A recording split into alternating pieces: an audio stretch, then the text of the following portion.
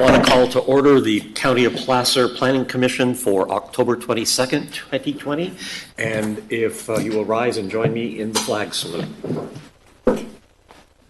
Pledge allegiance to the flag of the United States of America and to the republic for which it stands, one nation, under God, indivisible, with liberty and justice for all. Amen. Sue, roll call. I remembered. Yes, good afternoon. Mr. Cannon. Here. Mr. Johnson. Here. Mr. Moss. Here. Mr. Nader. Here. Mr. Herzog. Here. Mr. Sevison. Here. Mr. Hauge. Here. Thank you. Welcome to everyone. It's important for Placer County to conduct our business to ensure essential services for our citizens. We're doing everything we can to facilitate residents staying at home and physical distancing. We encourage the public to engage in the process. With that in mind, our public comment for this meeting will be offered in person and through a remote virtual process. Citizens who wish to comment today that did not call the reservation line prior to the start of this meeting should be prepared to comment via the Zoom platform. To join virtually online, click on the link on the Planning Commission homepage. Please make sure your microphone is muted. You may also call in using our toll-free numbers to hear the meeting at 888-788-0099 or 877-853-5247. And please enter the webinar ID 916-7221-0435. Please press star 6 to mute yourself on your phone. If you would like to make a public comment virtually, please raise your hand with the hand icon at the bottom of the Zoom page. If you are calling in, please press star 9 to raise your hand. Please be prepared to speak at the time I open the public comment for the specific item you would like to address, which may include public comment for matters not included on the agenda, a consent item, or a timed item. If attending in person today, we kindly request that once you have commented on your item, return to your seat or leave the hearing room from the exit-only door to accommodate for physical distancing and allow for others to provide in-person public comment. Each commenter is entitled to 3 minutes of comment time. Thank you for your patience as we work to preserve the safety and health of all meeting participants and to assure that each citizen who wishes to comment has the opportunity to do so. At this time, the chair asks for the Planning Director's report. Thank you, Chairman. Good afternoon, Commissioners. E.J. Avaldi with the Planning Services Division. Just a couple updates for today. Our Board of Supervisors met on October 6th, and they took up a couple items. One that was a recommendation by your Commission, the third installment of the zoning text amendments. That was a zoning text amendment that dealt with street side setbacks that was probably one of the major changes. That was approved.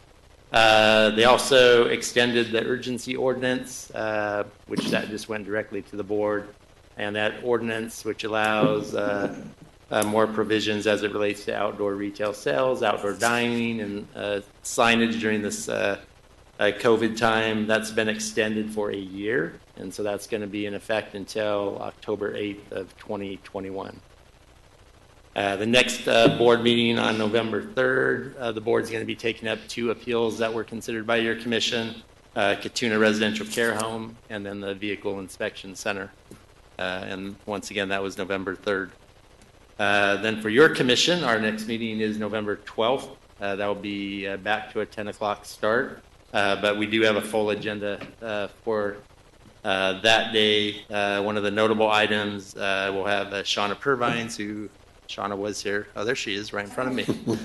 She'll be doing a workshop on the housing element update.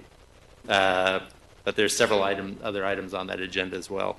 And then we'll have one more meeting in December, and that's to be determined on what's going to be on that agenda. So with that, unless there's any questions. Any questions of the Commission? If not, I will now open the public comment for any matters not on the Planning Commission agenda. We'll wait a minute to check on our reservation line. So at this time, it's time for public comments for items not on the agenda.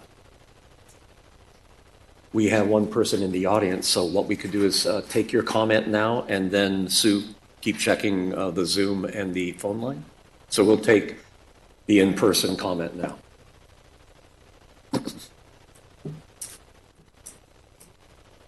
Oh, please come up to the microphone.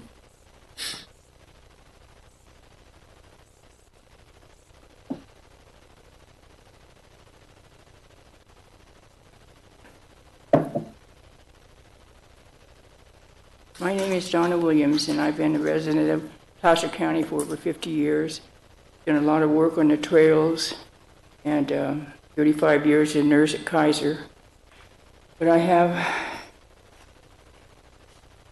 a real feel for, we have a wonderful Placer County. One of the things I think is really good is that we can go ahead and have our residents see it. And I go from many years of experience, this vision by Arthur Carhart, Forest Service Landscape Architect, 1919. Renewing body and spirit, inspiring passion for the land. And I think that's what our trails and our lakes and our rivers here promote. So why I'm here is I've noticed this hydroelectric project, first profit for PCWA. Well, the Placer County Board of Supervisors, what could happen is like $12 million. And it's a plan that was pretty cool that people before us about 40 years ago wanted to provide for recreation for the Placer County residents. So now this has actually come to fruition where this is like $12 million. So I guess pretty much what I'm trying to say is we had this money, can we make sure that it goes specifically for the recreation? Because I think it's so easy when you have money like that to dole it out in all these different little areas. So I'd like to see how the Board of Supervisors actually spends it. My recommendations at this point is we have that bridge that went across at Oxbow, the dam they took out. Well, that would be absolutely phenomenal to go ahead and put another bridge in. And the interesting thing is that we actually have a lot of information. Jim Michaels from the State Park about 10 years ago did a whole big study, which cost quite a bit of money, to show the geological places and crossing and the bridges. Well, one of the geological places he looked at was Oxbow, which is right where we want to put the bridge that they'd taken out. You have another minute to go. And so, and not only that, he had chosen about 6 different bridges. Well, I went through all the bridges, and not only that, I went around in Placer County and looked and saw some of these bridges, and one of them happens to be over there by Folsom. Well, anyway, the bridge offers all the things that's needed there. One is, every time you want to do a bridge, you'll say, well, can it be relocated because of the Auburn Dam? It always tends to be, well, this bridge can be relocated. It's made out of steel, so it doesn't need to be painted. It has a surface across it, which is like wood, so all users can use it. It has a high enough railing to protect the kids, and aesthetically, it's aesthetically a pleasing bridge.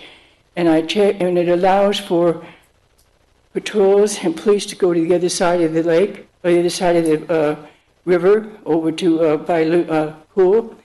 And I checked with our local fire department, and this bridge will actually support the rate of a fire engine going across it. So it has a whole lot of things to offer. In addition, we're called the endurance capital of the world. So what you're doing is you're opening up trails, even more trails for us to do that for like our run people. So Your 3 minutes is up, so if you could wrap Pardon? up. Your 3 minutes are up, so if you could close your comments, would be appreciated. I'll have to talk fast. Well, you've had your 3 minutes. Okay, so I'd like to see that bridge put in. And with some of this money, I'd like to see some of the money go towards that. The other thing, for years now, I've been talking to Jim Holmes, which is his 3rd term, to go ahead and put a trail down Horseshoe Bar from the lake up to the school, which would be totally advantageous because you'd have, I think I counted over 1,700 people in that community around there would be able to use it. But you can go from the lake, and you know where the flower farm is? Actually, your comment period is over, so Okay. I want to thank you for coming and speaking with us. My idea was that when we mentioned it, I thought I was going to see the Board of Supervisors, but my idea was that you would recommend to the Board of Supervisors some things. Is that correct? We do when the items come before us for review, then we recommend to the board. Other than that, the board makes these choices. Well, those two things I put high on the list to go ahead and have them done. Well, thank you very much. Sue, do we have Are you any? sure I can't talk more? Right. Sue, anyone online? You're limiting your knowledge here. Is there anyone else in the audience? Okay. With no other comment, the public comment for matters not on the agenda is closed. We will now move on to the consent agenda. Would any commissioner like to remove the one item from the consent agenda? And does anyone from the public want to remove the item from the consent agenda? So first of all, commissioners? Seeing none, public? Anyone showing up there, Sue? No, all right, so. Motion, Commissioner Cannon, for approval, consent. Second. Okay, we have a first and a second for the approval of the consent agenda. Roll call, please. I have a first by Mr. Cannon, a second by Mr. Moss. So a vote for Mr. Cannon, please. Yes. Mr. Johnson? Yes. Mr. Moss? Yes. Mr. Nader? Yes. Mr. Herzog? Yes. Mr. Sevison? Yes. Mr. Hauge? Yes. Thank you. Okay. We are moving on to our first timed item, which is a single room occupancy zoning text amendment. Members of the public may now raise their hands, press *9 if you're on the phone, to begin queuing in for public comment on this item, which will not begin until the item presentation is complete. Devin McNally, our assistant planner in the housing unit, will be I presenting can't the hardly item. hear it, Mom. It's just so.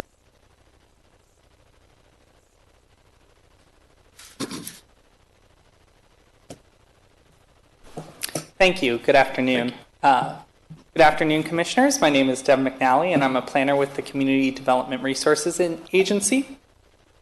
And the item before you today is a zoning text amendment to update the county's existing regulations regarding single-room occupancy housing, also known as SROs. So a little bit about SROs. They're a type of residential supportive housing that the county code currently provides for. And what they provide is low-cost housing for homeless individuals or those who are at risk. So what they are usually single-room units, about less than 400 square feet, that have shared facilities, so bathrooms and cooking facilities.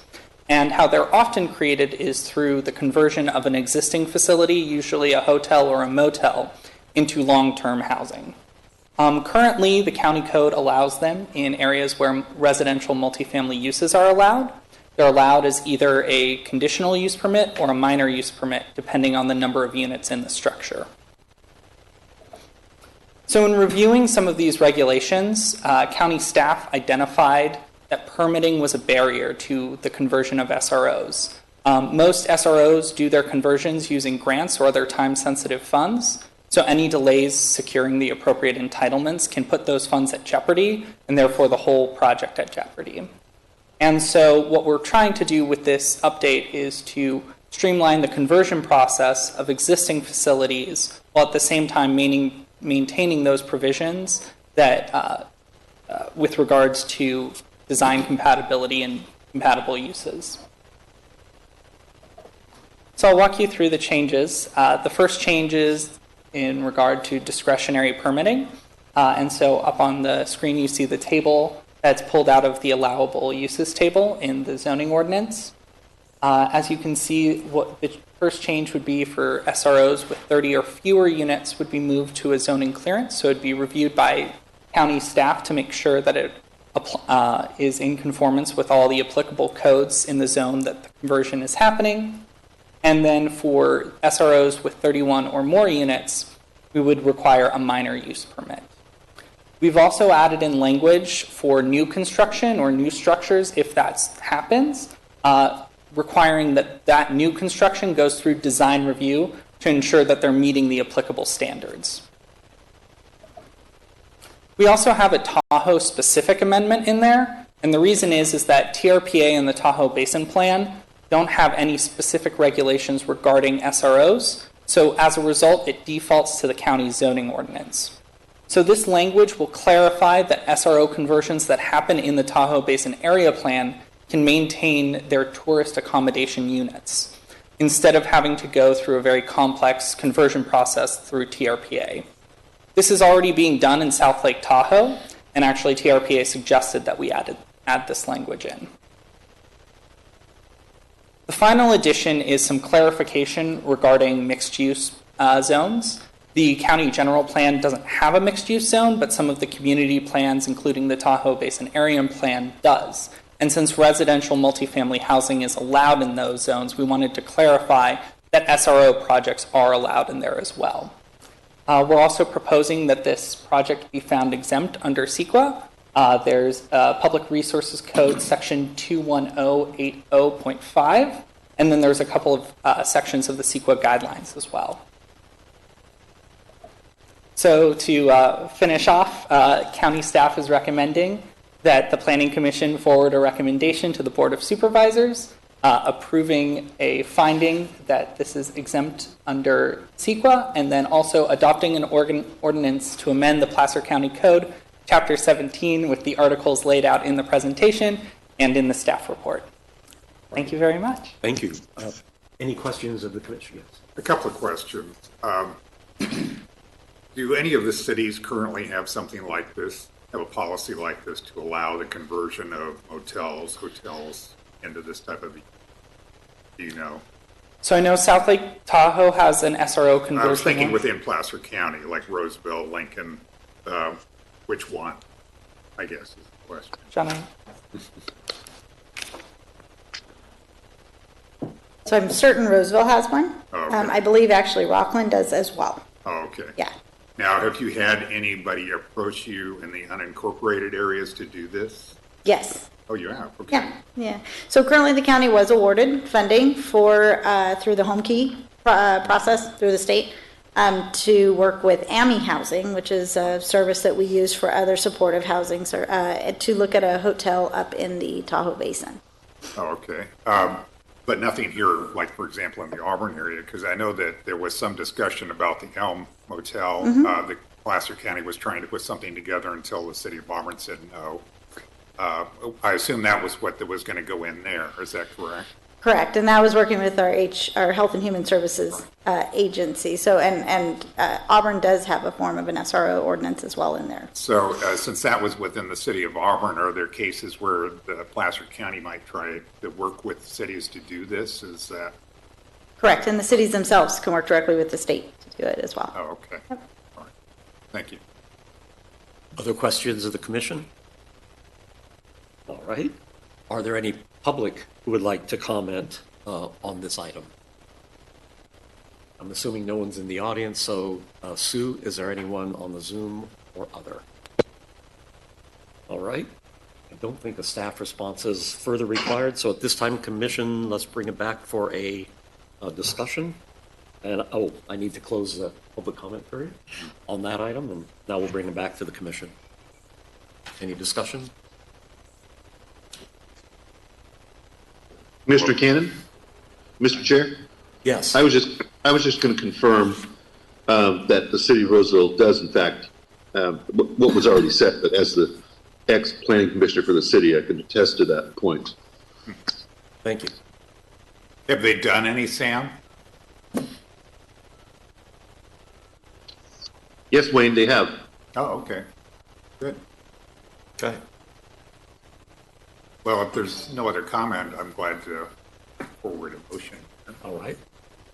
I'd like to move that we recommend to the Board of Supervisors to find that the proposed zoning text amendment statutorily and categorically exempt pursuant to PRC section 21080.50 and CEQA guidelines section 15301 and 15061B3 of the CEQA guidelines. And is that all I need to say at this point? Because we're going to take them I think separately. two motions, so. Yeah. Second. We have a first and a second. Roll call.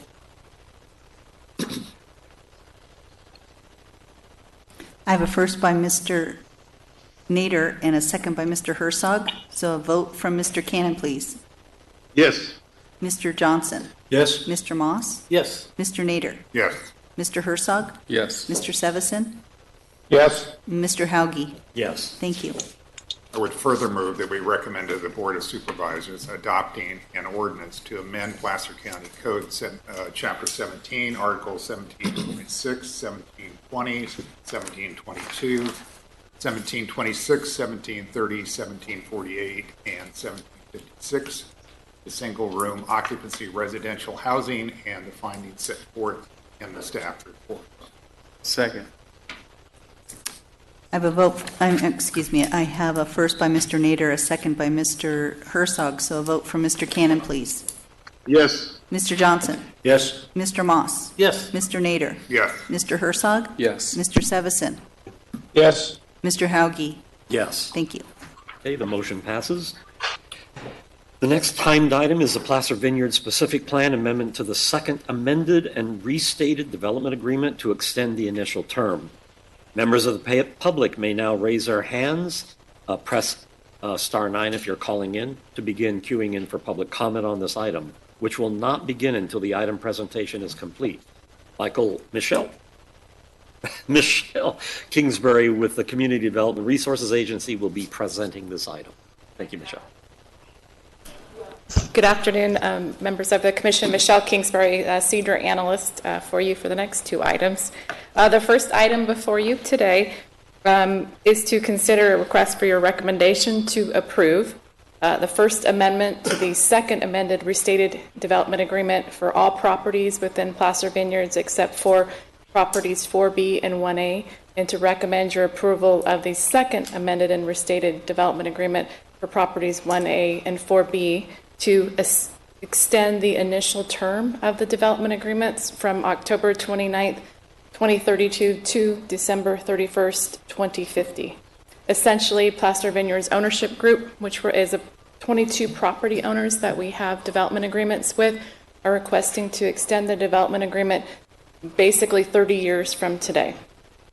So it would extend it all the way to 2050.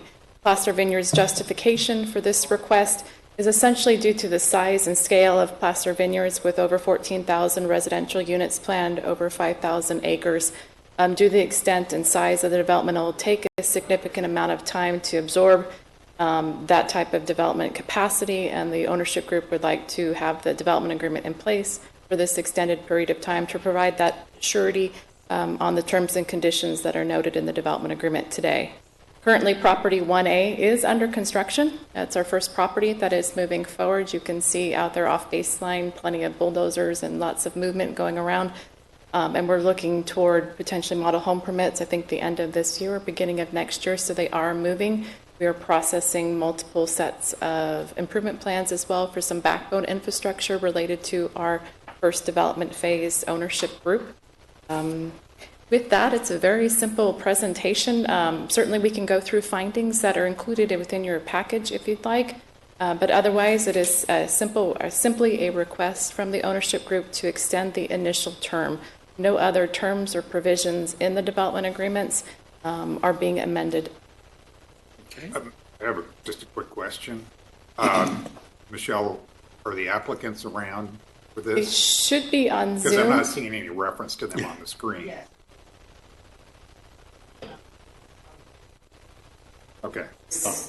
Yes, we have Kent McDermott, I believe, representing the ownership group, as well as I think Marty Steiner, their counsel as well. Should be on Zoom if there are questions that you would like to ask them. Okay. All right. So at this time, let's open it up for the comments by the applicant. So I'm assuming you do that.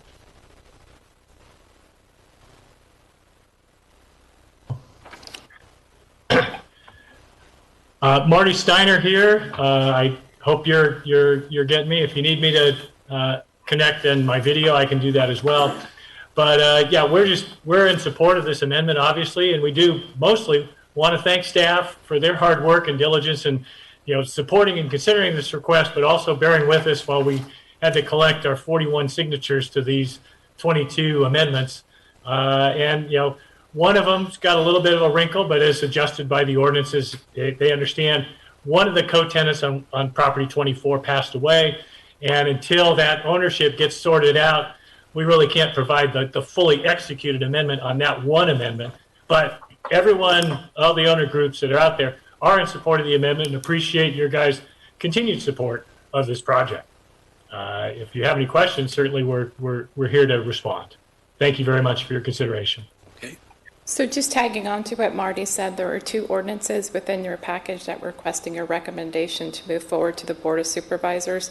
The first one is all properties except for property 24, and we would request, if you so choose to make that recommendation, that in your recommendation we amend that ordinance to, currently it notes property 24. I think it's attachment B, or that's in there. We'd like to exclude property 24 because the second ordinance, which is attachment C in your package, specifically deals with what Marty mentioned for property 24. It's a minor cleanup.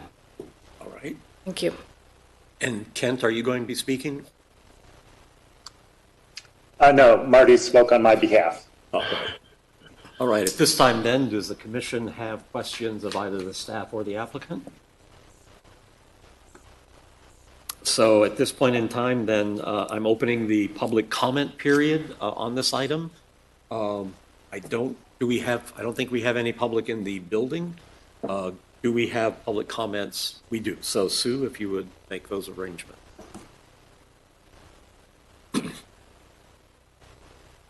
Mr. Garabedian, you have 3 minutes. Thank you. This is Mike Garabedian for Placer County Tomorrow. I'm going to run through a list of things that we think would be valuable to the commission to know and to the public about what's going on with Placer Vineyards. Several years ago, there was a 3.5-year federal court case in Las Vegas on foreclosure, and then more recently, there was a foreclosure sale on the doorstep of one of our buildings here that noticed in the one of the local papers. It would be good to understand those and what's going on with them. And the report summarizes the changes that have been made, the moving building, allowing construction closer to the high voltage lines, reducing the open space, reducing the parkland, and so forth. It seems like it's in size and growing.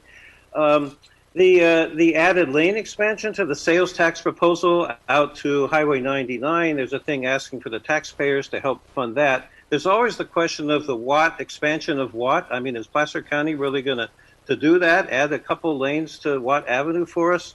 That'd be important to know about that, I think, in terms of this. The Watt Avenue Bridge, obviously, we're improving. There's safety needs there. How much of that is for Placer Vineyards and so forth? Public services have changed. You know, the development to the north, other development there is now going to use services, is planning to use services in Placer Vineyards. I think I saw that on an agenda item or 2. And, you know, the proposed county facilities out there. When are those plans? They need to be out there apparently, and it's good. We need to know when that's happening and you know, what the framework is for all these different changes and what it means. So I guess the key thing would be to know what the taxpayer support and expenditures are for this effort. As a matter of information, all of this and these kind of things that we could discuss in more detail sometime. Be glad to. Thank you. Thank you. Are there other comments, Sue? No. All right. With no other comments, we'll close the public hearing on this portion of this item.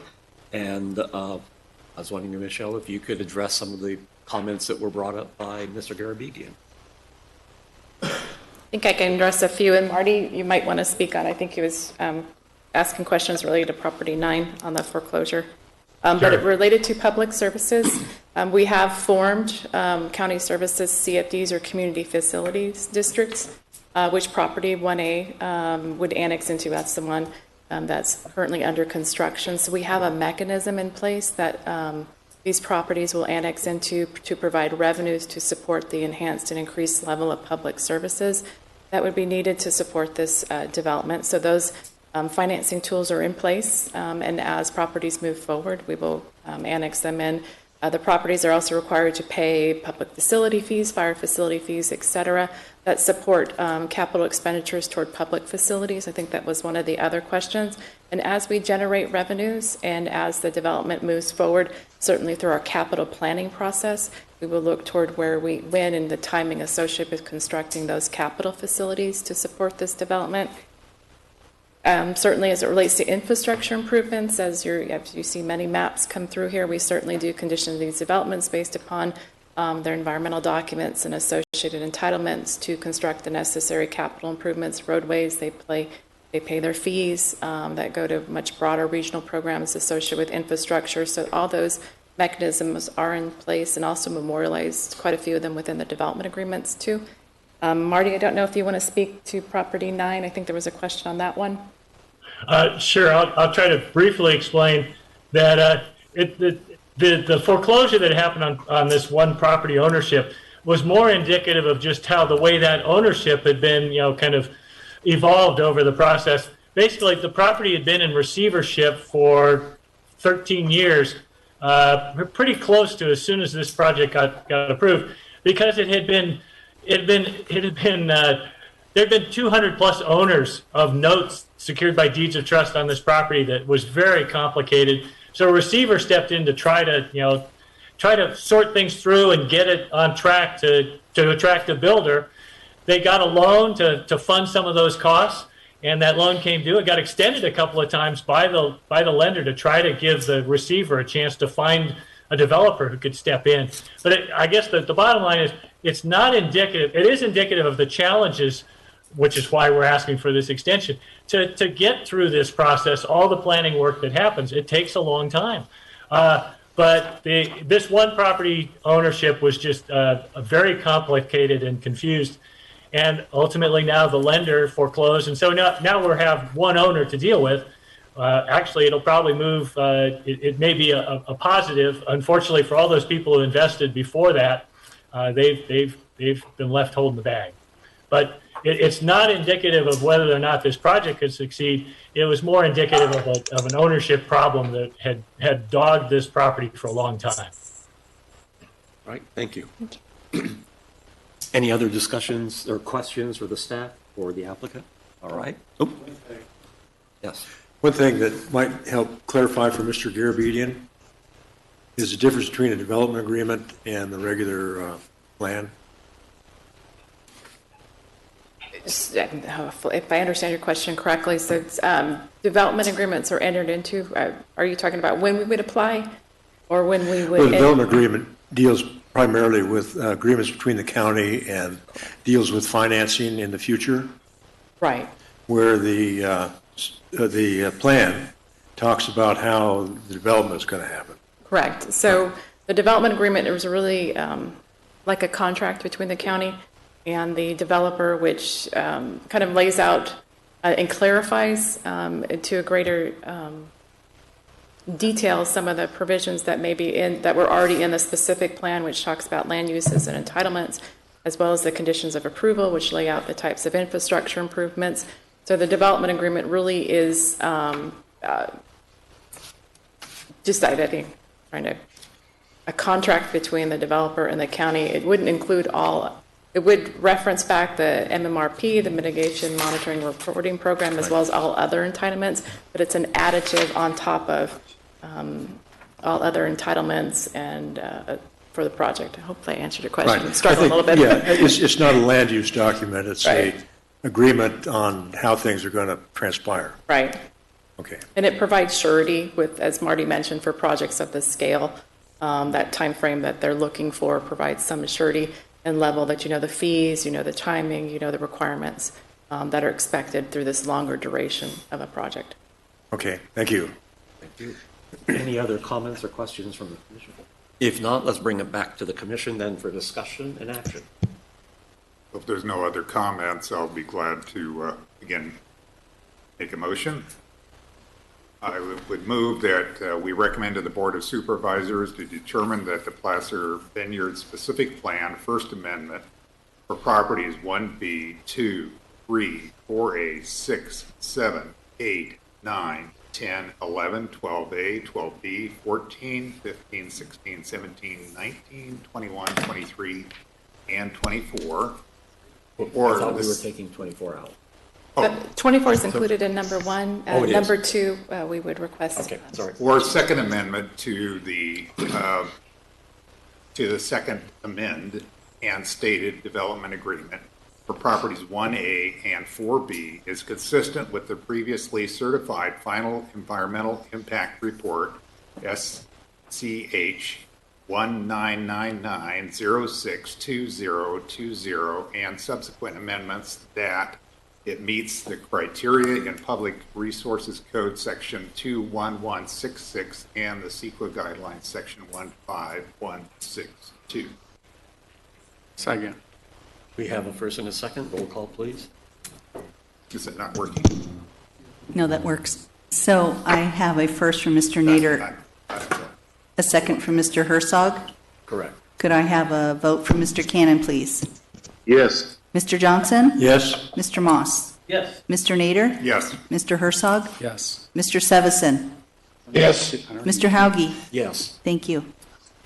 I would further move that we recommend to the Board of Supervisors to adopt ordinance attachment B and C approving the First Amendment to the Second Amendment and restated development agreement relative to the properties 1B, 2, 3, 4A, 6, 7, 8, 9, 10, 11, 12A, 12B, 14, 15, 16, 17, 19, 21, 23. And are we still doing 24? Yes, it would be attachment B as amended to Okay. exclude property And 24. 24, and approving the second amended to the second amend and restated development agreement relative to properties 1A and 4B of the PBSP. And as staff noted, Second. that would be subject to the amended attachment B to remove property 24 from attachment B. So move. Second. Okay, we have a first and a second. It was a I have a dueling first. second. I have a first from Mr. Nader. I heard the second from Mr. Herzog. Is that correct?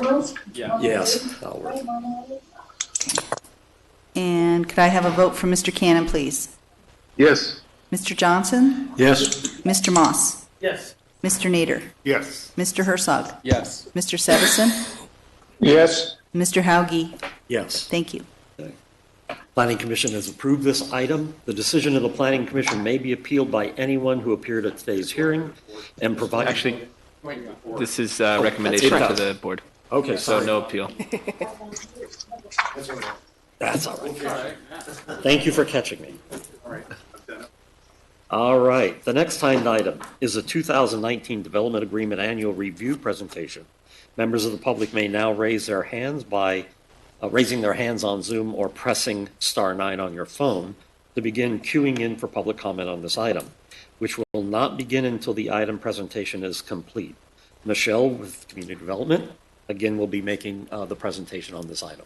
Hi, good afternoon again. Michelle Kingsbury with Cedar Analyst. The item before you today is to receive a report on the annual review of development agreements to ensure compliance with the terms and provisions for our annual review period of 2019.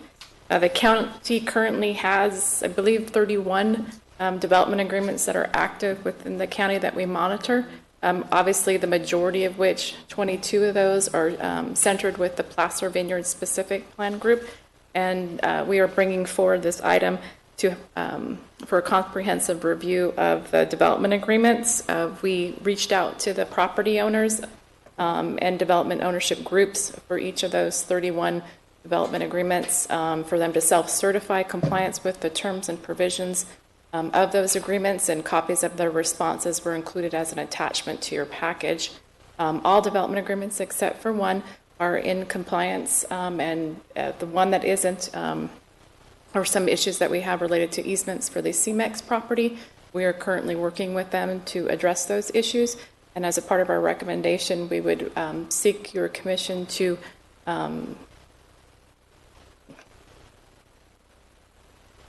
get myself centered in my notes, pardon me. We would seek your commission's recommendation to find that all development agreements for the following areas are in compliance, and as we continue to work with CMEX over the next year, we would continue to monitor them. ensure that they're in compliance and bringing them into compliance with the terms and provisions of their development agreement. The development agreements that we do have that staff has recommended for your findings to approve that they are in compliance are located within, obviously, the Placer Vineyard specific plan, Riolo Vineyard specific plan, the Regional University specific plan, the Placer Ranch specific plan, Mars Valley West specific plan, the Village at Squaw Valley specific plan. We have a development agreement with the Homewood Master Plan Group, as well as Tykert facility. Obviously, Placer Ranch, Martis Valley, and Village of Squaw are tolled right now due to litigation, so there isn't a lot of activity.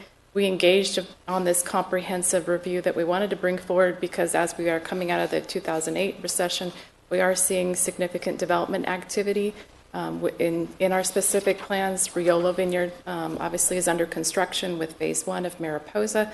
They have over 50 building permits that have been issued, as well as Phase 2, Glen Willow. You can see a lot of dirt. They're padding and grading site and doing the backbone infrastructure out there. As previously mentioned, Property 1A within Placer Vineyards is under construction, and as more and more developments come forward and have more activity, we will do these on an annual basis from here going forward, providing that comprehensive review where we reach out to the ownership groups for them to self-certify and come forward to your Planning Commission. We are anticipating Bickford Ranch as well to be under construction next year, and I think I forgot them when I mentioned the specific plans that are in compliance. They are one as well, but we're anticipating them beginning construction next year as well. So although we do monitor all these development agreements as they propose amendments, as they process their plans that come through both infrastructure and amendments to specific plans, this is really our first year of doing a comprehensive update to your Planning Commission. There are certain findings, according to our county code, that the Planning Commission shall do. The county code indicates that the Planning Commission shall conduct a public hearing to consider the following. Determine upon the basis of substantial evidence whether the developer has, for the period under review, which is the 2019 period, complied in good faith with the terms and conditions of their development agreements. The burden of information is on the developer, who must demonstrate good faith compliance with the terms of the development agreement. If it is found and determined on the basis of substantial evidence that the developer has complied in good faith with those terms and provisions in the development agreement, during the period under review, this written report would be stating such fact and terminating that review period. If it is found and determined on basis of substantial evidence the developer has not complied in good faith, that we could consider moving forward with development agreement during the period under review and may modify or terminate that agreement. As noted, all development agreements except for CMEX, we would request that you find and determine they are in compliance and conclude the review period for 2019. That was a lot. Okay, Michelle, I have a question. It's a simple question. Yes, sir. Okay, I was looking at the word told, and I think I figured it out. That's kind of a projects pause. that are under litigation or not. Is that correct? So tolling, in layman's terms, means that the agreement is paused. Basically, it's and I'll look at Clayton if he wants a more legal term. I always just say it's paused. It's paused? Yeah, that's basically the gist of it. It's frozen, so all of the deadlines are basically stayed, and so they're not running during the time that it's tolled. But then once it becomes untolled, then everything starts running. So, for example, if it's a 20-year term and it's tolled, that 20 years just doesn't start until the agreement is untolled, and then the 20 years starts. Okay. Thank you. I'm sorry. I have a question. Oh, go ahead, Joe. Yeah, that triggers a question for me. What determines when a project is placed in tolled or not? So it's usually defined in the agreement. For those three that are tolled, it's because there's a lawsuit that's pending, and when a lawsuit is filed, usually it's at the developer's discretion whether they want to toll things or not. And in those instances, the developer has tolled. So then basically it is tolled for the pendency of the lawsuit, and once the lawsuit is resolved, then it would be untolled, and the timing would then start again. Thank you. Yes, sir. My question is on the CMEX and Tykert part of that. Is that CMEX in Sheridan where they're mining along the Bear River, and then Tykert up in Meta Vista where they're mining along the Bear River, right? Those are just those two locations, is that I think correct? those are the locations. Right. As far and is there some reason why, because I know there's other mining operations in Placer County. Why is it regard to just these two? No, they've been in place for quite some time. I don't know, EJ, if you know the history as to why. I don't have any information to add on that. I know CMEX, yeah, my understanding is that the DAs for the one on the, I guess, further down on the west slope. So I can't confirm the one on the, up the river. I was just curious why that just them, these other operations similar to them. Yeah. All right. Any other comments from the commission or questions? If not, open up the public comment period. I don't see anyone in the auditorium. Sue, are there any comments online?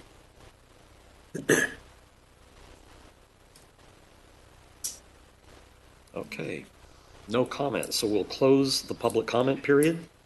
Don't think there's any need for the staff to respond, so bring it back to the commission and action. Is there action? Is this just a report? There's an action. Oh, the recommendation in the staff report.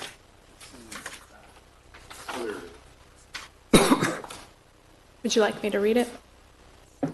Is it on your report here? Yes. Yeah, I was going to say, I'll make a motion if, Okay, go ahead. based on the analysis in this report, we recommend that the planning commission find that the developer/property owners of Placer Vineyards, am I on the right one here? Mm-hmm. Yeah, Placer Vineyards specific plan, Riola Vineyard specific plan, Regional University specific plan, Placer Ranch specific plan, Martis Valley West specific plan, Village at Squaw Valley specific plan, Homewood master plan, and Tykert aggregate facility have made a good faith effort to comply with the terms and conditions of their respective development agreements during the 2019 review period. For those developers/property owners subject to development agreements that are not in compliance, staff will continue to work with ownership groups and address non-compliant issues. Staff would request an amendment to your, if so choose, to add Bickford Ranch specific plan. It was inadvertently left out. And I That would is in be happy compliance. to add Thank you. Bickford Ranch to the list of projects that Is- are in compliance. CMEX in there too? Yeah, where's CMEX? Yeah, CMEX isn't in there either. We wouldn't request that you make a determination that CMEX is in compliance. Oh, Okay. Well, I'll second. Just All right. Sue, we have a first and a second. Roll call, please. I have a first by Mr. Moss, a second by Mr. Nader, so a vote from Mr. Cannon, please.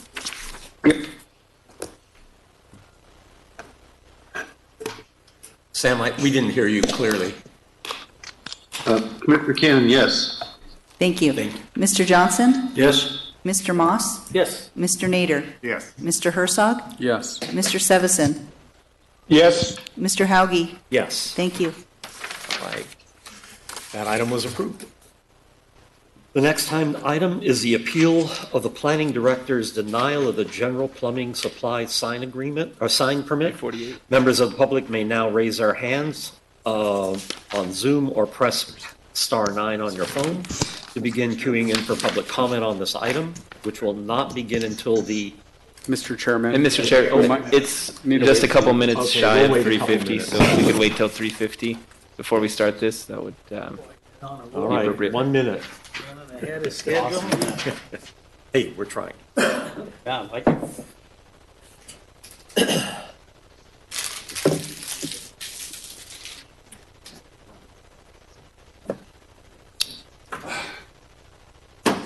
One minute.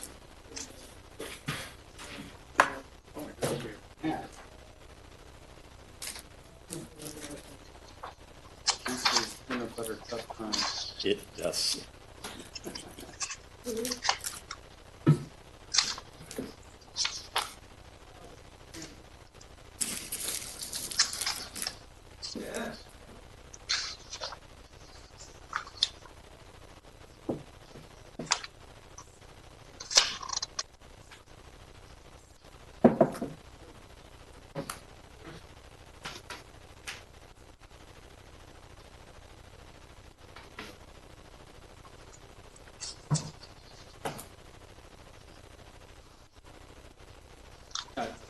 on the timeliness of the projects like that. Please, good. That's gonna be a good addition. All right, it is 4:50. So the next time item is the appeal of the planning director's denial of the general plumbing supply sign permit. Members of the public may now raise their hands or press *9 if you're calling in to begin queuing in for public comment on this item, which will not begin until the item presentation is complete. Patrick Dobbs with the Planning Services Division will be presenting this item. So Patrick?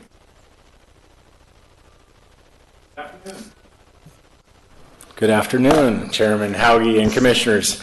I'm Patrick Dobbs, Planning Services Division, and I'll be presenting, if we could advance it, and maybe it's up to me to do. I'll be presenting the general plumbing supply sign permit appeal. The applicant, Richard Sempagnaro, Capital City Signs Incorporated, has appealed the planning director's denial of a sign permit. The property is located at 13957 Bowman Road in the North Auburn Bowman area. It's located within the Auburn Bowman Community Plan. There are 3 exhibits on the slide. The left-hand exhibit is a vicinity map. The site is located about 3/4 of a mile west of the Bell Road I-80 interchange. The right is an aerial view of the site. It's 2.5 acres, trapezoidal shaped. It does include commercial structure and outdoor storage for general plumbing supply. The zoning of the site is general commercial with a combining use permit requirement, combining design review requirement, and combining aircraft overflight area. The small piece to the south, it's a 0.2 acre parcel, has identical zoning and is developed with a single family residence. Immediately to the west is Machado Orchards. This is residential agricultural zoning with a combining minimum building site of 100,000 square feet. The adjacent parcel to the north is improved with the Southern Pacific Railroad, and to the east, north and east, is both open space. East is the I-80 corridor. You see the picture in the middle there of the general plumbing supply. I took that traveling westbound, so it's probably a building you're familiar with seeing. It has good visibility from the highway. On May 20th, the appellant submitted an application to the Planning Services Division. There was a height reduction from the initial proposal, but what is before you today is a proposed 24-foot tall freestanding sign. It's kind of a cross between a monument sign and a pole sign. There are 2 separate sign types. The upper sign is 4.5 feet tall, 12 feet wide. It's an internal lit cabinet sign with white background and blue general plumbing supply lettering and the gold and blue logo. The lower sign is 5.5 feet tall, 7 feet 10 inches wide, and is a full color light emitting diode or LED digital display changeable copy reader board. During the month of June, in our initial application review, I had several conversations and email exchanges with the appellant to discuss the county standards and guidelines. This box in yellow shows you the existing monument sign on the site.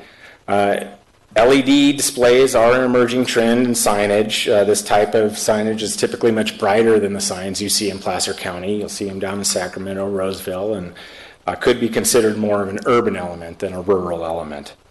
On June 29th, staff issued an incomplete application letter. We cited the project's inconsistency with the county's zoning ordinance, sign ordinance, The specific issue that resulted in the incomplete determination is the full color LED digital display.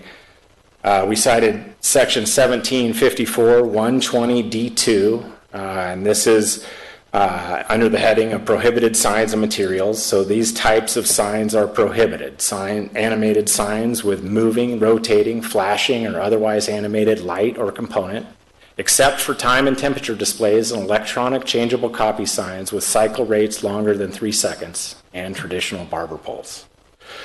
Additionally, we cited in the incomplete letter that the sign was not compatible with the rural character of the surrounding Bowman area, that type of sign is discouraged by the county's sign design guidelines, and in the incomplete letter we asked them to remove the LED component. And in the appellant's response to the incomplete letter was that they would not remove the LED component and would appeal if the sign permit was denied.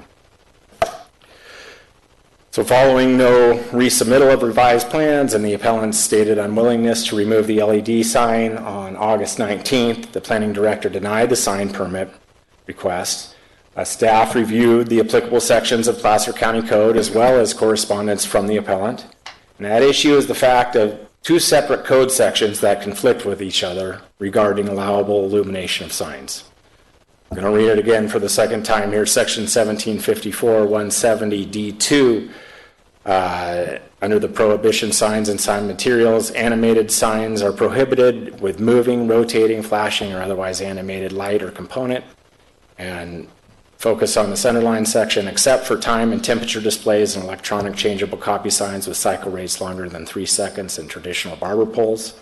Compare that to section 1754-170F, also under the prohibition of signs, this time dealing with illumination.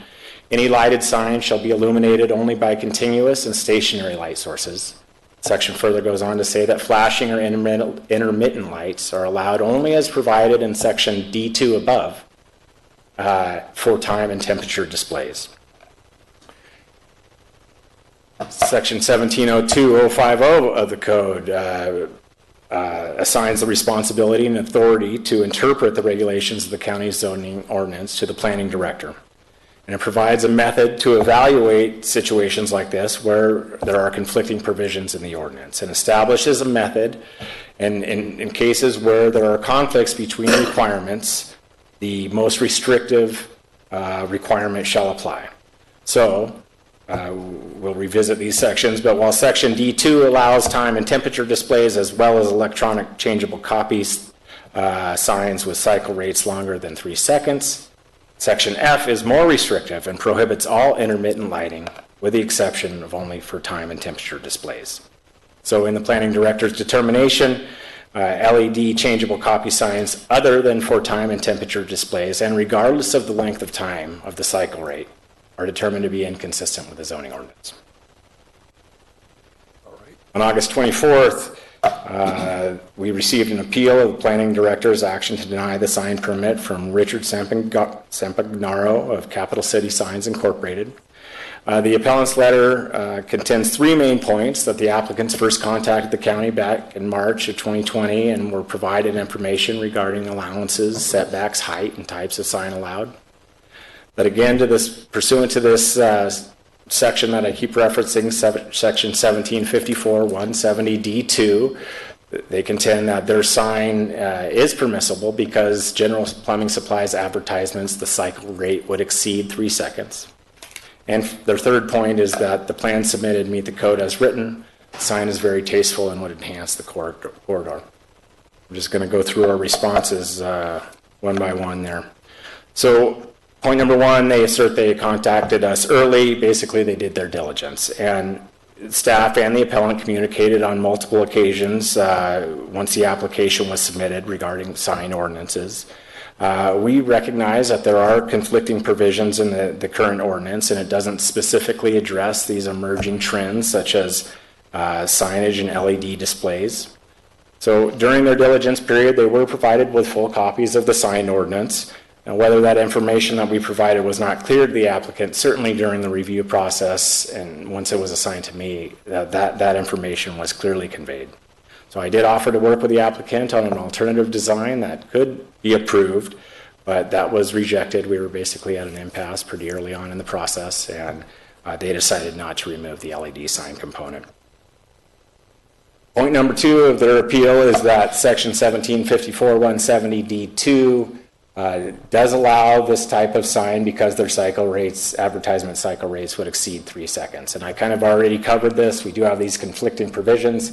Section F, which prohibits intermittent lights with changeable copy, with the exception for time and temperature displays, is more restrictive than section 1754-170 D2, which allows for electronic changeable copy signs with cycle rates longer than 3 seconds and traditional barber poles. And again, there is this provision in the code that assigns the responsibility to the planning director regarding conflicting provisions and describes the methodology that the most restrictive of those provisions applies. The appellant's point number 3 is that it meets the code as written, and the design is tasteful and would enhance the corridor. Now, on-premise signs can only be approved if it's determined that the sign is consistent with the Placer County design guidelines. Here, the proposed sign does not meet the intent of these guidelines for the community plan or of the Placer County design guidelines. The subject parcel is located within the Auburn Bowman Community Plan. It's within the scenic corridor of Interstate 80. The Auburn Bowman Community Plan requires special consideration be given to development that could further degrade the scenic qualities that's reflected in this parcel's design review combining district. So the Auburn Bowman Community Plan describes the Bowman area as having a rural character and establishes community design policy or community design element, policy 3A11, which states encourage and utilize existing programs for protection and enhancement of scenic corridors, including but not limited to, and goes on to describe design review, sign control, scenic setbacks, density limitations, etc. Further, the proposed sign also does not meet the design criteria established within the Placer County design guidelines, which also contain the following requirements. Avoid too many different colors on a sign. Do not use distracting bright light sources for signs. Use a sign appropriate for the type of business. Use a sign appropriate to its nearby visual environment. And these two bottom arrows are specific to the special district design guidelines for the Bowman area. Signs should be pedestrian oriented and lighting should be at a pedestrian scale, 14 feet or less in height, should be of a decorative type, should be located along roadways and pathways. So we've responded to all their points of appeal. We're prepared to discuss our responses further. There are some examples of changeable copy signs that Placer County schools have them, which we don't regulate. Sutter Health has them. These are community benefit signs that you would typically associate with frequently changing information. So, admittedly, we're operating in a little bit of a gray area here. If you were only to focus on that language regarding except for changeable copy signs with cycle rates longer than 3 seconds, you might reach a similar conclusion as the appellant. But when you take all these factors into consideration, the decision is clear. This sign permit was denied because it is not consistent with the Bowman area rural character, nor is it consistent with the Auburn Bowman Community Plan policies and design guidelines. Placer County design guidelines, animated signs are prohibited in accordance with section 1754 170 D2. Intermittent lights, changeable copies, is prohibited except for time and temperature. And one of staff's main concerns is that if this is approved, it will set a precedent for future, for others to follow. While one sign may not in and of itself represent a significant environment, this could lead to cumulative aesthetic impacts, which would be inconsistent with the intent of the Placer County design guidelines. So staff is recommending that you reject the sign proposal and deny the appeal filed by Richard Sampagnaro of Capital City Signs Incorporated and uphold the planning director's decision to deny the sign permit request, PLN 20-00134, supported by the findings stated in the staff report. Thank you, Mr. Chairman. I can answer your questions. Thank you. Questions? Got a couple of questions for you, Patrick. Since you're aware, or the planning department's aware that there are a couple of sections that are in conflict with each other, why hasn't that been clarified so that these kind of issues don't come up in the future? Thank you for the question, Commissioner Nader. I suspect that we don't set the policy, we take the direction. And you as a commission or the board has told us to update the sign ordinance. Well, just me personally, I think that it should be clarified. And I think also there's something else that needs to be clarified. You talked about community benefit, which is not mentioned. I didn't necessarily see that in a section. Let's talk about Auburn Faith and their lighted sign. Because if you just look at the sections, that lighted sign at Auburn Faith is in conflict with that section. So there needs to be something that addresses the specific, very specific, what that community benefit is in my mind. And we're going to get more of this. These LED things are popping up everywhere. And so I think these sections need to be reviewed, from my opinion. I would open it to the rest of the commission to give you direction on that. But I really think we need to be looking at these and reviewing them and updating. We're going to let the... Right. opponent to come forward. No, actually, still up for comments or questions of the commission. So do you have any questions of the staff? No. Okay. I just don't want to express Well- an opinion. Well, no, it's not time for that. It's time for asking questions. I had a question. Yes. Where'd the 3 seconds come from? What was that all about? You know, I couldn't even hypothesize. I might jump in on that one. So, I mean, our ordinance reflects, sign standards from the 70s, 80s, long time ago. The intermittent flashing light, not longer than 3 seconds. I mean, if what we used to see is neon signs and kind of the Las Vegas where things are flashing. I think the intent, many, many years ago was to prohibit that type of flashing light. So I think that's what the 3 seconds was all about. Obviously, technology is changing, light standards are changing. It's time to address what I would say, becoming a more archaic sign ordinance that we have. But it is what we have in place. It is what everybody's must adhere to. So, but just based on comments today is something we would want to revisit, and where there are conflicts, we would want to address those, and then also address the new technology that is out there today and what people are utilizing. So a question, gas station signs are required to display, and I know some of them just have lights, but are any of them using the LED technology? Not that I'm aware. I see changeable copy. Obviously, they're updating their pricing. Sure. But I'm not aware of any commercial LED animated signs in the unincorporated area of the county. Okay. Any other questions of the commission? At this time, if the appellant has comments, we'd love to take those. And Sue, I'm assuming you'll bring them in.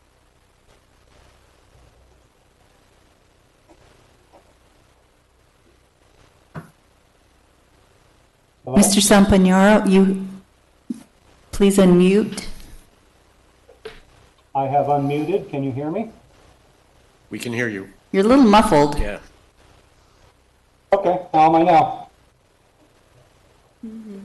Yeah, could you speak a little bit louder, maybe come closer to your microphone? It's hard to hear in here. Yes, sir. Can you hear me now? That's better. Okay, thank you. My name is Rich Sampagnaro. I am representing General Plumbing Supply on behalf of the submittal. And just want to thank everybody for being here and taking the time to review our appeal. Just to answer the question regarding the 3-second cycle time, this is something that has been adopted between the sign ISA, International Sign Association, and majority of communities, mainly to limit distractions so that you're not looking at something flashing or moving too quickly. So that's the intent of the 3-second, and the majority of the jurisdictions we work in are 4-second hold times. So this sign comes with a dimmer control. One of the notes in the denial was its staff's opinion that the public perception of a glitzy LED advertising sign is out of balance. This sign is not glitzy. It has full dimmer control. It's not something that's flashing like Las Vegas. In addition, this sign comes fully enabled to display Amber Alerts, FEMA emergency, city events. In addition to that, we have full support from the chamber, as well as several others within the business community, and feel that based on the code, again, 1754-170 D2, it clearly states that the sign is allowed. So basically, we're not trying to put something up there to take away from the corridor. As the world is turning and moving forward, and Auburn is certainly growing at a fast pace, whether people like it or not, this is the direction the world is going. And the sign is not obtrusive. It's not that large. It will enhance and convey other messages, chamber events, bringing more people into the city. The owners of the company have been longstanding chamber members since 1968. They built their business here because they like this town and are excited about the opportunities of sharing this with the city and helping them grow. And that's basically the gist of it. All right, thank you. Is the applicant going to be speaking today? Oh, okay. But he's the applicant's representative, but I was just wondering if the applicant was. All right. Thank you. I believe the manager of General Plumbing Supply is on hand. I'm not sure if she's going to say anything, but she was representing the ownership as well. All right. So at this time, are there questions of the applicant? I have one. What kind of information will be displayed on this sign? This sign will be displaying items that General Plumbing Supply sells and promotes within their business.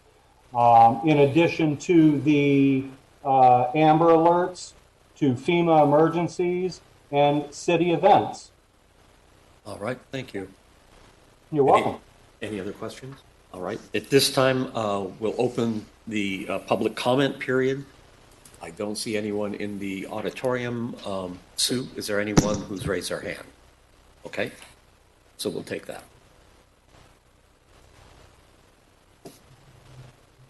Mr. Garabedian, you'll have 3 minutes. Hi, Mike Garabedian, just speaking for myself, live in Lincoln. I just wonder if this looks like it's along the highway. Are there Caltrans or other highway signing policies involved? That's my question. Thank you. Thank you. Are there other public comments? Okay. With that, we'll close the public comment period. And Patrick, can you answer the question Mr. Garabedian had on highway standards, Caltrans standards?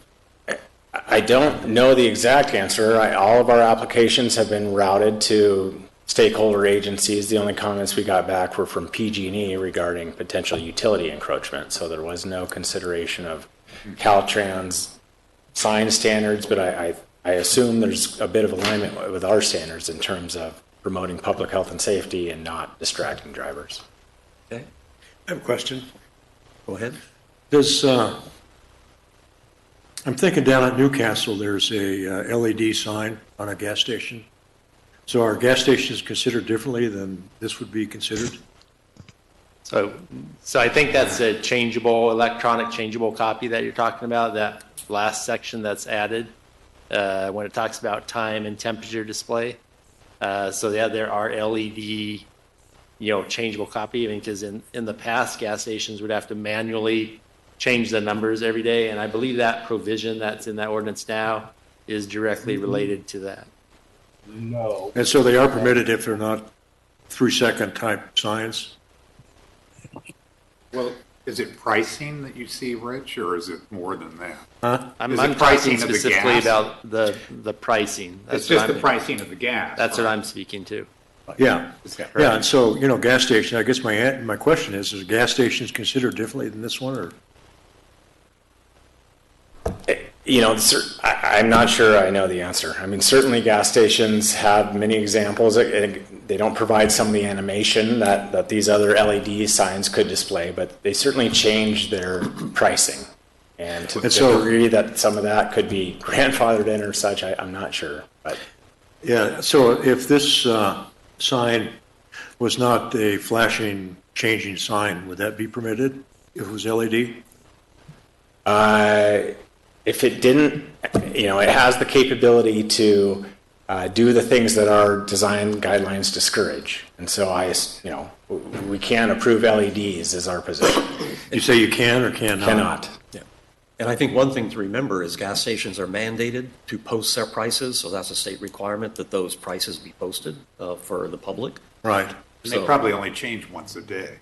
Maybe once or twice. Yeah, we've been around this before. I remember being around this issue before. Yeah. And so if it's LED, then that's a no-go for this particular business? That was the component that we denied the permit based on. And so What other type of sign could they put up there? Well, I mean, maybe one of the pictures you saw, they have wall-mounted signs. Oftentimes, these internally lit cabinet signs, their current sign is just kind of, I'm not sure how best to describe it, but just a flat sign face. So there are different sign types that are allowed, but these, changing color LED signs and the frequency with which they change is why we denied this project.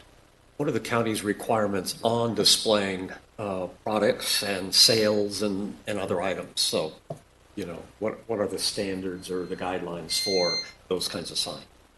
That you limit it to your products that are being sold on site. You're not advertising for off-site businesses and events. Okay, and is there a square footage requirement for those signs? Yeah, I mean, the area is based on building frontage, for which this is a long building. It's got a lot of frontage. So typically signs are limited at 100 square feet. In the case where you go beyond 100 linear feet, you get a half a square foot extra for every linear foot beyond 100. So there are area limitations. I'm wondering more for, a sign to say, we have a Kohler bathtub for sale or whatever. I mean, basically advertising products that are in the building versus identification of the business. And so I was just I don't know, Clayton, do you want to weigh in on copy? I know there's a lot of laws regarding what's language. In general, when you get into content-based restrictions, you run a risk of potential constitutional violations for rights to free speech. So I would say in general, there isn't much in the way of content restrictions in the county's requirements, but there are those types of requirements, but nothing with respect to content. Right. Well, so I have another question. Mr. Chairman, another question, unless you do. Just so you know, the appellant does have something else to say, so go ahead. Oh, okay. Well, I was just wondering, could they have a backlighted sign? Yes. That's what you're really expecting? I mean, that's reflective of their upper sign, which is this internally lit cabinet sign. There are different lighting allowances. It's just the LED that is a problem now with the county. That's right. Okay, and so the other question is, there was a question on the height. Yes. So is the current proposal from the proponent meet the height standard? It does, yes. Originally, it came in at 30 feet. The zone district allows for a maximum height of 25 feet or the existing building, whichever is less. Measured the height at 24 feet. So they revised their plans, and 24 feet would be the maximum permissible height. Okay. And that is what's proposed. Yeah, thank you. Okay. At this time, the appellant, you had some comments to make? Yes, I did. Regarding the gas stations and many other large businesses, hotels, etc., down the corridor, many of these people are using electronic displays. Yes, gas stations have them, but you're allowing an LED display on that, which they could just as easily change with manual letters. We could propose this board to our client with manually changed letters as well, but that is not conducive to moving forward. That's going backwards. It's hazardous to be climbing up there and change display letters on a marquee like this.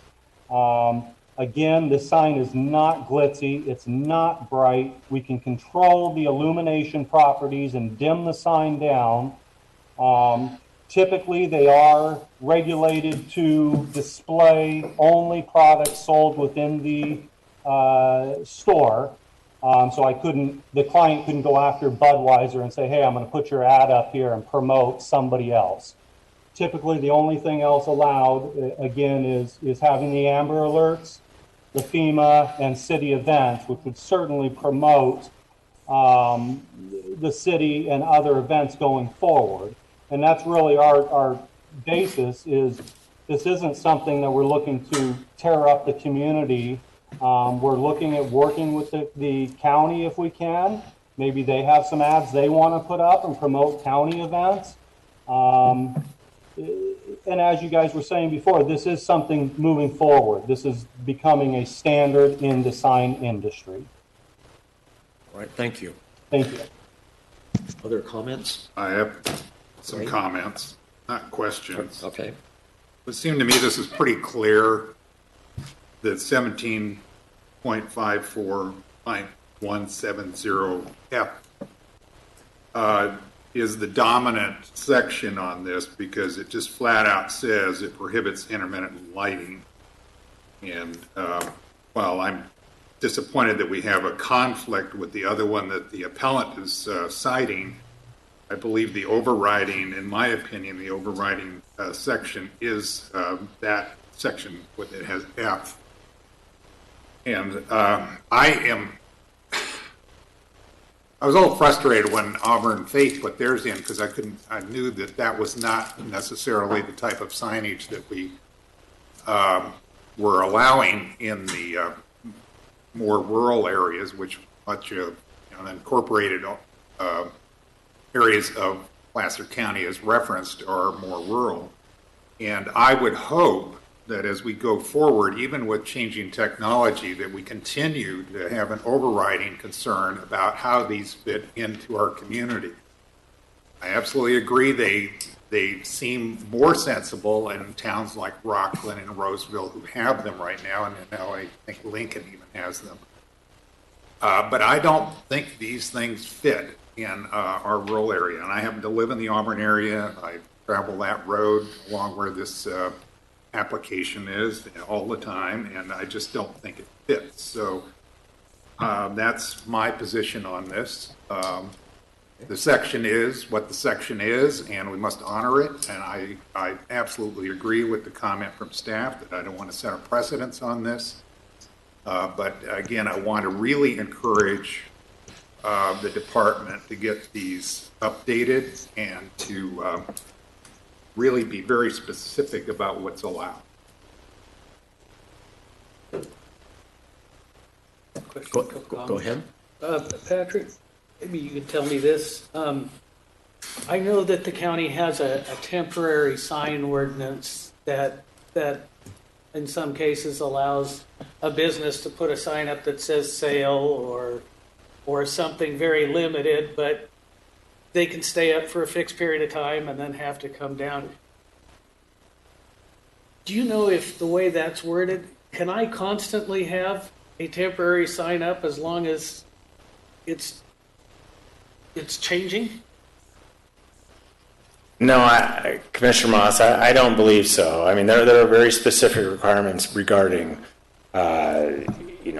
election signs and real estate signs and all these different types of temporary signs. So you can't just continue to. Yeah, no. So like I say, I constantly see all over. You'll see a banner up, a flag up, a wiggly something or other.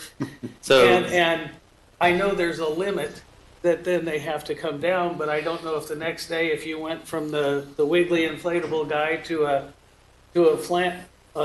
banner, if that would keep you in compliance. So the ordinance is pretty clear on that and limits those types of temporary signs to 45 days per calendar year or per year.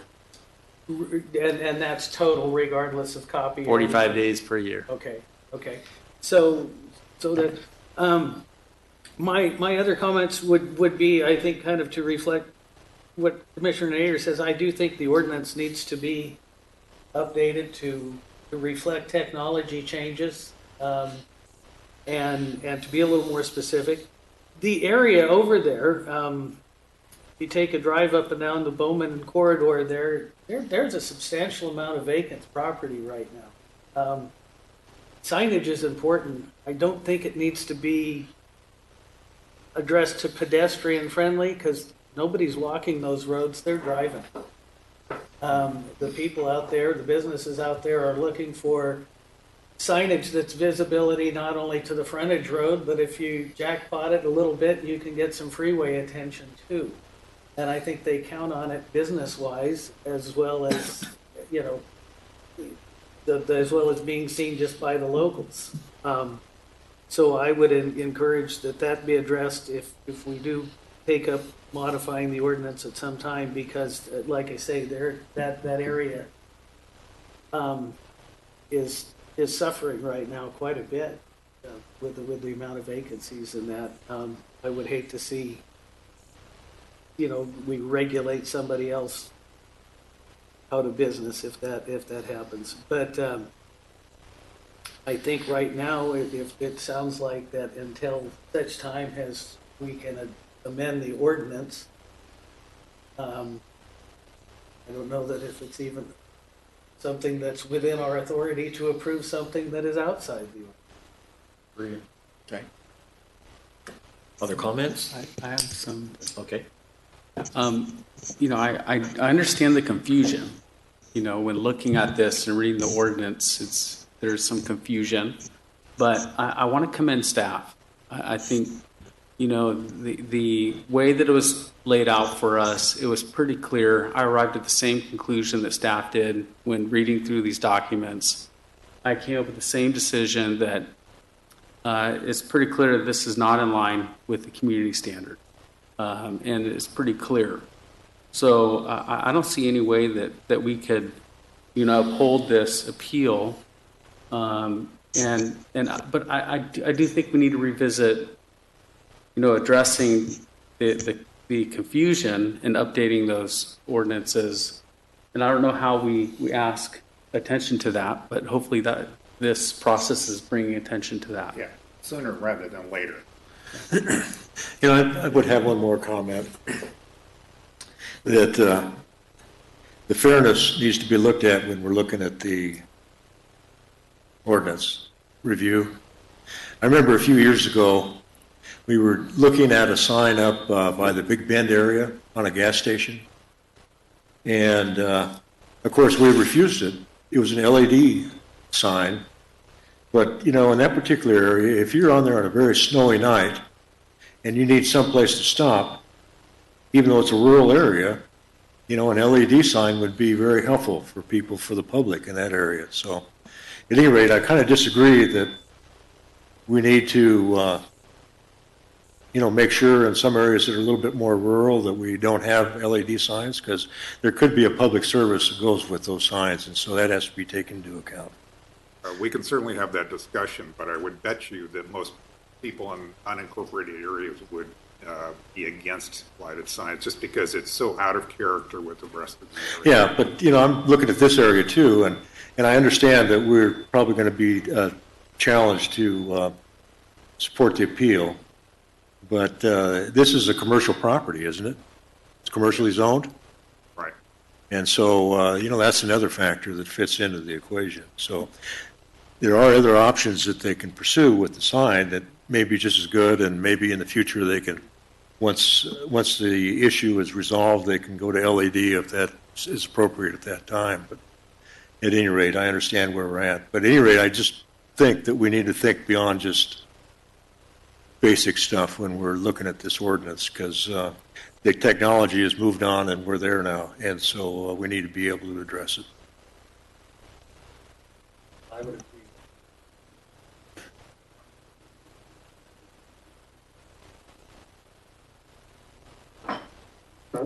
That this sign, I think, is not in compliance. I see this really as a promotional sign, or it was discussed as an informational sign.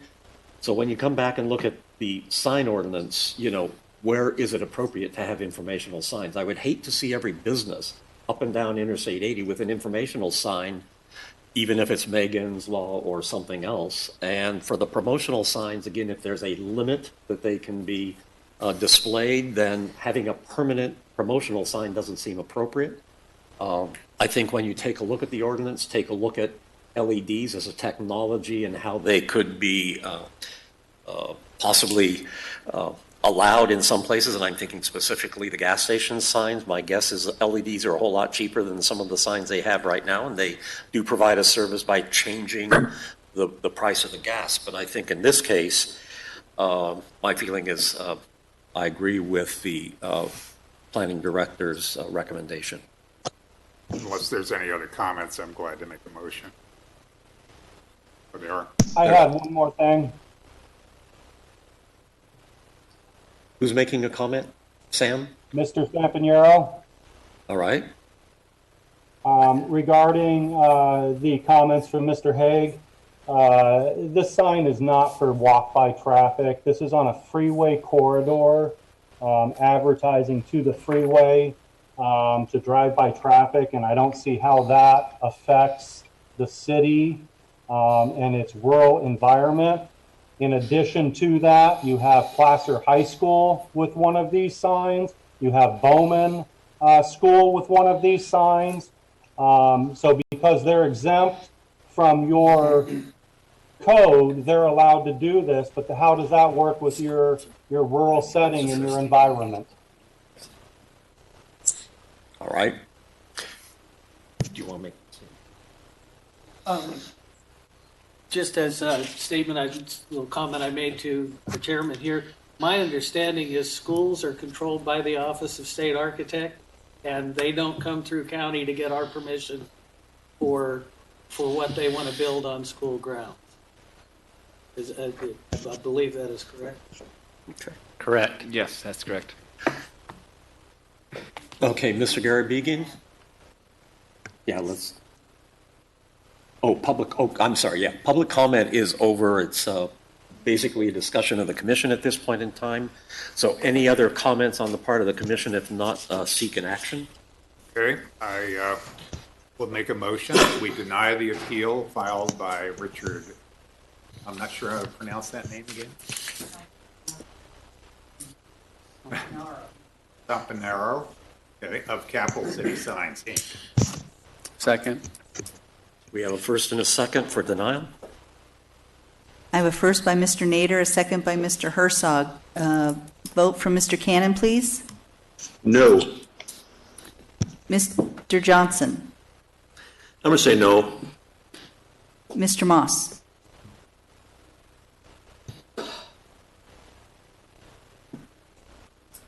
I think I'm going to go no also. Mr. Nader. Yes. Mr. Herzog. Yes. Mr. Sevison. Yes. Mr. Hauge. Yes. Thank I you. believe the motion passes. Is that correct? All right. Barely.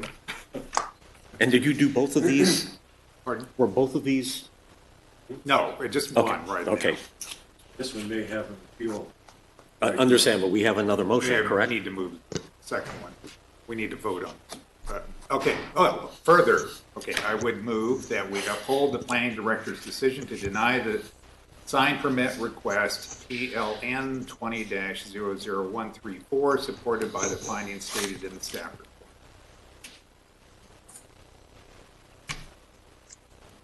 Is there a second? Second. We have a first and a second. Roll call, please.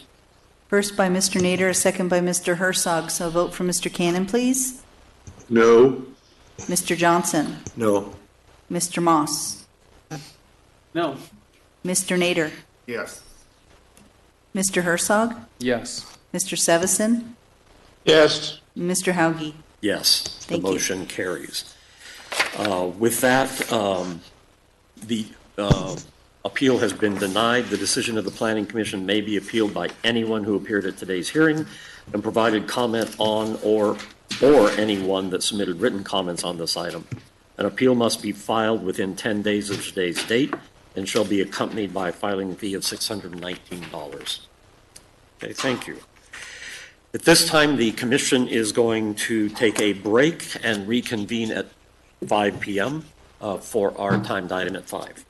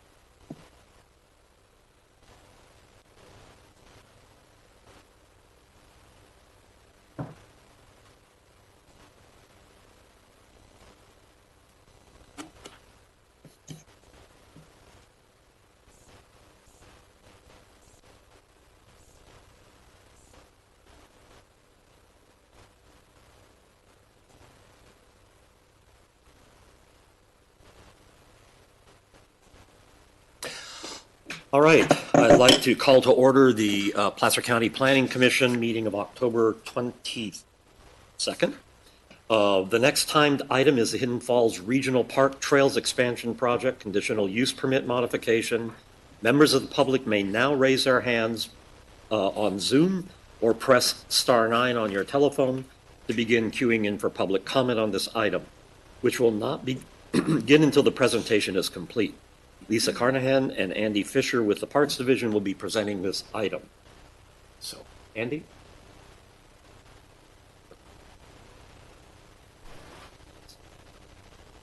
Good afternoon, or good evening, kind of in between here, Commissioners. My name is Ken Graham. I'm with the Department of Public Works, which also includes the Parks Division.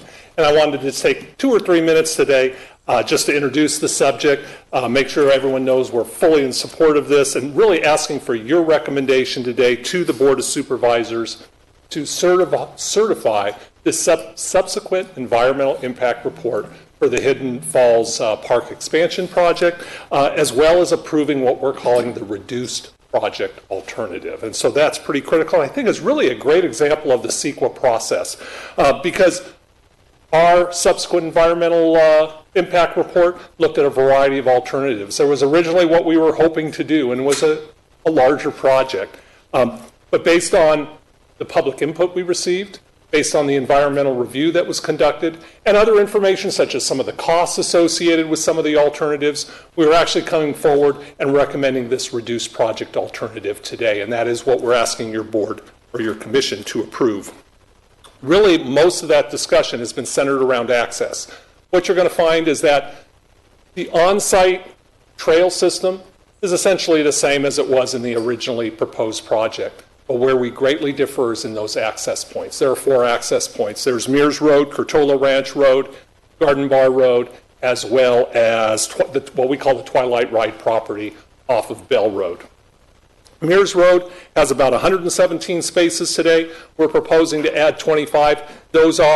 That's the same as what we originally proposed. So that is exactly what we believe. There's that capacity there, and we're proposing to increase that. On Curtola Ranch Road, originally, we were proposing to have 130 various types of parking spaces.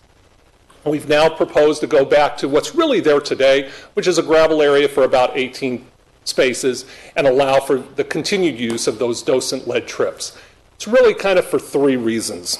One is we've heard from some people that they thought having an area that wasn't quite as accessible for some of the trail users, that was actually a beneficial thing, so that not everybody could go everywhere. And so we heard that. We heard a lot of public testimony from people who were concerned about people going through their neighborhoods or their community.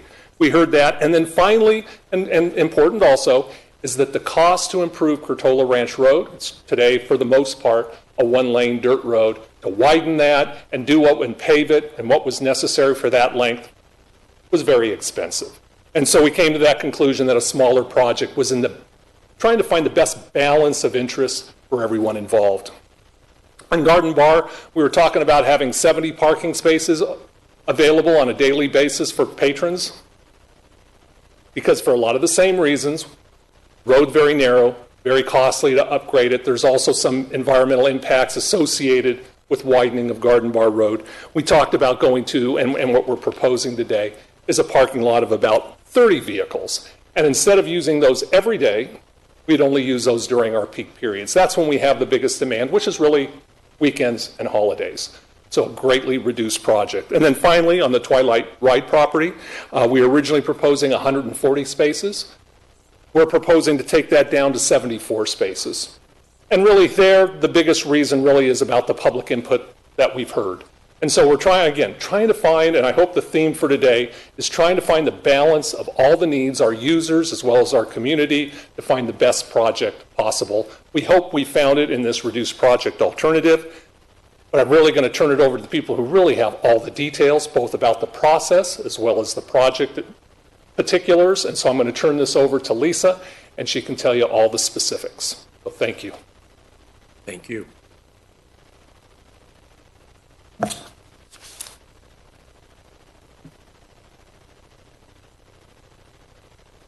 Thanks, Ken. Yeah, Lisa Carnahan with the Parks Division. Welcome, everybody. I'm glad you could all make it. With me tonight are Andy Fisher, also with Parks, Stephanie Holloway, who's here for transportation, and Katie Jackson is on via Zoom for transportation. In the back, I see folks from fire. We've got Jim Hudson and Dave Bookout. Steve Leach, our AECOM representative, is also on Zoom. And Christy Clace and Jeff Darlington from the Placer Land Trust should also be on Zoom. So if we have any questions for them as this goes along, they're there for us. I think everybody's familiar with the location up at the Bear River. A little bit closer in, here's the existing Hidden Falls. Here's the Garden Bar 40 parcel, the Twilight Ride in green, and then these are the Placer Land Trust held parcels, with this one being privately owned, but we have an easement that goes through it. So the proposed trail system, as Ken said, we prepared a subsequent EIR or SEIR, which I'll just shorten it to, that covered the whole big project, which was parking up at Harvigo Bear River off of Curtola, and the Twilight Ride property off of Bell, here off of Mears, and Garden Bar property. It would expand the existing 1,200 acres to about just shy of 4,000 acres when it's all told. And it would go from about 30 miles of trails to about 60 miles of trails. As Ken stated, we are recommending the reduced project, which is when we looked at the full project, and then we looked at three alternatives, which were the no project, the alternative 2, which was to reduce it a little bit everywhere except for Mears, and then alternative 3, which was just to reduce it at Garden Bar. As Ken already stated, listening to the community, we have heard them, and in looking at what the users wanted and costs, we have come up with this reduce project. And I won't reiterate everything that he just said, but in essence, at Mears, it would stay the same with 25 new parking spots. At Garden Bar or Twilight Ride, it'd be reduced by about half. Curtola Ranch Road, it would go from 130 that were planned to just the 18 that are currently existing. The Placer Land Trust takes docent-led tours out there about 12 times a year. That's what they're allowed to do through their agreement. And then the Garden Bar Road would go from 70 down to 30. And instead, what reduces this project from the alternative 2 is not only what happens on Curtola Ranch Road, but at Garden Bar Road, instead of allowing for a lot more cars and daily traffic, it would limit it to weekends and holidays. And there would be an allowance for 6 events per year. People such as the cross-country teams have approached us and wanted to do events out there. So we would allow 6 events such as those, but they'd have to get a special use or a special permit from Parks, and in that they look at traffic and noise and all of those other things that they would have to take care of for those special events. I do want to zip back real quickly and talk about the backcountry area. So because we would be, oops, that's not what I wanted to do. Let's see if I can undo that. There we go. Because there would be no public access other than the docent-led tours through the Curtola Ranch Road area, there was the desire from users for that longer experience.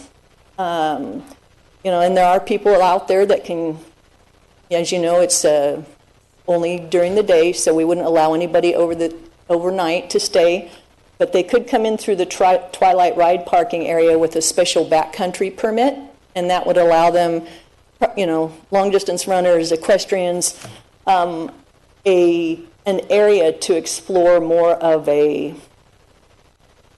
I don't know, I don't want to say unspoiled, but not so many people. It would be less people out there than, say, would be in this area. And with that backcountry permit, they would need to give us some things there, who's going, number of people, names, contact information, and then they'd have to agree to some things, because there's some, like this area in here, it's an easement, so we can't have people wandering here. So they would have to agree that they would stay on the trails, that they would obviously not smoke or litter, or if they had, any of those things, and they would have to agree to those in writing before we would allow them to have a permit. So I'm going to just talk a little bit about the places where we would have it. So this is the Twilight ride parking area, and it showed, this is Bell Road here, and so this is the entrance coming in with a fire turnaround, the gate, and the entrance access point. There is a person that lives here and would continue living there. And it would come back to the parking area in the back. And as you can see here, it's there's a little dotted line here, and that's, again, in listening to the neighbors and the people that live closest to this, we met with a gentleman and his wife that live right here, and they have fainting goats, and they were worried that people were going to, come up and want to feed their critters because they're cute, and they might inadvertently give them something that is bad for the animals. So we said, okay, we'll put an additional fence here. There's already a fence, 2 fences here, and we'd put a tertiary fence here to try and help with that situation. Then we have a helicopter landing zone here, and the leach field and leach field if that one ever, for some reason, stopped working. This is kind of a close-up. This shows you the original project incorporated both the yellow and the pink. So what we're proposing is just the yellow. That's just the phase 1.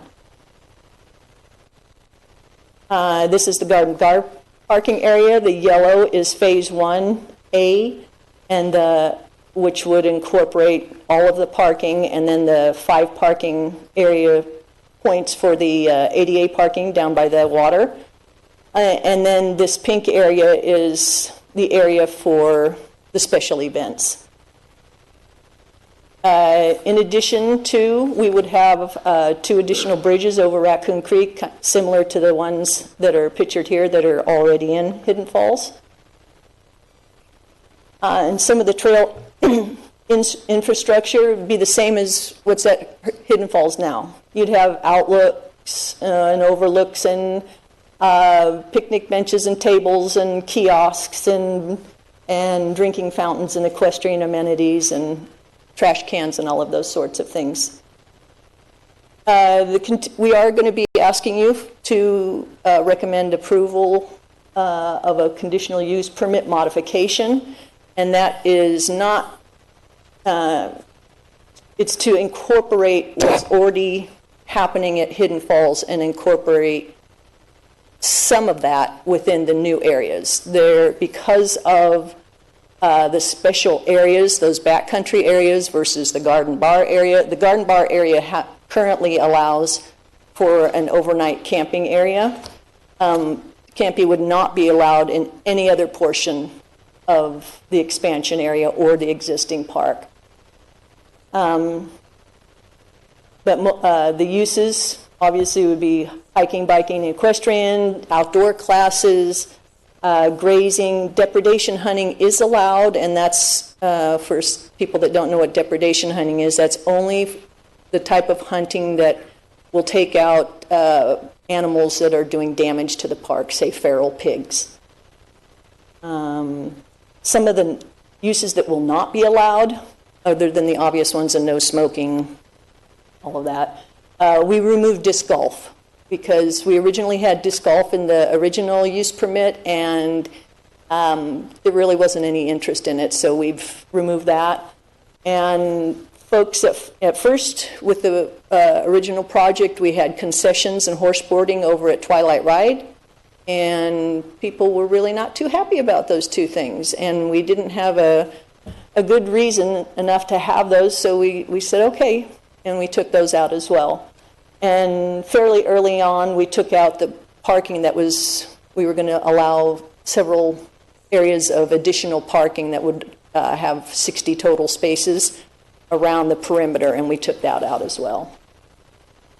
And with that, I am going to turn over the presentation to Andy, and he's going to go into a little bit of the history, and then we'll wrap it up with a recommendation and then have it open to public comment.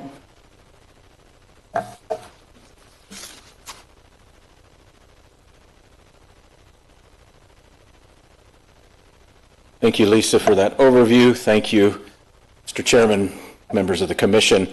I'd like to just go over some of the history of how we got here today, the background of the recommendation that we have brought to you today, and try to answer some of the most prevalent questions that we've received during this process. I want to start with a history of the development and the acquisition of the parcels that have gone into Hidden Falls today and the expansion parcels that are the subject of our expansion review. As you can see, since the purchase of the two Hidden Falls Regional Park ranches beginning in 2003, between state grants that have added up to about half of the price, a little less than half, Placer County general funds and development fees, the total acquisition and development cost about $7.5 million for what is out there today. I bring that up for a couple reasons, the history, and also we have had some direct questions. Why do you not assign differential rates for parking for people that live within the Placer County and those that live without? And one reason for that is that we would be in violation of some of these grants from the state to directly assign differential rates for out of area and in area. Now, by default, the fact that we require reservations on the weekend when things tend to overflow, and we do not during the week, does give locals who have an easier time getting there during the week a little better opportunity to get out there, and we don't charge during the week for that other than peak holidays.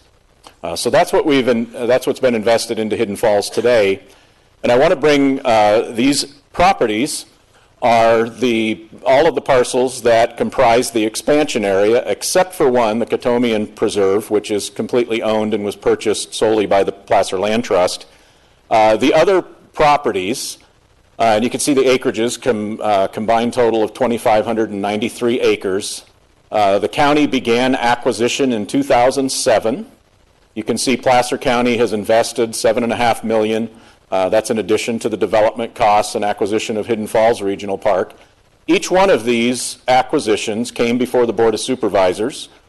Each one has a purchase and sale agreement, and each one of these acquisitions, some are owned by Placer County, some are owned by the Placer Land Trust. Each of them anticipate and are explicit within those agreements that they would have public access rights on each of those properties. Some of what drove us to the need, what is the need statement, the demand statement for why we are here today. This is a picture of early 2014 as traffic, or late 2013 as traffic began to exceed the capacity of the park. At one time, capacity was up alongside the trails, up and down the roads, out onto Mears Place and into Mount Vernon Road. We were turning away in early 2014 as many as 500 cars per day. So that gave us an indication of the demand. It also gave us a big problem on our hands because of that demand. The steps that we took to correct that, we began with no parking zones. We started on a vigorous media campaign to let people know that we had a camera in the parking lot. We asked people to take a look to know that there's space before you come out. Ultimately, we had to really design and develop a reservation system that intercepted people before they got to the park. We could have very easily put up a kiosk to charge for parking. Those are prevalent. You can get those anywhere. That was not what we were trying to accomplish. We wanted to intercept people before they started to make the trip out to the park, because once they got there, we already had a problem, and the neighbors had a problem on their hands. And they had a genuine problem. We sympathized with that. We felt bad for the neighborhood and we worked as fast as we could, but there was it was a kind of a novel idea. There were not systems in place that we could find that already did what we wanted to do. So we had to work to do some custom software design to get a reservation system in place that intercepted people before they got there. That also took a big education program to get people used to the fact that we weren't just trying to make money, we weren't just trying to charge. In fact, when we started, we didn't charge for parking, but people were abusing the system. They were just getting parking permits at will way out into the future, and so then parking permits were used up and people weren't coming. But now, as you fast forward, that system went into place in 2017. It took about a year of education.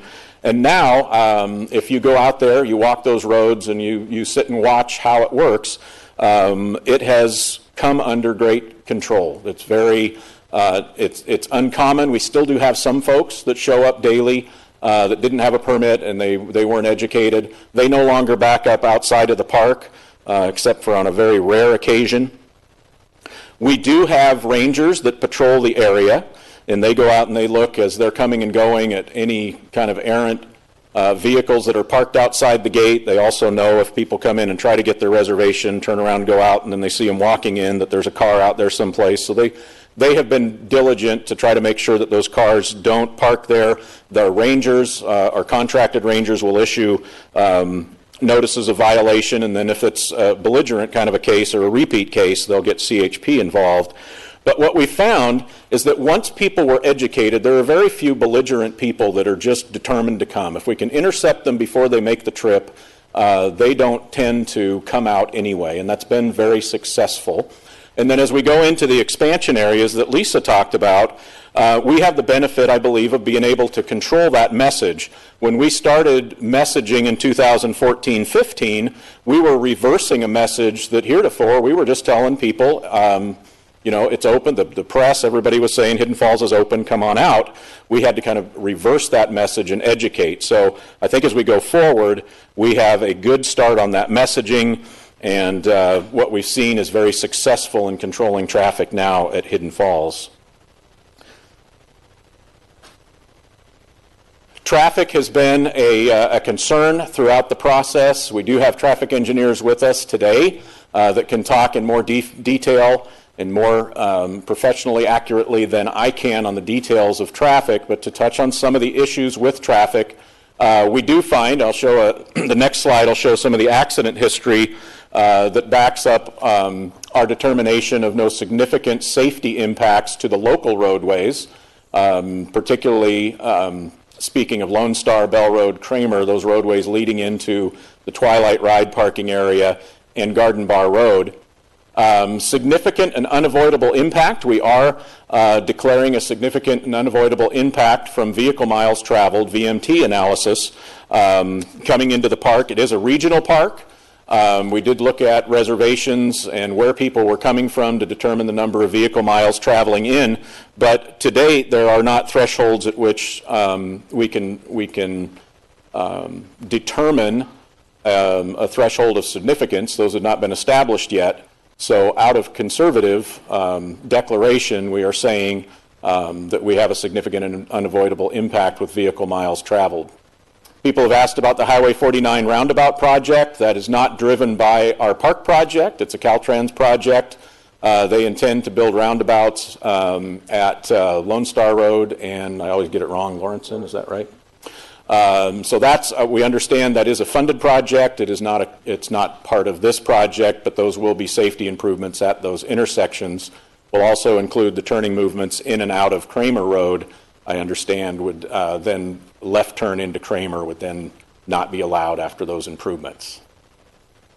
So this is a snapshot of the accident history. This is a 6-year snapshot. So when we began the EIR, we looked at the data from 2014 to 16, and now that we're in 2020, we added on the additional data, the new data since that time. And I just wanted to point out that each leg of roadway coming into, you can see the hatched areas, Twilight Ride there, and each of the roadways coming in today are below statewide averages for accidents. We also looked at what happens in the daytime, what happens at night. About 40% of accidents happen at night out there. Significant, I think, in my mind, because we close the park at night. We would not be putting traffic on the road at night. Folks have had a great concern, I think, about agriculture. Agriculture is valuable in that area. This project is an allowed use. Parks are an allowed use in the zoning. In each case, throughout the expansion project, we are not asking for a zoning text amendment or a zoning amendment because it is an allowed use with a use permit, and so that's what we're complying with. One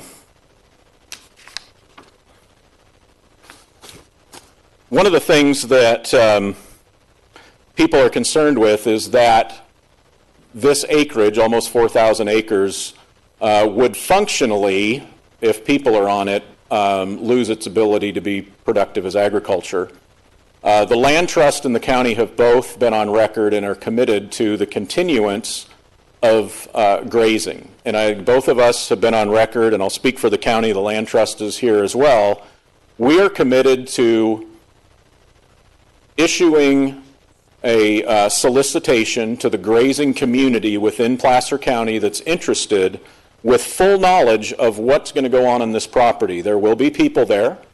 We have habitat values where we don't just want meat production. We want animals moved from place to place for fire risk reduction, eating down the right vegetation. Those are our expectations, and we will give people an opportunity to submit to us an economically viable proposal for leasing that land from us, and we are willing to subsidize that by what kind of bids we received. In other words, we are willing to forego grazing income to achieve those values and to ensure that grazing and agriculture remains economically viable throughout these projects. So I'm not sure if we've been clear about that.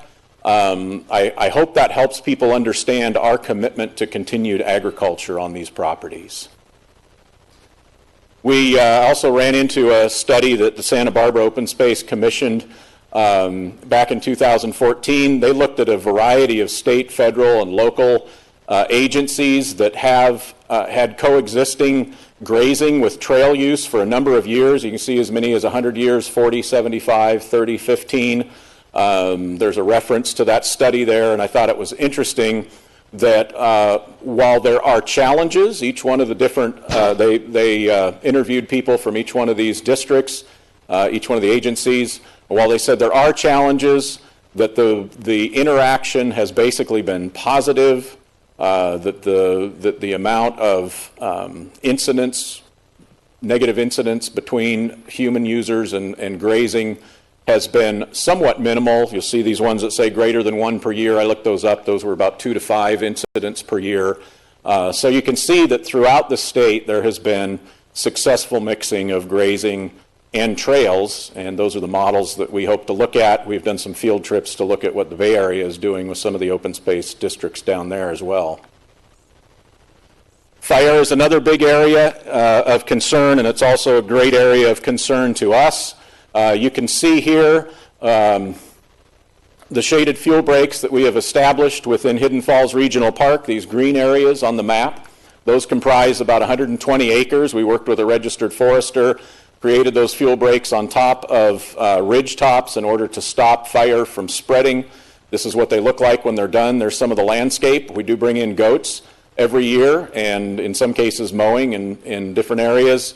We have followed up ever since we established those fuel breaks in 2010, we've done follow-up clearing annually. The Board of Supervisors has given us money for that.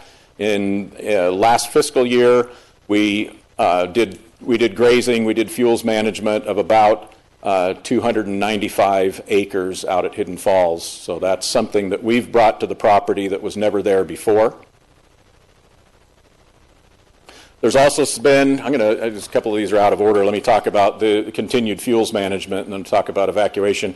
The Land Trust parcels, the Land Trust has also done fuels management. This is another 100 acres plus that they've done on the Harvigo property. As many of these properties will be with the passage of the Placer County Conservation Plan, being in the reserve system will bring additional resources to manage, to improve the fuels management work that's already gone on out there. We have also built bridges that allow emergency access to parts of the property that never have been before accessible. We maintain all-weather gravel roadway throughout the park for emergency access.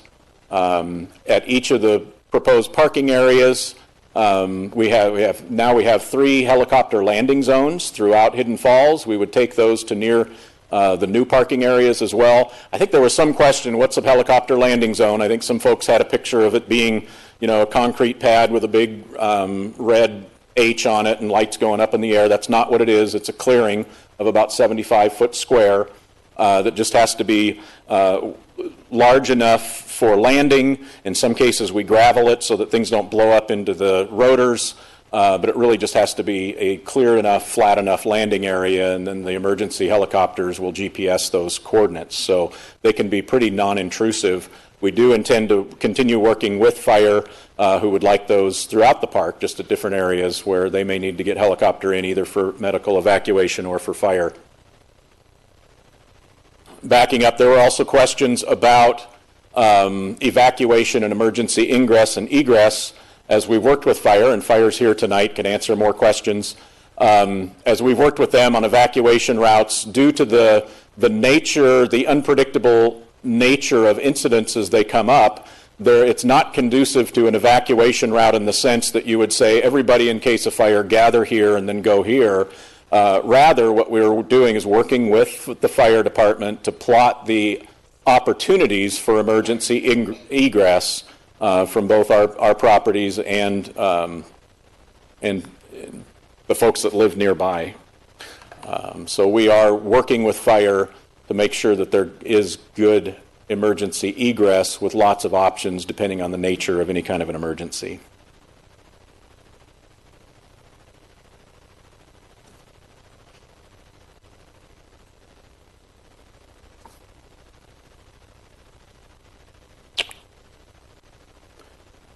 Wrapping up some of the basis that's been covered, but to wrap up and summarize, how did we get here? What's the reason for our reduced project?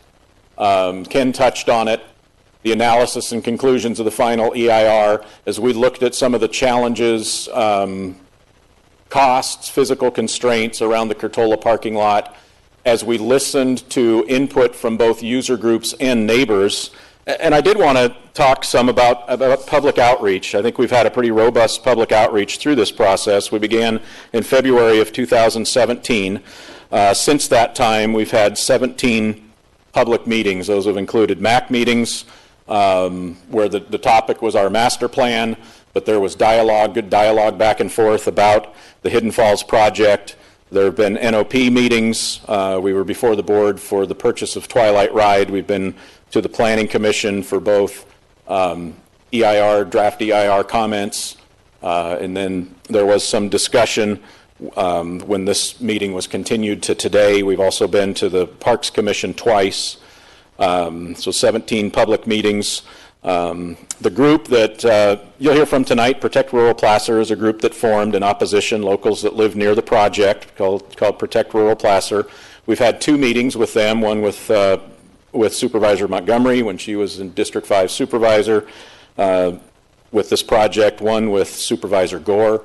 We have met with representatives of the Auburn Valley Homeowners Association early on. We've met with representatives of the Country Club Estates Homeowners Association. We've gone out and walked the property of 2 of the neighbors to the Twilight Ride parking area. We would continue to work with them on siting, on fine-tuning, on those kind of things. We have mailed notices to folks about this project. 6,000 people we have mailed notices to 6 different times. We have a list of 800 interested people, and we have emailed them 5 different times. I was looking at a couple of the 2 of the primary spokesmen for Protect Rural Placer. I just went back through emails. I've answered their questions just in the last 12 months, 21 different times in emails. So I want to say I think there's been a robust public outreach. I think we've had some comments that we're not listening, and I do want to say I do believe we have listened. I do believe that this reduced project is the result of listening. We don't have complete agreement with Protect Rural Placer. They have asked that the entirety be limited to docent-led tours. That happens today. It happens both at on the Taylor Ranch and at the Harvigo Preserve. The Land Trust has docent-led tours, so those happen today. And I think if we were to reach total agreement with only docent-led tours, there are literally thousands of other voices of users that have talked to us through our master plan surveys, through focus groups, through comments that have been submitted on this project. And so I do believe as staff we have come to a reduced project that meets demand, creates a good project, and is respectful of the neighbors and the amount of traffic that would be introduced that I think is considerably reduced. With that, I don't know, do I need to read the entire? I don't know that I need to read the entire recommendation. The gist of it, I can if you want me to. The gist of it is to recommend the Board of Supervisors approve the final subsequent environmental impact report and approve the conditions of, conditions of approval. The findings on the subsequent environmental impact report address the reduced project. The conditional use permit addresses the reduced project. We got some positive feedback, I think, from some folks up in Auburn Valley who gave us some comments. I think you received a letter from some of those folks in Auburn Valley, and we did make some changes that I believe were submitted to you before this meeting. And so I think their basic concern was, we like the reduced project. Are you serious? Is this a durable promise that you don't plan to adopt a reduced project and then come back shortly and go for the whole thing? We don't, so we've tried to solidify that within the findings, within the use permit. And then secondarily, they looked over the use permit and frankly found a good couple of catches. So there are a couple of inconsistencies in there they brought to our attention. We corrected those and put them in front of your commission. And with that, I did want to, I'll rest on this and turn it back to your commission. Thank you very much. At this time, we're going to see if there's any questions of the commission. So, Rick. Let's see, the EIR appears to lean towards alternative 2 as preferred alternative. Mm-hmm. Well, so at any rate, in terms of the future, where does that sit? Does it mean that someday you'll be looking at implementing alternative 2, or where are we at now? The reduced project, you might say, is a derivative of alternative 2, kind of a technical derivative. There were some things within alternative 2 in the existing easements and agreements, particularly along Curtola Road, that would have required additional widening. So it would have allowed a little more use on Curtola Road, but with that, a great deal of expense. So we reduced it beyond alternative 2 in what we're calling the reduced project. So we think alternative 2 reduces the project down to the county is just not going to make improvements to Curtola Ranch Road or the parking area up there. That keeps us consistent with the agreements that are in place with the previous owners and things like that. So, okay, so as far as the environmental document goes, are the Board of Supervisors going to be asked to approve alternative 2? No, they would be asked to approve the full EIR, and we do stand behind the analysis. We believe that the analysis of the full project is correct, but there are things over and above CEQA's scope. For example, the costs, the neighborhood impact, things like that. So we are making the recommendation that the findings solidify the resolve to recommend the reduced alternative, and also the use permit would address just the reduced project. So I guess I'm a little bit confused here in terms of when you're looking at the supervisors certifying the EIR. Mm-hmm. Are they certifying alternative 2? Because that appears to be the selected alternative. Yeah, I can speak to that. The EIR itself would be the request from staff is to certify it And so that is everything that's explained in the EIR itself. The findings of fact and statement of overriding considerations specifically talk to the reduced project, and that is what staff is asking for the Planning Commission to provide a recommendation and ultimately the board to approve. So that is narrowed to the reduced project.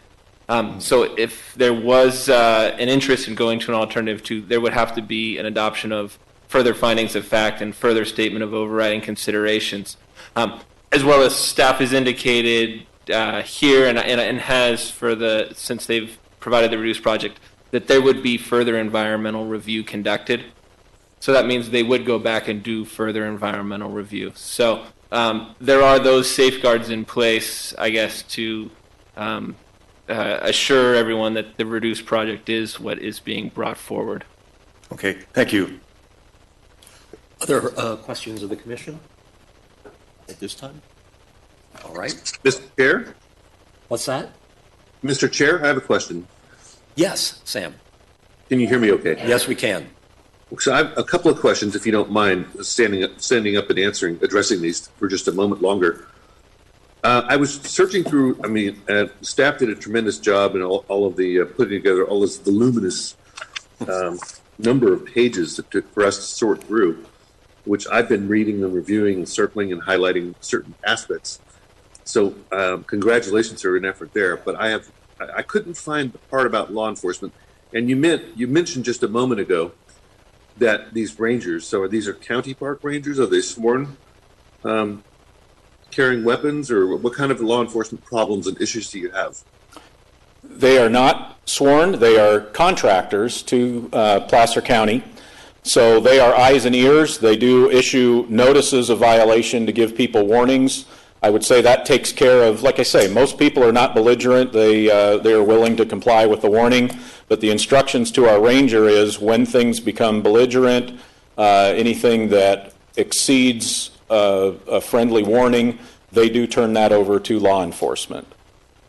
And that's CHP and Placer County Sheriff's Office? Correct, for their various jurisdictions, yes. All right, thank you for addressing my questions.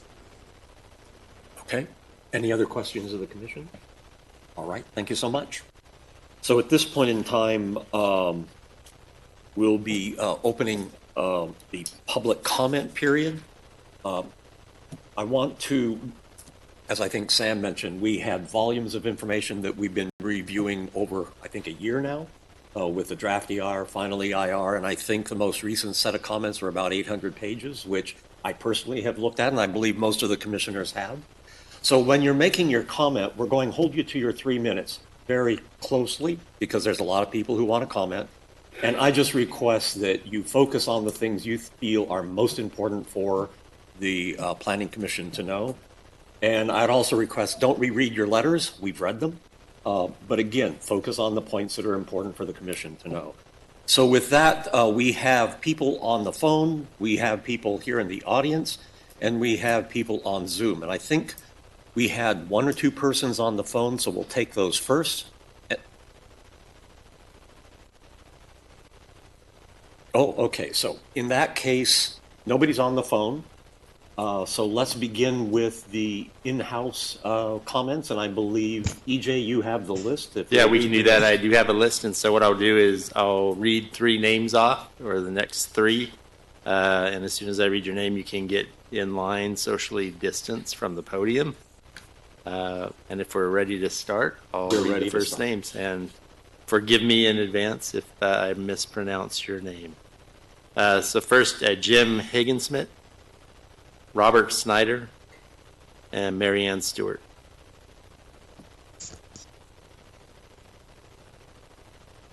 All right. Just like to say that I'm a resident of Newcastle and a long-time supporter of the park. I support the approval of the final EIR and the reduced project plan. Just wanted to remind everyone what we're dealing with here. We're dealing with a park. Permanent protection of over 2,500 acres that will never be built out with houses. People often talk about ranches that we want to preserve forever, and effectively that's what we've done here between the land trust and the county. we hope to continue doing that in the future. There's no reason to believe that, that the county and the land trust isn't going to end up acquiring more land in this region that'll also not be houses and be permanently protected. Yes, it's going to have some trails on it. Yes, it'll have some users. But it's not going to be houses. It's not going to have the impact of houses, and it'll be that way forever. So we can't lose sight of that. It's a trail network that's going to be really valuable to the community. There's a great demand amongst Placer County residents and residents regionally.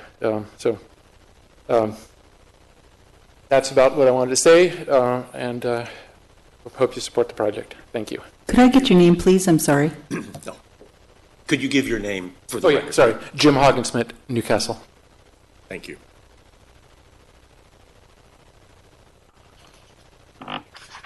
EJ, who's next? Okay.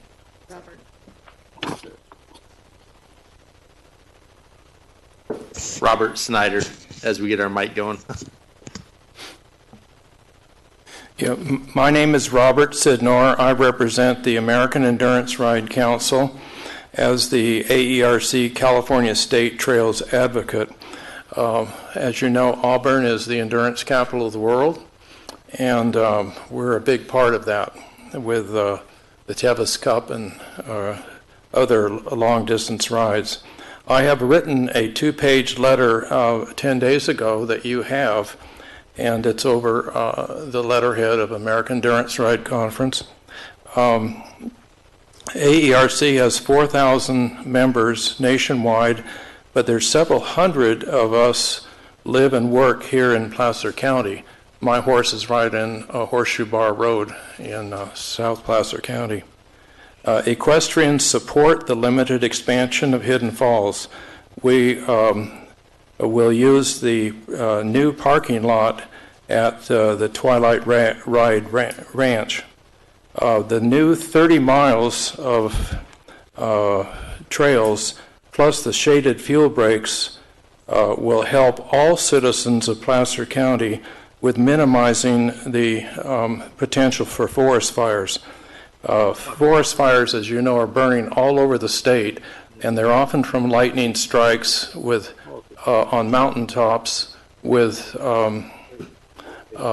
very dry vegetation and high wind. So the shaded fuel breaks are going to be a huge help. That will help both the local ranchers and the park users alike. This is a win-win situation for Placer County Fire Department and CAL FIRE, who are right here in the back of the room. So please vote yes for the recommended limited expansion of Hidden Falls. Thank you. Thank you. At the same time, it was taking away neighbors and residents.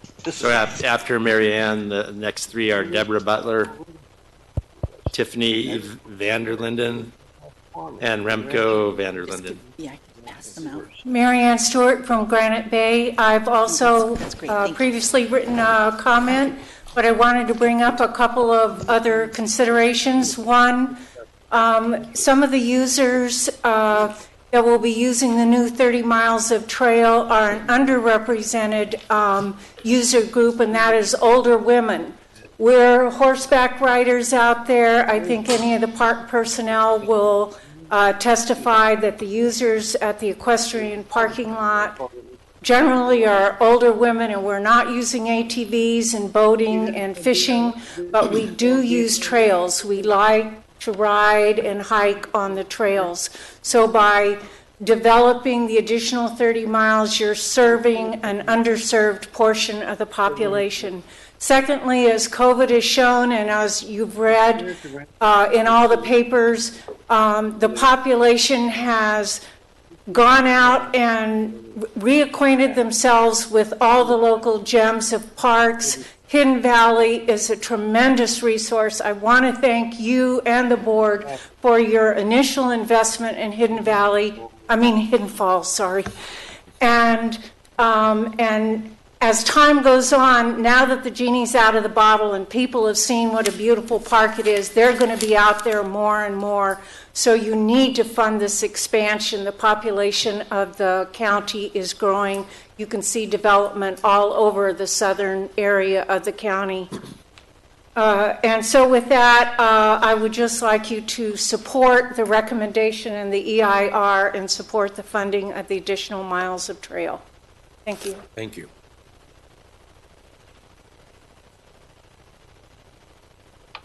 My name is Deborah Butler, and I live in Granite Bay. And I have been a horseback rider my whole life. Hidden Falls provides so much nature and trails and families coming out from, the old and the young.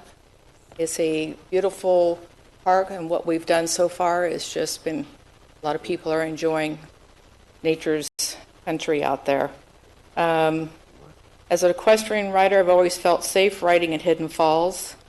And I can only hope that with all of the people who are coming here presenting their case, that you are looking at all aspects. And I hope that you would support this expansion for the community of everybody to be able to use. Thank you. Thank you.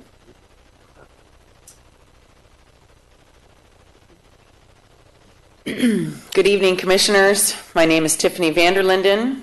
I've been at the same address for 26 years here in Christian Valley. I am the president of Meta Vista Trails Association, as well as on the board for Backcountry Horsemen's Association Motherlode Unit, and a member of Placer Trails. Outdoor recreation is booming thanks to COVID. On a national level, as well as local, activities on our Meta Vista Trails Association social media pages is in a flurry with people who are looking for trails or places to recreate. People are desperate to find something to do outside. We are at a time that doctors are telling their patients to get outside for vitamin D, stress relief, exercise, and mental health. We don't know what the future will bring with COVID. Potentially, our everyday lives will change forever. We have learned that the safest and easiest way to recreate is on the trails. Placer County needs to ensure our residents and businesses are there to support health and quality of life by providing access to amazing outdoor experiences for generations to come.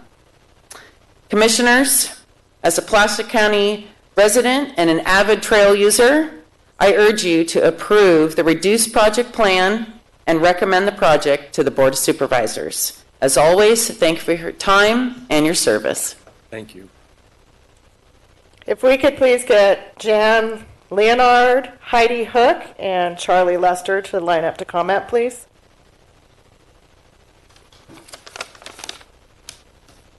Hello. Hello. My name is Remco Vanderlinden, and I live here in Auburn. Ride horses and mountain bikes. I've been following the expansion project pretty closely. I live just a few miles from the proposed parking area off of 49. Like many of the local residents, I've been worried about fire risk associated with the expansion of the park. I also have friends with cattle. I know that grazing, land access is important to them. I looked into both these concerns and did a bit of research on the internet. As far as I could tell, no fires have been started by trail users in any parks or forests unless it was overnight camping with campfires. And I heard a local official say something along the same line at a town hall meeting recently.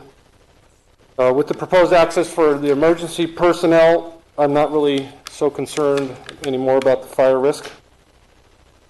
I also tried to find information on cattle grazing on public land to see if this is a potential problem. And I couldn't find any record of a person getting hurt or a rancher reporting lost or stressed cattle. I think issuing grazing permits to local ranchers will give them the access, and it'll also reduce the amount of fire fuel in the park. I've lived in Placer County for 30 years, and I've seen parks getting busier every year, and especially now with COVID. I feel it's important for the county to provide more access to outdoor recreation, and I strongly support the Hidden Falls expansion project. I want to thank everyone involved in the project for addressing all the concerns from citizens like me. Thank you. Thank you.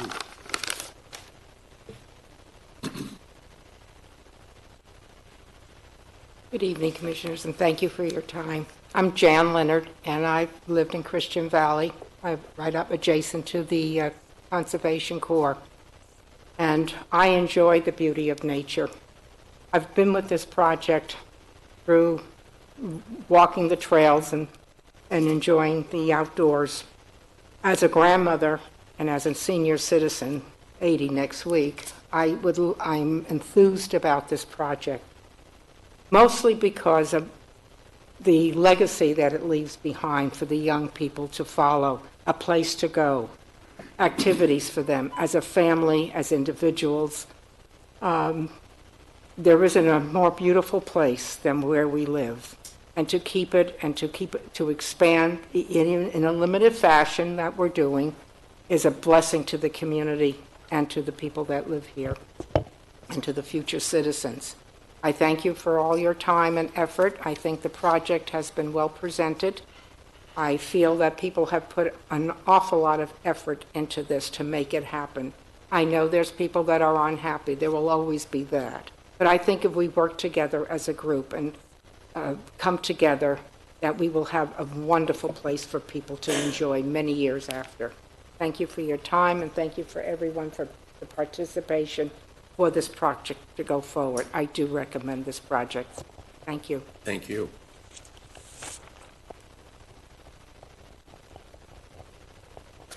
Hi, my name is Heidi Hook. I was born in Auburn, and I've been raised in Auburn.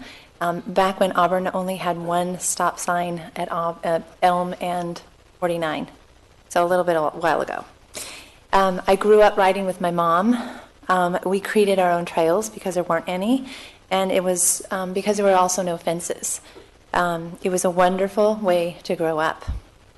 I've also worked in Auburn for over 20 years. I have a business in downtown Auburn. And in my business, it's vital that, and we realize that nature is vital to our health. It lowers blood pressure, it lowers stress, increases our vitamin D, which right now is super important for our immune system, and it helps find our truth in what's real, which is nature. Now I have my kids, and there are too many fences for us to ride, and so we really need public lands to show them nature and be able to go for a ride. I would love to have 30 miles of trails out my back door. I would love to have that. I mean, I would love to live next to this so I could have that access. So I don't think everyone, not everyone would, I would think not everyone is opposed as a neighbor, because I would love to have it in my neighborhood.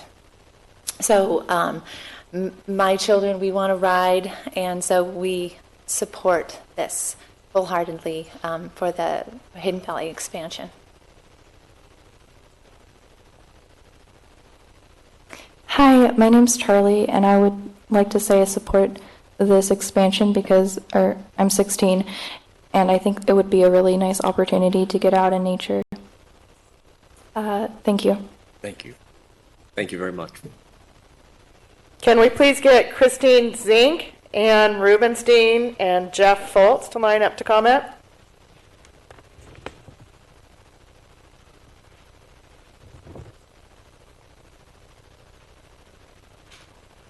Christine Zink. I'm Christine Zink. I live in Christian Valley. I've been here as a 15-year resident. I've been in Placer County for 50 years. I'm a horseback rider, and I reuse the trails 3 times a week. And typically, I travel 20 to 30 miles each trip. This parking lot with the Twilight ride is 6 miles from my home, and I would be using that way more frequently than the 20 to 30 miles that I drive. With that in mind, I represent the senior group. We use the trails a lot, and I would like you to approve that this reduced plan be approved and recommend it to the Board of Supervisors. Thank you for your time. Thank you.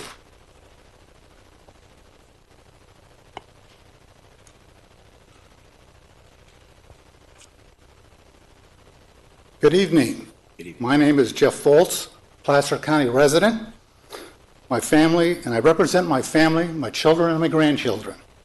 I also represent Gold Country Trails Council, a group of over 300 members that maintain trails and advocate for non-motorized trail use, and a member of Placer Trails. And I stand in support of Hidden Falls Regional Park expansion and reduced plan here tonight. This meeting has been a long time in coming. In fact, over 4 years. It was born out of the Placer Legacy Program, started in 1990, and followed by the opening of Hidden Falls in 2006.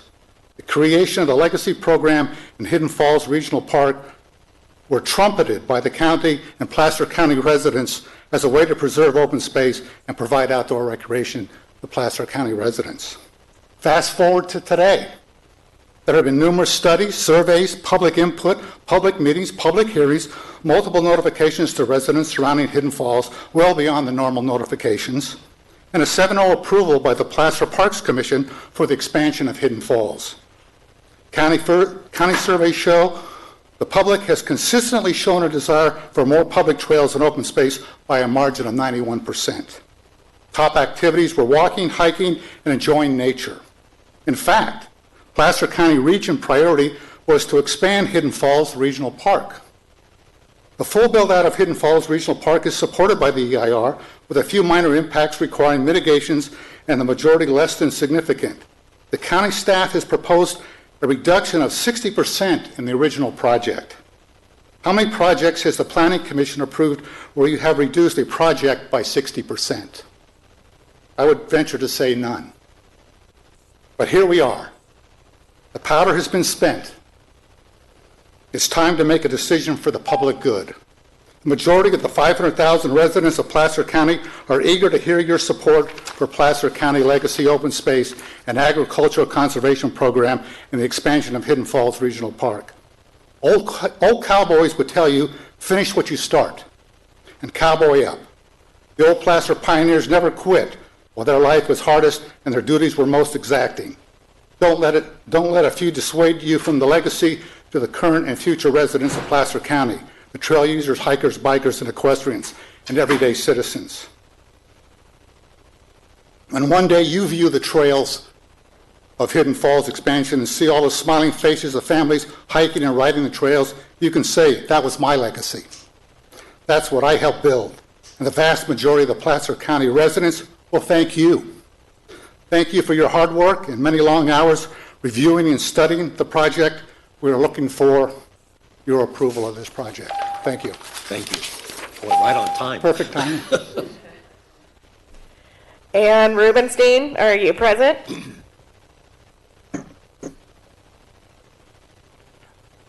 Okay, if we could please have Bob Gilliam, Karen Lana, and Chris Walker line up to comment, please.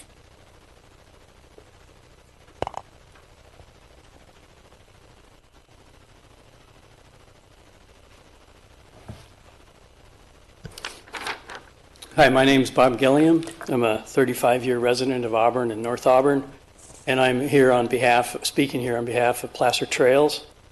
Placer Trails is a coalition of 7 trail groups that are active in Placer County with a combined membership of over 4,000. And we enthusiastically support the trail expansion project. The final EIR, to start with, is a comprehensive in addressing potential impacts as well as hundreds of comments on the draft EIR. We agree with the county's findings that all but a few impacts would be less than significant. And the recent town hall nailed down 2 particular facts of importance. First, the fire officials explained their satisfaction with the fire safety plans for both the full project and the reduced project. And second, traffic engineers explained that the project meets acceptable standards for area roads and traffic safety. The EIR has addressed all concerns, and the Commission should recommend certification for the full EIR. Now, the reduced project proposed by County Parks for actual implementation is a compromise between the full project and the EIR and the elimination of the project as sought by neighborhood opponents. The reduced project is similar to the least impact alternative in the EIR, that's alternative 2 that was spoken about earlier, but has even less public access. It will have the least impact on the environment and the neighborhood because it substantially reduces parking, road modifications, and traffic. In fact, there'd be less traffic added by the reduced project than if the trail expansion properties were instead developed to the level allowed by current zoning. Despite the reduction in parking by more than half from the full project and elimination of public access at Crotola Ranch Road, the reduced project still achieves a modest increase in parking and public access to 30 miles of trails. So Placer Trails supports the reduced project as a reasonable compromise that will substantially reduce neighborhood impacts while still opening up a much-needed new network of multi-use trails. The Parks Commission unanimously agreed. We hope the neighborhood opponents of the project will also see this as a reasonable compromise. So the county should move ahead with the reduced project to create a truly unique and expansive trail system in the foothills of Placer County. The county survey showed 91% support for the public for more trails and open space. The county has invested more than $7 million in taxpayer funds to acquire trail easements, and the public deserves access for that public investment. We urge the Planning Commission to recommend modification of the conditional use permit to enable implementation of the reduced project. Thanks for your time. Thank you.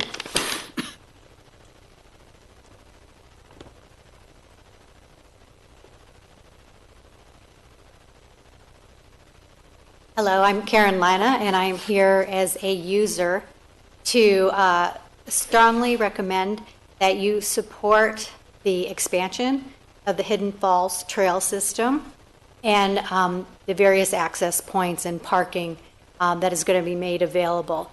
My husband and I are almost weekly users of the park to mountain bike ride. It's the closest large park for us to be able to get in, you know, a pretty decent ride because there's 30 miles of trails. It has been shown by surveys and various forums that the public support of increased trails is high. You know, we want access to new places to explore and also to reduce some of the congestion because of the increased trail usage because of COVID. There's a lot of advantages to improving recreational access. One of them is the support of small businesses and the economy that can be produced. There's a number of studies that communities that invest in their recreational activities help small businesses. And we know our small businesses are hurting, you know, because people will come from different areas and they'll want to eat and they'll maybe do some shopping. So I strongly recommend that, along with the health benefits. So I thank you for your time and hope you support this project as well. Thank you.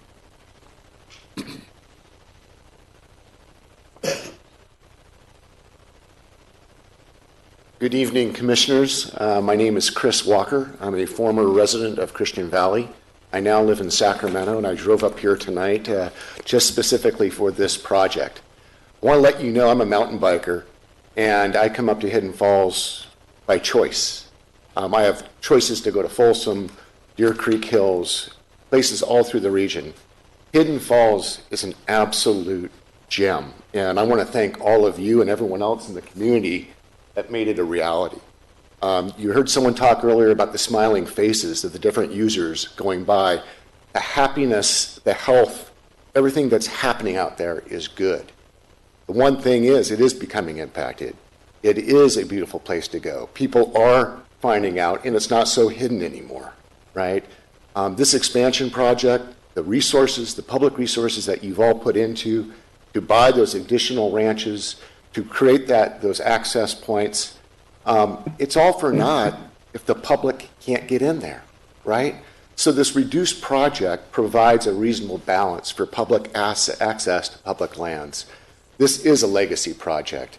If it's done anywhere near what you guys did in Hidden Falls, this is going to be just absolutely fantastic. And I get goosebumps when I think about the opportunities for hikers, for bikers, for recreationists, for bird watchers, people to get out into nature. I live in downtown Sacramento. I drive up here to get away from all that. And it resets the mind, it resets the body. Thank you for providing it. Thank you for considering this expansion. It's very important that the board adopts the full EIR and adopts the reduced project plan. Thank you very much. Thank you. Can we get Sue Hall, Mike Lutzker, and Bart Rudd?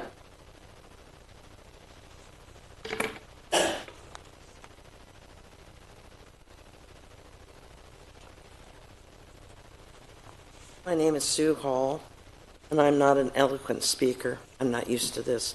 But there were some things that I wanted to bring up. Number one, my ears perked up when you said hunting. And I'd like a little more information on that. And, the idea of bringing horses and dogs and everybody in, your wildlife is going to go bye-bye. They're not going to stand for that. And that's one reason that my husband and I, we moved out here in 73. He's since passed away. Because we love nature, we'd love to get out here, but we had to pay for it. We worked all our lives to be able to pay for it. And I just think that when you have an environmental impact report, my mind has always been it's a list of things that are going to get screwed up. Not everything can be mitigated. And when animals are going to leave the area, what are their homeless going to do? It's a pretty nice place for the homeless to go.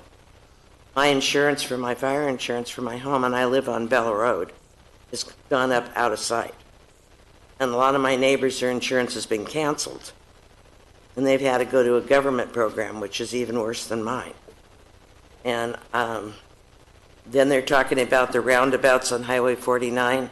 You can't turn left off onto Kramer Road. So does that make everybody want to come down Bell Road then? Past my house? My daughter used to be able to ride her horse on Bell Road. You can't even walk on Bell Road now. Just wait till the parking and it's opened up there. These roads up here are not meant for that. And I said that to somebody, and they said, well, we'll just widen it. Well, if I wanted a wide road, I'd live on Highway 49. So, I know these people are gung-ho, but maybe they should work as hard as I did all my life to be able to buy a little piece of this that's my backyard. And I don't mind saying my backyard because I bought it. Thank you. Thank you.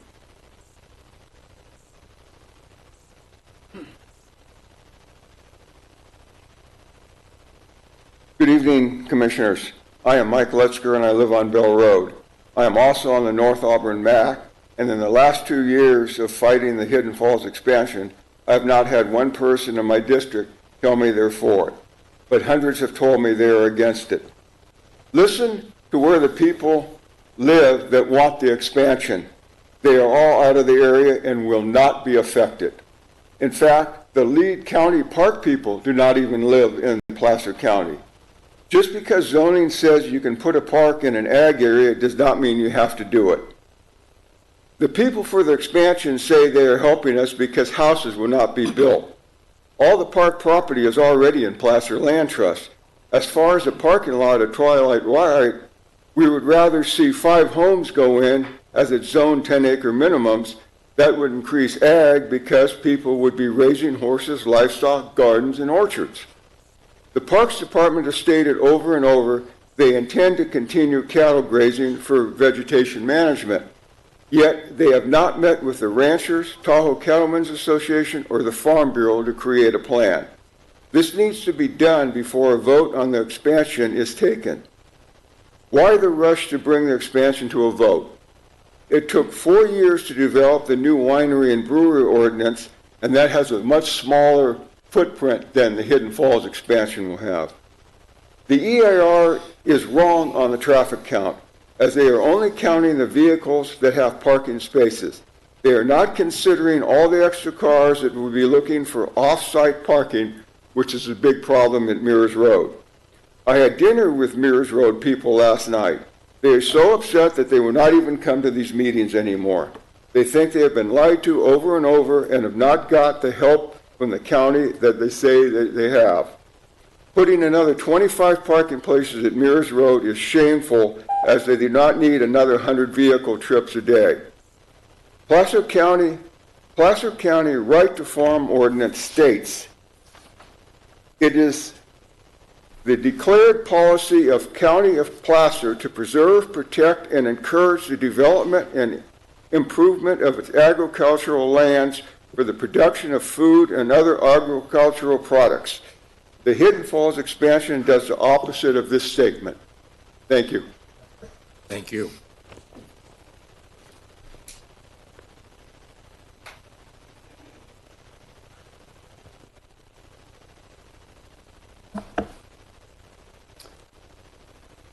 My name is Bart Rude, Kramer Road, Auburn. My family's been in the hood for 80 years, 1st of July 1940.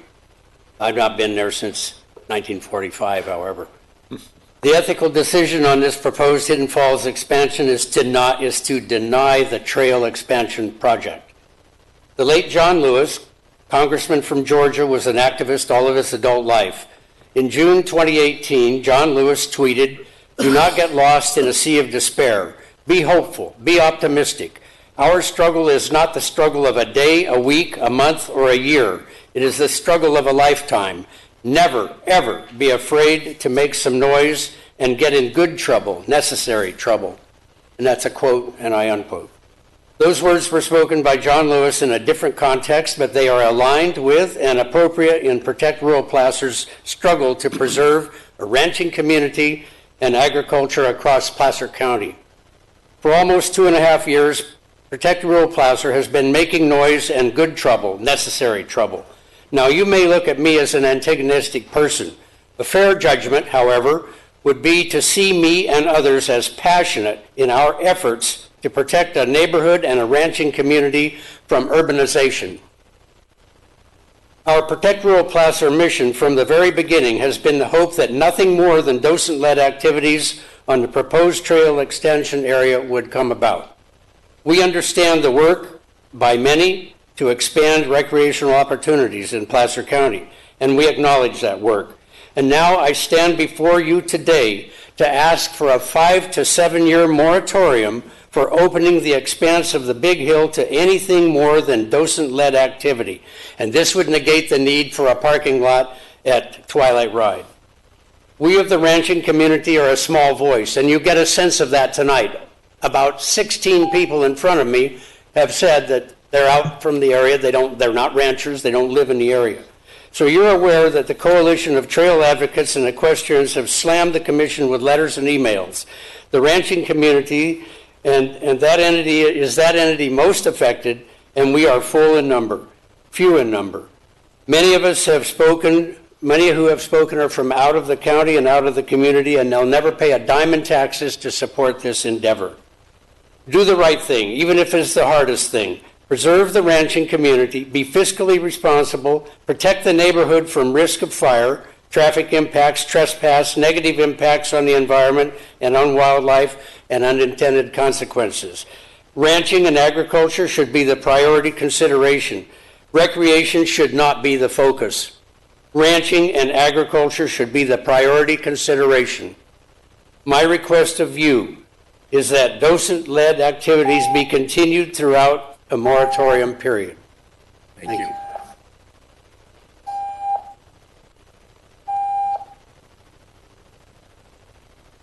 Can we get Candy Cost Herbert, Jean Piette, and Diane Dolly to line up for comments, please?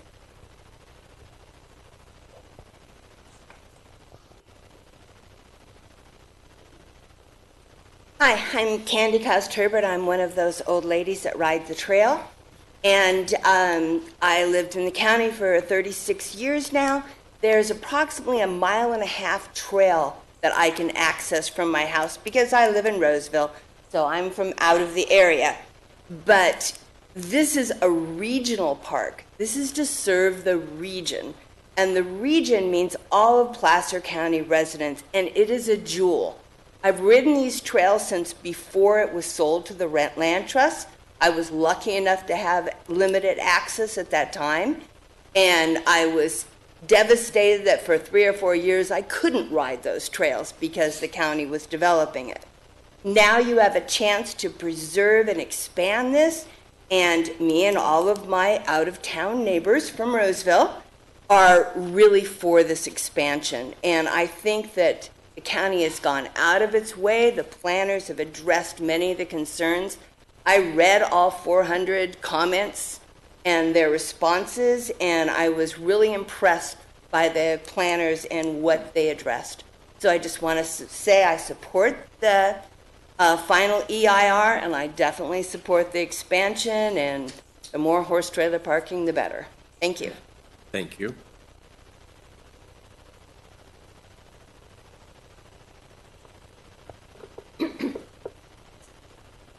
Good evening. I'm Jean Piet. We live at 5395 Bell Road. And I did send a 2-page letter to you, and you said you read the letters, and so I appreciate that. I just want to remind you that those of us who live in the community are coming from a completely different point of view. And I hope you're not going to be influenced by the fact that this is a reduced plan, because the reduced plan means that the property that is right next to where we live is where all of the people are going to be accessing, where all of the development is going to be going on. And please do not be affected by the comments of those who are interested in using the trails. We get that. We've used trails all over, all 50 states. But they are going to be accessing the trails right next to us. We're going to be looking at the parking lot. We're going to be hearing everything that's going on. It just isn't right.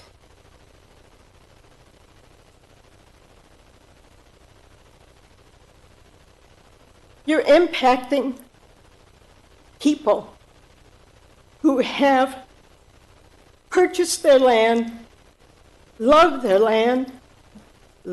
community, on behalf of people from all over who don't have any interest in where we are, who we are, what we are. Please don't approve it. Thank you.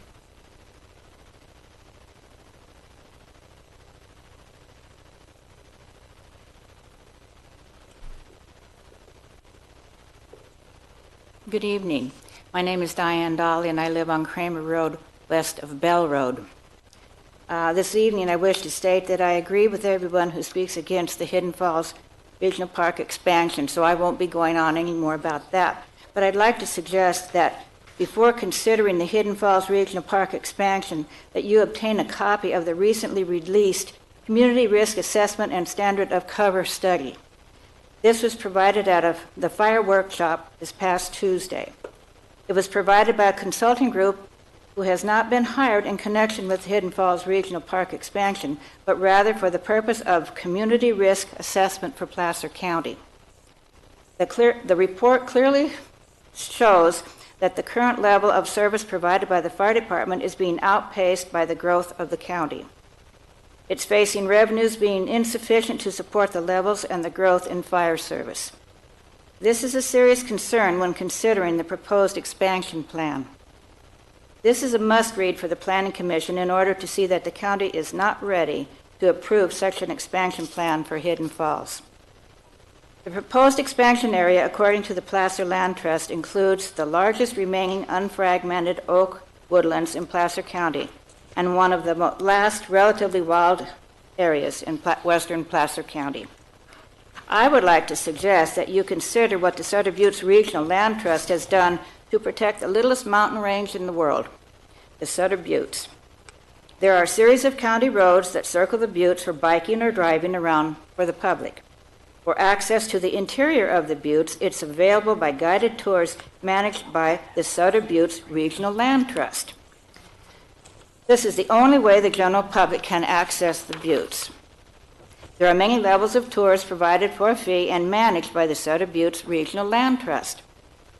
Placer County should consider the current 1,200-acre park open to the public as it is currently.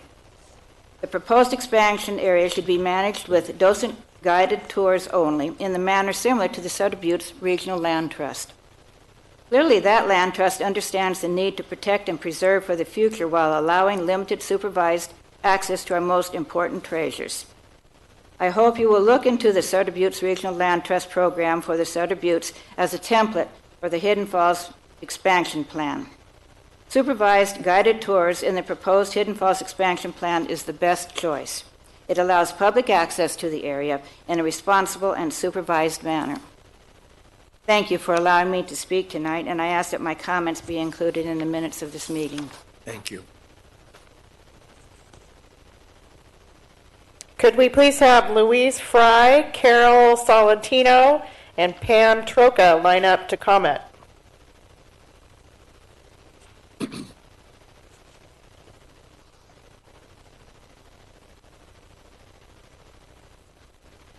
My name is Louise Fry. I live at 5401 Bell Road, which is 3 properties above the Twilight Ride property.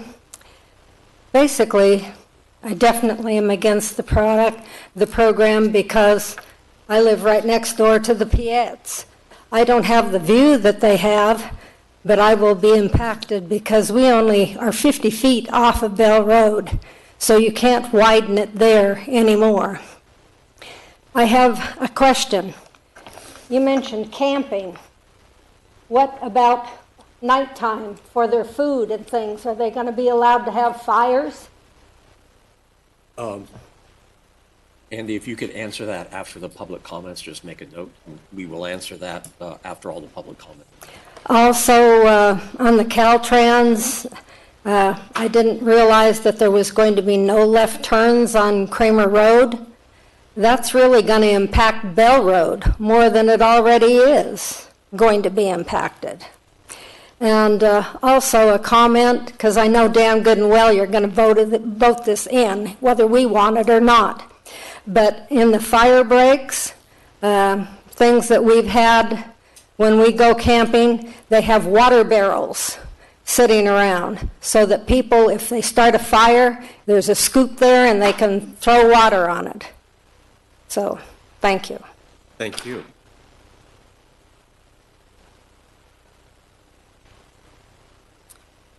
My name is Carol Salatino, and we've lived in North Auburn off Bell Road for the past 33 years.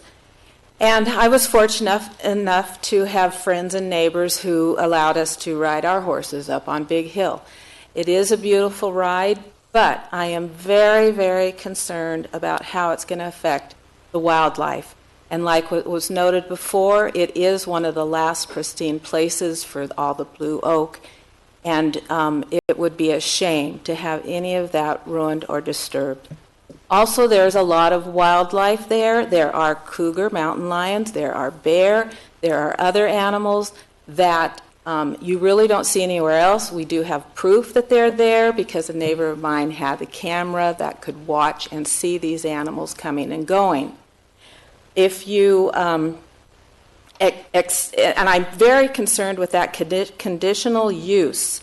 It should not be done that they can make that trek from the Twilight, because like I said, I've ridden all that area.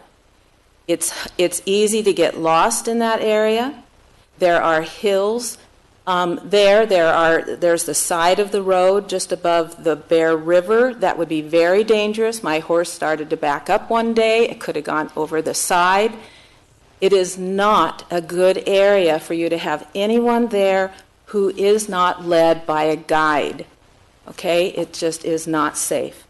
The other thing I'm very worried about is the traffic. You're not comparing apples to apples. When you look at what Caltrans says, X number of accidents is okay.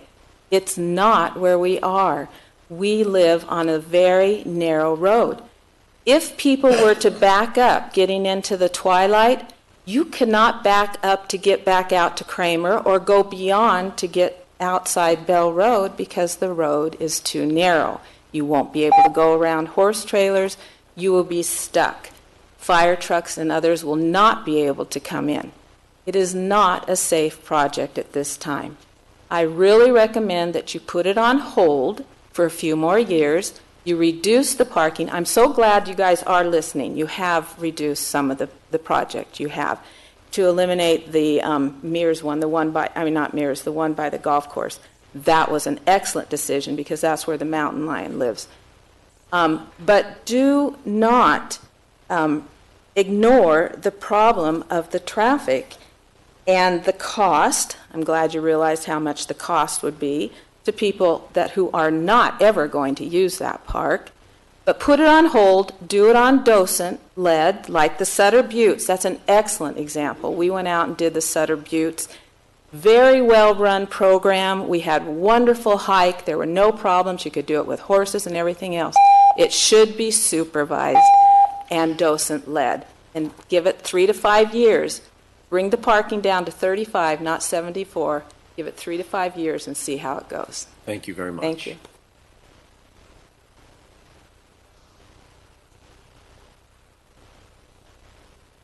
Hello. Hello. My name is Pam Trocha. I live on Fawn Ridge, which is off of Kramer. Yeah. Hi, my name is Pam Trocha. I live on Fawn Ridge Road, which is right off of Kramer. It is a private road. It is a single lane. Last time I was here, the firemen said, well, we need 20 feet. Well, you won't have it. So I guess we won't even get a fire truck if there's a fire. I asked last time, how will you notify the residents where the fire is? We know where the roads are, but we need to know what direction to abandon to. That's not being addressed. I have listened all day or all night to people that want this, that don't live here. We're not stopping you from using the trails. We're just saying we don't want a parking lot off of Bell Road. When the writing company gave you or sold the 40 acres, that's because they couldn't get enough parking, really, if you think about it. So now they're asking the county and the taxpayers to fund connecting the dots.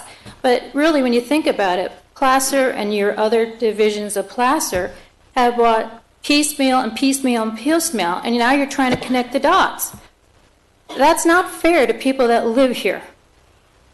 If this had been developed as a park in the very beginning with entrance, with fire safety, with water, I mean, we're on wells. You know, you're talking about if there's a fire. I mean, my brother has been on 3 fires this summer. He says Caltrans has a new way of dealing with fires. They look at the fire, they put their line here, and they wait for it to come. They wait because they need to get everybody in order to fight a fire that's now so massive that they end up backing out. I don't want to see that happen to me. I'm 0.8 miles from that site to my garage. I think this is wrong. I think you already have enough places. They already have the trails. It's the parking that they want. And I don't want to be living next to a parking lot. Thank you. Thank you. Could we please have Maureen Henderson, Lindsay Schreiber, and Cheryl Berg line up to comment?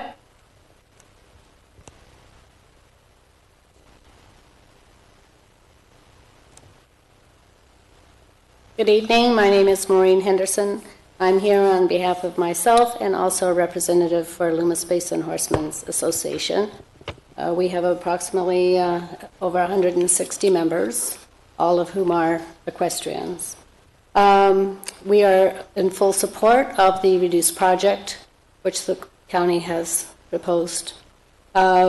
We believe that the county has done a tremendous effort in listening to the neighborhood, in reducing the plan by 60% in response to the concerns expressed by the neighboring properties. And I don't see personally that there has been any compromise anyway by the neighborhood there. It's an all or nothing. I think when there's a project like this that there should be some compromise from both sides to reach an agreement. And I don't see here that that has been done. I think that there's a great need for more parking. I understand the neighbors don't want a parking lot there, but when you have a park that's the size of this park, having more parking is going to reduce the impact that we currently have at Mears Place. Now we're not going to open up the Curtola Ranch part, but having the parking there is going to reduce some pressure from Mears and provide other access. The land that is the subject of the project here was always purchased with the intent that it be available for public use. We can't have public use without public access. So I think it is important that we provide access to people. I think there's a lot of money that's been put into this project, a lot of effort by many people, hours, countless hours that have been put in, and always with the goal of more land to be saved for grazing, for public use, for the trails, and for the enjoyment of all the residents of Placer County, and also other parts of the state. People come here, we go to other parks, we all pay taxes in the state of California for all the parks that we all visit throughout the state and other states. So we would ask that you vote to approve the reduced project and that you certify the final EIR and approve the conditional use permit so that the project may proceed. Thank you very much. Thank you.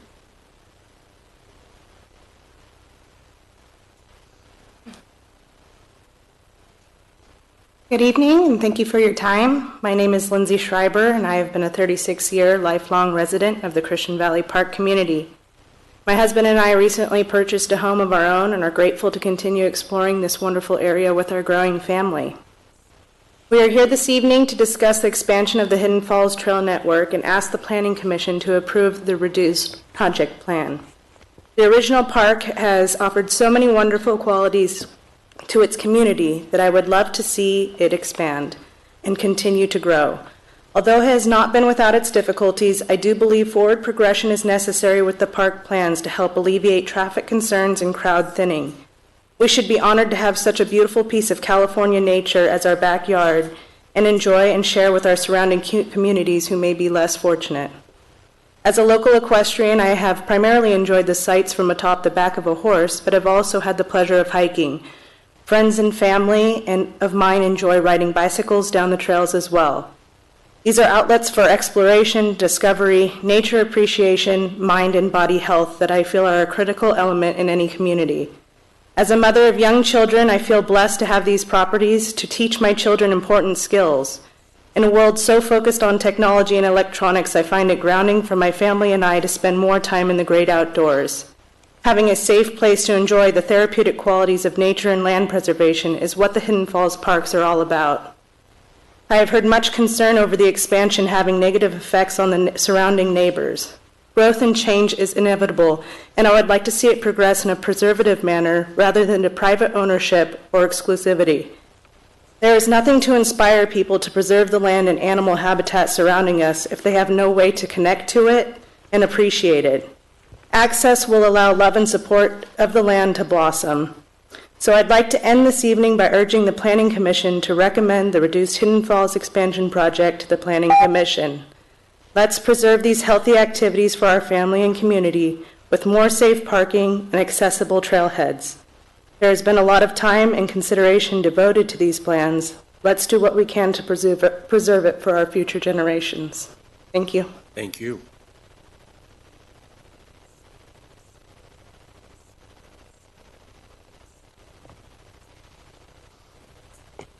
Hi. My name's Cheryl Berg. I've been a resident of Auburn for 73 years. Seen one or two changes happen around here. And I'm amazed at some people's comments that are not from the area and are not neighbors. It's really easy to say, and I live on Bell Road, but I'm not in the community, but I have respect for people's homes and for people's lifestyles, and I'm not an entitlement person. There are so many trails in this county. hundreds of miles of trails in this county. There's a docent program. People can go out there. The people that live there do not want to just keep it to themselves, but to destroy their way of life and for people to say they're being selfish. This is America. Wonder if I wanted to go and skateboard back and forth in front of your house down in the city every day, every day, every day. It's my right. Doesn't matter if I disturb you. No. I shouldn't disturb your lifestyle. This is a rancher's lifestyle. It can't be duplicated. You can't change the ranch into the city. Once it's gone, it's gone. There's ranchers that have already lost the right to run their cattle on that land. That is wrong. Already, they've taken the right of some of the ranchers to run their cattle on that land because they want to have the people in there.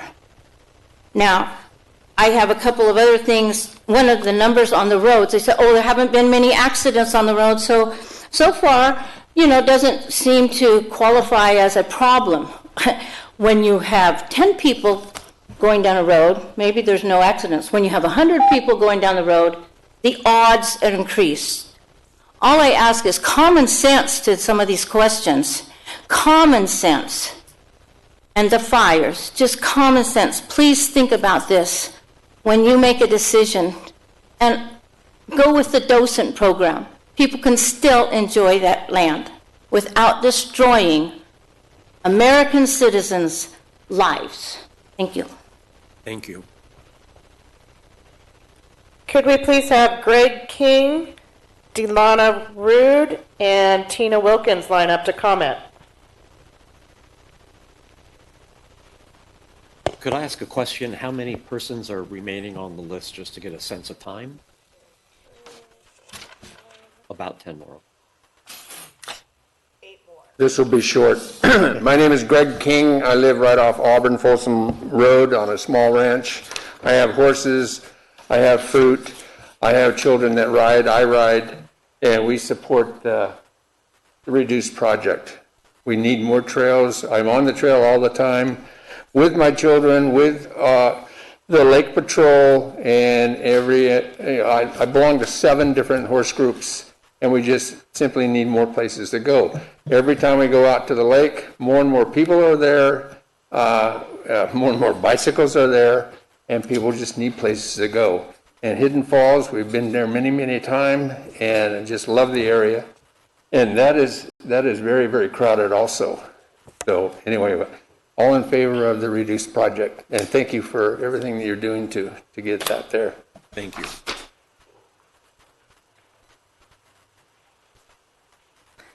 Good evening. I'm Tina Wilkins, the Rural Community Outreach Director for Placer County Farm Bureau. As many of you know, the Placer County Farm Bureau is one of the most influential agricultural associations in Placer County, established in 1912, and we oppose the expansion of the Hidden Falls project. The other big ag association is the Tahoe Cattlemen's. They too oppose. There's a reason why people in agriculture oppose this project. But I'm speaking for the Farm Bureau tonight. We came in existence to find solutions for the farm home, and the rural community. Today, over 100 years later, the PCFB is still serving as the voice of local agriculture. Yet we were not consulted or asked to be part of the initial Hidden Falls project or this expansion. Why? Trails advocates were part in the initial focus group, and outside ranches and projects, as Andy said earlier, they went and looked at those, but didn't talk to the local agricultural community in any real and meaningful way. I'd like to make it clear that at the invitation of the Placer County Farm Bureau Board, I invited Andy Fisher and staff, as well as the Placer Land Trust and members of the grassroots organization Protect Rural Placer, to get together last June to discuss the concerns of agriculture with this project. We were presented to, and we allowed guests to speak. The goal of the meeting was not just to be informed and presented to, but to inform, albeit unsolicited advice. What we learned that night was that the agricultural conservation of these lands was not the main goal in the agricultural area in which it resides, and that it was not being taken seriously as part of the project from a true agricultural perspective. I get that grazing and all of that is being allowed, but not in a serious part. The real goal is open space and recreation with a nod to agriculture. We don't believe that that goes far enough. There was no follow-up on the part of the county, no further communication as to inquiry as to what could be done to truly promote agriculture. The meeting basically served no purpose other than to remind us that recreation is an allowable use in the ag zone and to seemingly check off the box that we had been talked to. Today, the march forward continues as if the legacy of North Auburn is recreation, open space, and not agriculture. Our understanding is that there has not been any meaningful notice also or outreach or in-depth consultation with the 10 cattle ranchers most affected by the project. There's over 1,200 farms and ranchers in Placer County today. The total gross value for Placer County agriculture in 2019 was over $86 million. Cattle and calves are about $13 million of that. Yes, okay. your 3 minutes is up. Thank you. I will let you know that the Farm Bureau has spoken to our California advocate and that we're concerned about the Williamson Act and about the conditional use permit and CEQA. So you'll be hearing more from us. Thank you. Hopefully not after the project is approved. Thank you. Question, Sue, are we okay? Yes, I know. So could you hold on your comments for just a minute? We're having some technical difficulties here on the Zoom call, and we'd like to. So tell you what, how about we take just a 5-minute break? We've been at it almost 2 hours. And so we'll take a 5-minute break, and hopefully you get that resolved. So we'll resume, say, at 7:55. So it's an even number. So we'll resume at 7:55.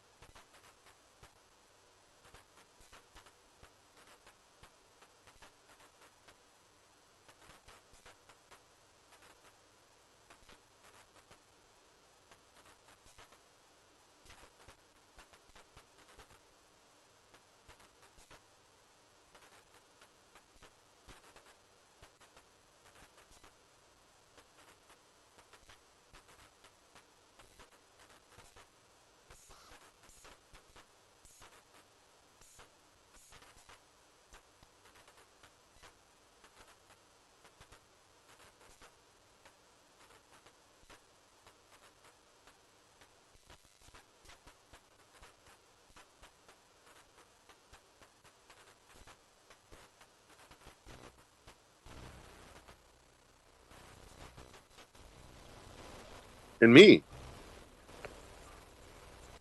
that are in the meeting. That can't be right.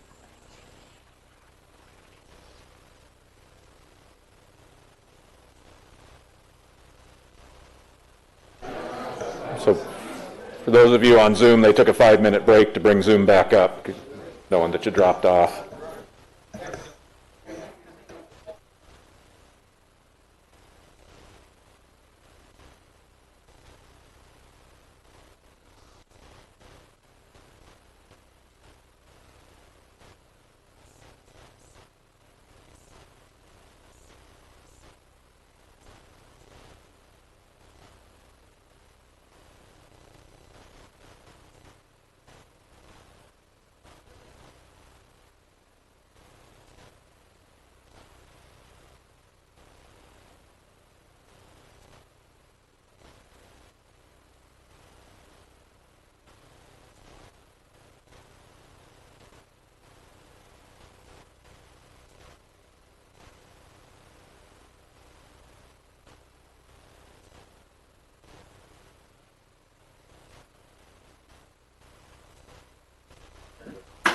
Or Sue. Okay, there she is. Okay.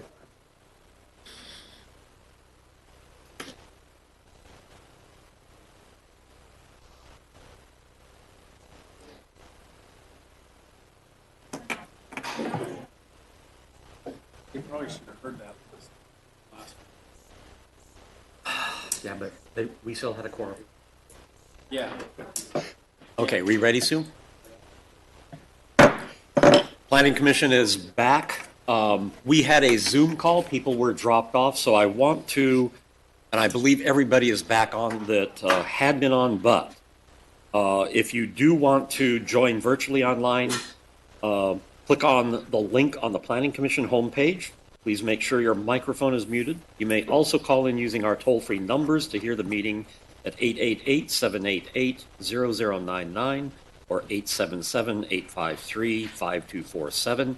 And please enter the webinar ID of 916-722-0435 and press *6 to mute yourself. Again, if you want to make a comment on this item, the hands, what is that called? The raise your hand on the Zoom call and the *9 on your telephone. So, Mr. Chair, it's Commissioner Cannon. Yes, Mr. Cannon. So we got cut off for a while, Commissioner Larry and I, and then Mr. Garabedian. So we didn't hear like the last 10 minutes of what happened. So we're still anxious to know how many respondents we're still going to have. We will still be hearing from tonight, if you know. Thank you. Okay, just so you know, we took a break. There was one person that you did not hear, and then we went and adjourned the meeting. So there was only one person you didn't hear the complete statements on before when you went off. I believe there are about 20 persons yet to speak, both in here and also on the Zoom call. So we're looking about an hour left to go. Chair, for answering the question. Okay. Thank you. All right. So at this point in time, continue. Oh, you have to push the button. There we go. Oh, there you go. Oh, you have to push the button again. There you go. You got it. It's green. Okay. I'm Delana Rood, Kramer Road, Auburn. Bart and I are twins. We've called the Rood Ranch on Kramer Road our home our whole lives. 75 years. I'm asking that you do not vote on this project or the conditional use permit this evening. There are too many elements that have not been hashed out. But if you do choose to vote, I'm asking that you deny passage of the expansion project and the conditional use permit. The SEIR is a travesty. Basic CEQA regulations appear to have been met, but the human element is not allowed. The transportation and circulation element is pathetic and is the totally wrong mechanism to evaluate county roads. The roads leading to Hidden Falls, Garden Bar, and Twilight Ride are substandard, especially Garden Bar and Kramer Road, which is legally not wide enough to have a stripe down the middle and is replete with blind curves. Many people drive down the middle of the road, even on the blind curves. There have been 2 wrecks on Kramer so far this year, one in May when a pickup truck hit an oak tree on a blind curve, and another 3 weeks ago on the same curve in which the car went through 2 fences and almost nosed in to the grapes. This type of information will never show up on an EIR, nor will the 5 cars and the motorcycle on Bell Road that went through Livingston's fence last year, or the car that landed on the big rock in front of the power pole, or the little red car that made it around the bend but landed in the ditch. Then there's the matter of wildfire. The SEIR response is absolutely pathetic. CAL FIRE says they can handle it. What they cannot handle is drought conditions, wildfire conditions, including wind. You wait for the wind to come up in the next 2 or 3 days, and it's going to get scary, let me tell you. And they cannot handle the human condition, of which we know that over 90% of California wildfires are caused by people.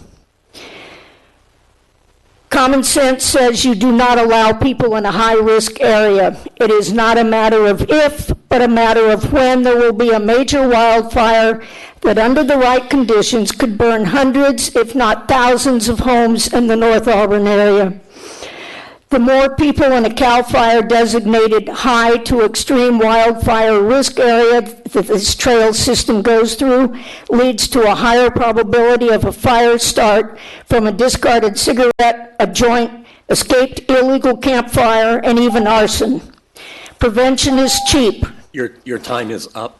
Okay, I have one sentence I want to tell you. Okay, one sentence. The Park Department Master Plan for Parks and Trails listed this type of project as number 4. And there are $40 million of deferred projects in the 5-year capital improvement plan. So why did an expansion plan that has not even been passed be allowed to apply for a $3.1 million state grant when the monies could have been applied for to be used for 21 other trail and recreation projects that have already been approved and just need funding? Your time is up. Again, thank you. I ask you not to approve this project.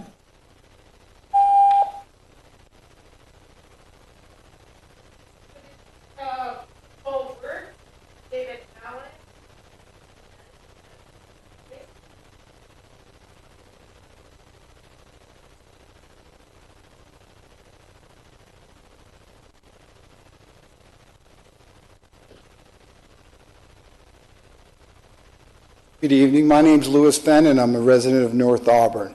And everybody wants a park. That's pretty straightforward. Everyone wants ice cream. But you don't have it all the time because sometimes there are risks associated with it. And there are 2 things I want to address tonight, fire and finance. And with respect to fire, CAL FIRE spokesman just said, you cannot fathom what's taking place today in CAL FIRE. It boggles the mind and it brings tears to your eyes. You're sending people into a extreme fire danger area. 4 million acres have already burned. How can we possibly consider incrementally increasing the risk? There have been people who have spent millions of dollars, such as PG&E, insurance companies, CAL FIRE. The governor himself declared a state of emergency with respect to fires, and we're considering sending people into a high fire risk area? 95% of fires are caused by humans, and we're going to send more in there? Do we not see what's taking place in California with fires? How could we even consider that? I just flew over Paradise and Mendocino. It looks like World War II bombed areas. We're concerned about that in rural Placer County, and everyone's talking about parks and ice cream. When are we going to act like adults and say this risk is too high right now? 4 million acres burned. That's 2 million more than the highest amount ever in the state of California. I can't see how anyone can reasonably say you're going to risk our community. I haven't heard anyone come up here and assess the risk part, and I'm going to get into that now. Insurance companies spend millions of dollars doing advanced modeling, risk analysis, probabilities, and outcome-based. You know what their biggest issue is? Outcome-based. Flyover paradise. That's outcome-based. One slip-up, for example, a person in Fresno starts a fire because they're celebrating the revealing of the sex of their child, and they start a fire. If I were to come in and say that to you, you would laugh me out. It happened. It's time to be adults. We all love parks. I take advantage of them. This is an extreme danger. Secondly, with financials, I haven't seen any pro forma financials. You go into a VC firm and say, I want $1 million, and you say, I have no pro forma financials, they'll laugh you out of the room. California is in a state of financial crisis. I suggest you read the budget and understand how many items on there are not funded at this particular point in time, and we're going to spend money we don't have when essential EMS services are being underfunded and negotiating for contracts. Thank you for your time. Thank you. Could we please have Nicole Wirtz, David Allen, and Janice Ray line up for comments, please?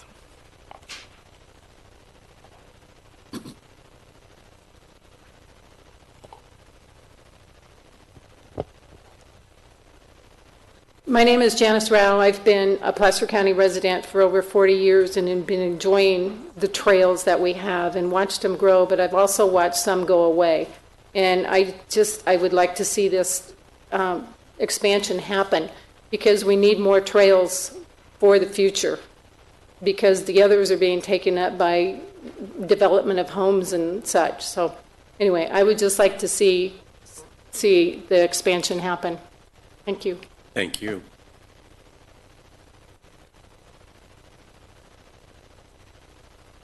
Good evening. My name is David Allen. I live in Roseville, 23-year resident of Placer County.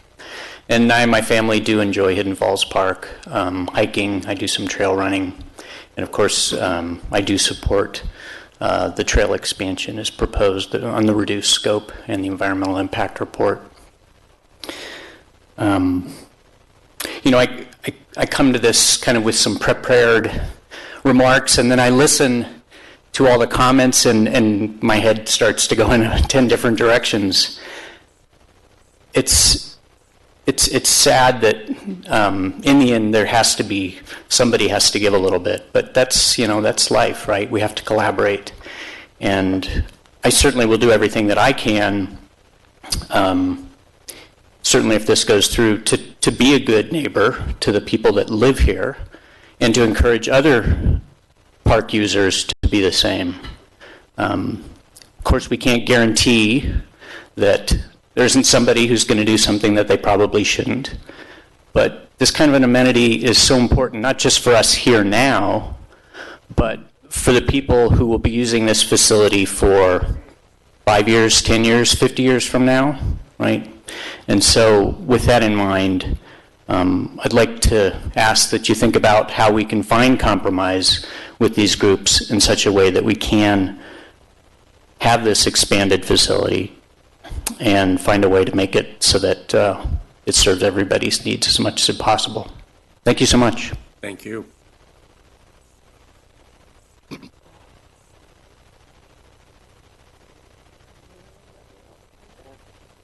Can we please get Judy Eiseman, Dana Stone, and Jane Wirtz to line up to comment, please?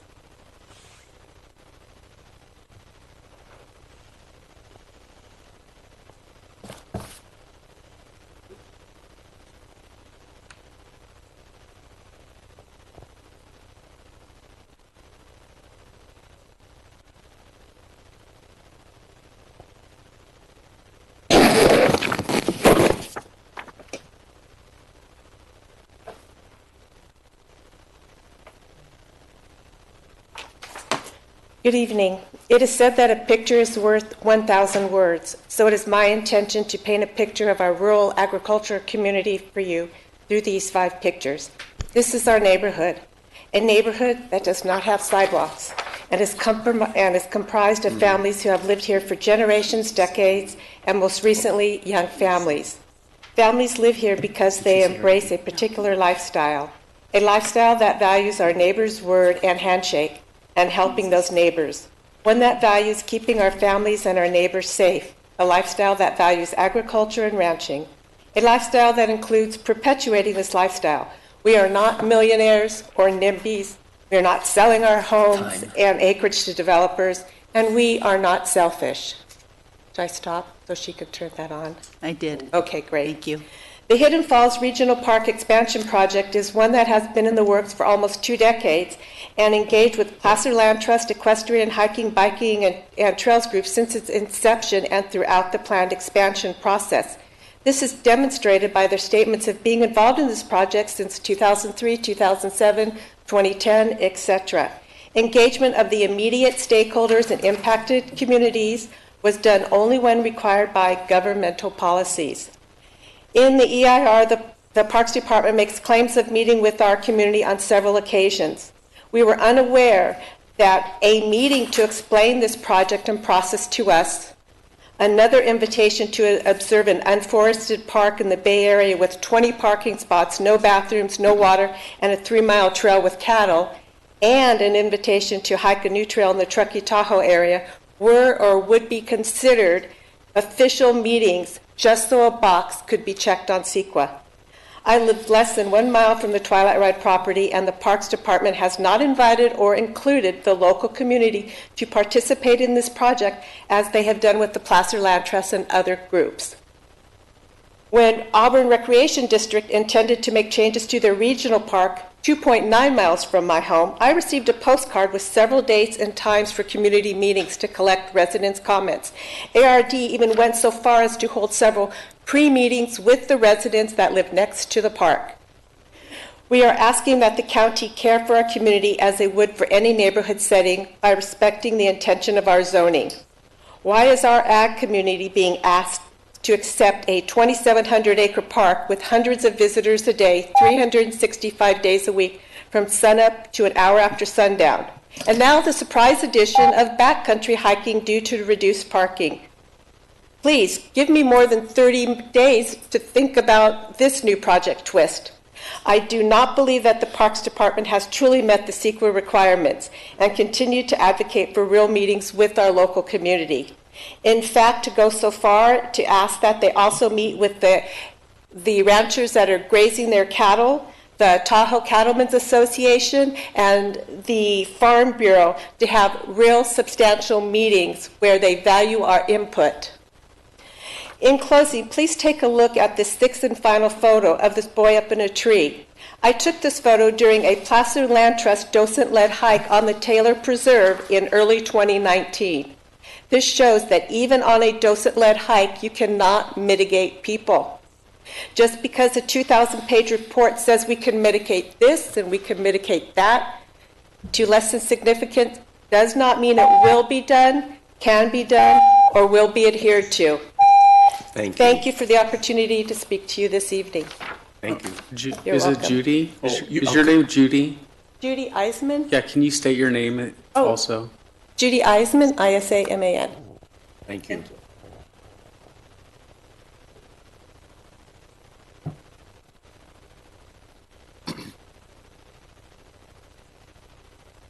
Hi, hello. Hi. My name is Dana Stone. Could you get closer to the microphone and stay? Hi, I'm Dana Stone, and I am Hans Turley's daughter.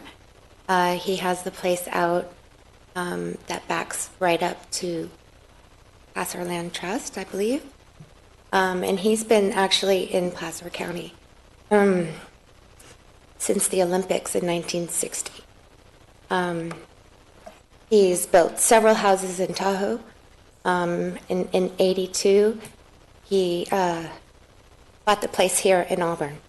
And at that point, Lee Iacocca, I don't know if anybody has ever heard of this, and I haven't heard anyone mention it, but he owned the property and wanted a tax deduction, or he wanted actually to develop the land, but couldn't get an access road. So the city at that point excuse me, wanted to go down Kramer. So I'm just wondering if this really actually has anything to do with a park, or if it's just getting a foothold into an area for development. That's my main question. We don't necessarily want to have campers and fire hazard and all this other confusion in our backyard. But it's not just about our backyard, it's about everyone's backyard.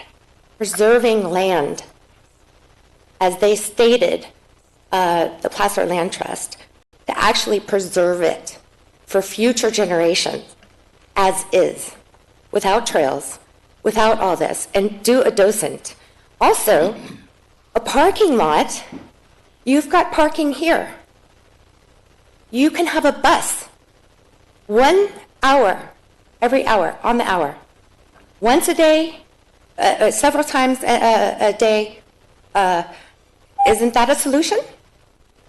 And also, wouldn't it be interesting to have an actual trail for the wine trail? You could actually hike from winery to winery. Wouldn't that be more interesting than just, I don't know, you could go to Lake Tahoe, you can go so many other places to hike.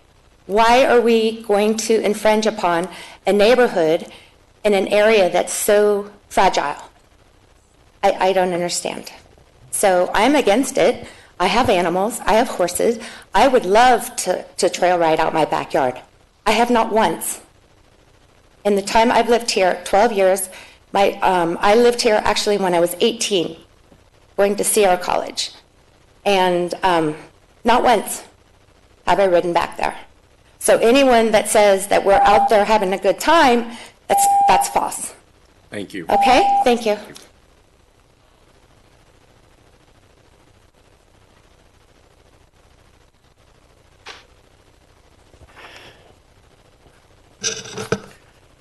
Hi, my name is Jane Wurst, and I am part of Protect Rural Placer.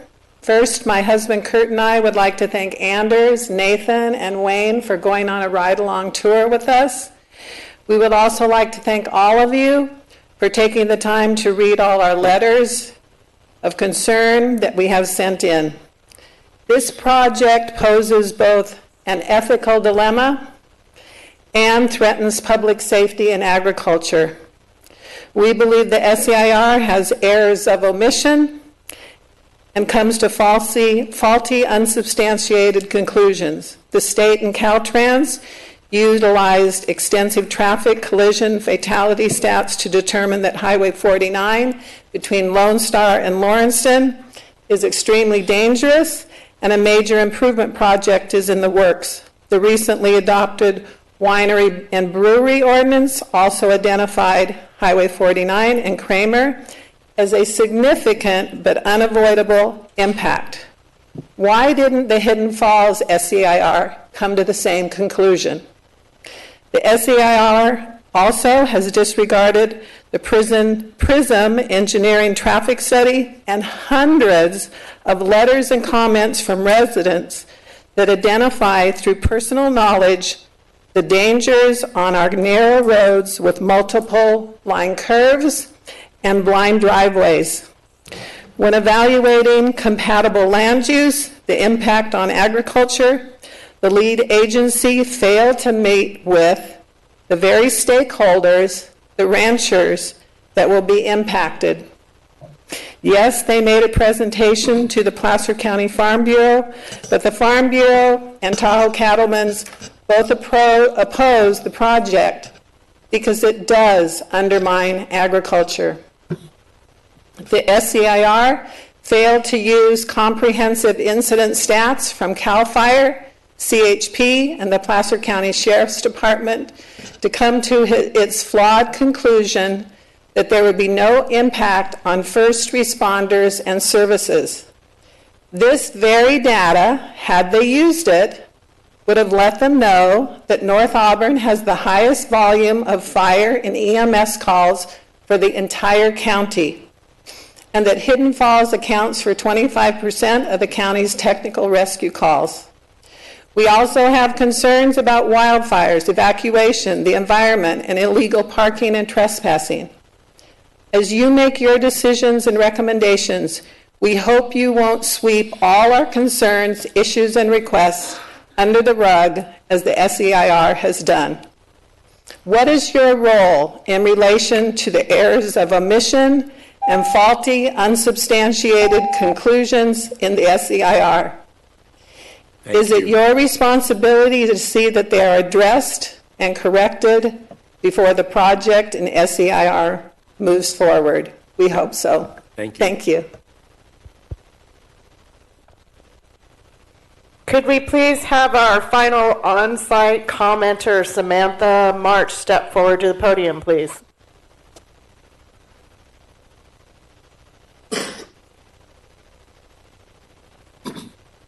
All right, good evening. I wasn't planning on talking tonight, but I had to jump in. I'm Samantha March. I live at 4215 Garden Bar Road, so apparently I'm one of the lonely ones talking on the Garden Bar end versus the Bell Road end.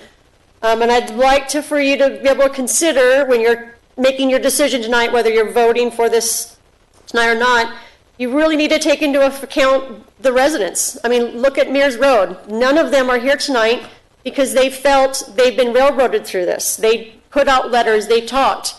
And if you drive down Mears Road, every driveway, they've invested thousands of dollars in fences, gates, cameras, no trespassing signs. They have construction things up in their driveways because people, you have reservations, but you're always going to have people that are going to go around that. They want to go hiking whether they want to or not, whether they can or not. So they're going to go find a driveway and go park in it. They jump fences. They leave their trash out. And so the Mears Road people are like barricaded behind their fences just to be able to enjoy their property. Garden Bar Road, if any of you have ever driven it, I don't know if you ever have, out at that end, it is, on a lot of places, a less than 1 lane road ride. It's 3.5 miles past my house to get up to where the entrance is. Okay, you have blind corners, you have driveways where you can't see. My driveway, we had to already put in thousands of dollars just to be able to make it to where we can come up out of our driveway onto gravel road. We've got horse trailers to be able to even get visibility for people that already drive too fast up and down there. My son gets dropped off a half a mile down the road at Mount Pleasant and Garden Bar because the school bus cannot even, the school district will not send their bus up Garden Bar Road. There's nowhere to turn around. So you add in the traffic, the road, the visibility, and then you add in the threat of fire. You have hundreds of people now that are in the park and the residents trying to get out this little tiny skinny road that was never meant for that kind of traffic. You cannot get fire trucks back in there. So the fire mitigation plan, I don't understand how they can come to that at all, that CAL FIRE thinks they can handle that. I mean, I guess they're relying on helicopters. But what about the rest of us that are down there now who are on our own trying to escape?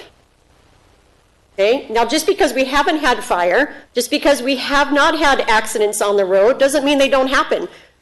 Fender benders happen all the time out there. My daughter's already been run off the road.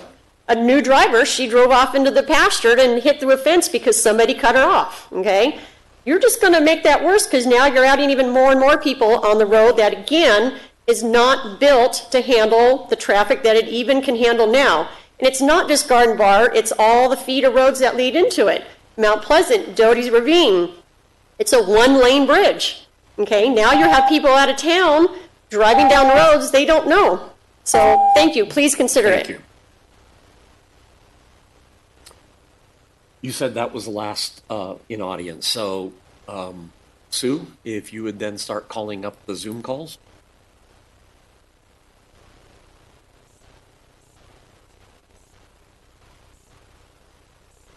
Diane Boyer, you have 3 minutes. All right, am I on? Yes, you are. Okay, thank you. My name is Diana Boyer, and I live in Auburn, California. And I enjoy using the Hidden Falls Trail System as a Placer County taxpayer. I use it by bike and on foot as a runner and a hiker with my family, including my 2 young boys.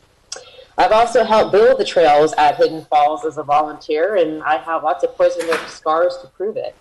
I represent the Auburn Trails Alliance, which is a local nonprofit group of equestrians, bikers, hikers, runners, and I represent Folsom Auburn Trails Trail Riders Action Coalition, also known as Fat Track, which is a trail building advocacy group representing area mountain bikers. We support the reduced project plan before you today. We believe the proposal represents a balanced approach between user groups and neighbors. Placer County, we believe, has proven over the years that it's an effective land manager when it comes to addressing issues around parking. And I have no doubt it will continue to appropriately address any future issues that may arise. We believe the proposal represents a balanced approach. It doubles the number of trails that will spread out trail user groups. Parking is also spread out and will further help to spread out trail users. I also know that change can be difficult for some and presents a lot of unknowns, as you've heard here today. One project that I was very involved with recently was getting the Auburn Bike Park built. We also faced a lot of opposition from our neighborhood, a neighborhood that I also live in. And some of my fellow neighbors also raised the same fears of noise, traffic, fires, homelessness, you name it. But in the end, none of those concerns came to fruition, and it's become a very cherished resource, especially during this time of COVID, for parents, kids, and adults of all ages to get out, exercise, and enjoy the great outdoors. In fact, a house that was recently listed for sale near the bike park boasted about its proximity to the park as a selling point. The quality of life, like Hidden Falls, will increase for area residents. And so too will property values, I believe, as research has shown. Most importantly, you are giving Placer County residents like myself, like my children, like my fellow families and friends, the opportunity to enjoy 30 more miles of trails that are spread out over multiple miles and preserving land for future generations. For this reason, I urge your support. Thank you. Thank you.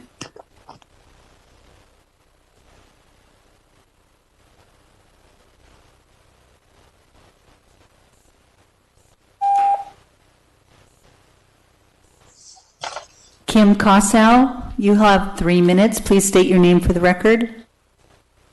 My name's Kimberly Hall Costo, and I grew up in Auburn. We've been there 47 years. My mom's still out there off Bell Road, our family property. She spoke earlier. So I grew up as 4-H as a kid, had horses, rode all the time. We had goats, steer. We did a family vegetable garden. So my parents bought their first house on Bell Road. They saved and saved to buy out there where they would stay and retire. They have about 20 acres. My dad passed away. My mom is still out there, and she says she will remain out there. She has a lot of hard work to maintain her property, and that is her peace and tranquility. I mean, to go in and take away people's hard-earned peace and land and ability to use their land how they want to use their land, like the other lady that spoke earlier and got emotional, we too get emotional. That was something she planned on passing down to her kids to have the family property. And the lady that just spoke saying, oh, it'll increase your property value. Yeah, we thought of that. We don't care about that. That's not why we're there. She does pay higher tax, property tax and fire insurance there. She doesn't care about the property value increasing because there's a trail system in it. She cares about enjoying her lovely property that has wildlife on it. She sits out on her porch and watches the wildlife daily. My concerns would be several things that were brought up earlier. There's several very sharp corners on Bell Road. The traffic is an issue. People that don't know those corners, as somebody mentioned, the Livingston fence has been taken out, I can't tell you how many times over the years. There is a rise where the Mendez, where the winery is. People come over on the wrong side of the road. There's been a horse hit there prior years. The traffic on Highway 49 is already horrendous. So bringing an increased traffic down 49 to Bell Road that gets into a single lane road with a single lane bridge, and it's not even wide enough, as somebody mentioned, to have a lane down the middle of parts of it when it's foggy, etc. So I'm opposed to the project, and it's for several reasons. There's people coming from out of the Sacramento area. They come with dogs off leash. You have dogs off leash mixed with horses, doesn't work. There's been dog bites on people with loose dogs. So your 3 minutes is up. Could you conclude your statement? Yes, I'm opposed to the project. We live out there. It would affect us. It would affect all her neighbors. So I urge you to not go through with the project. Thank you. Thank you.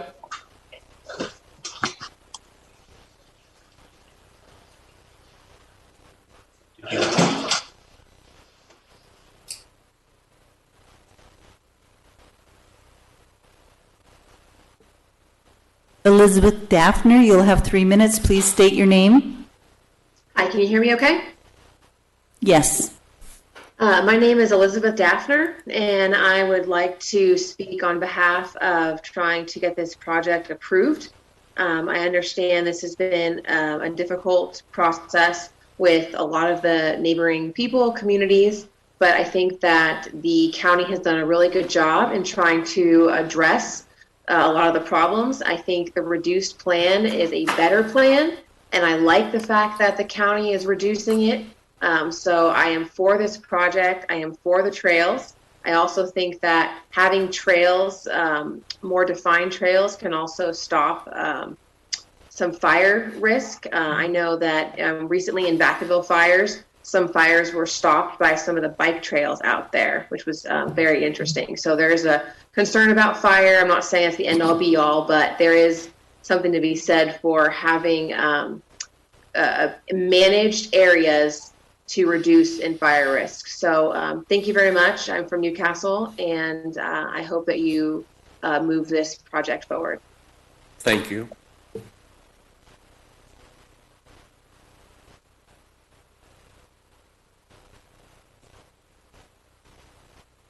Mr. Garabedian, you'll have 3 minutes. Please state your name.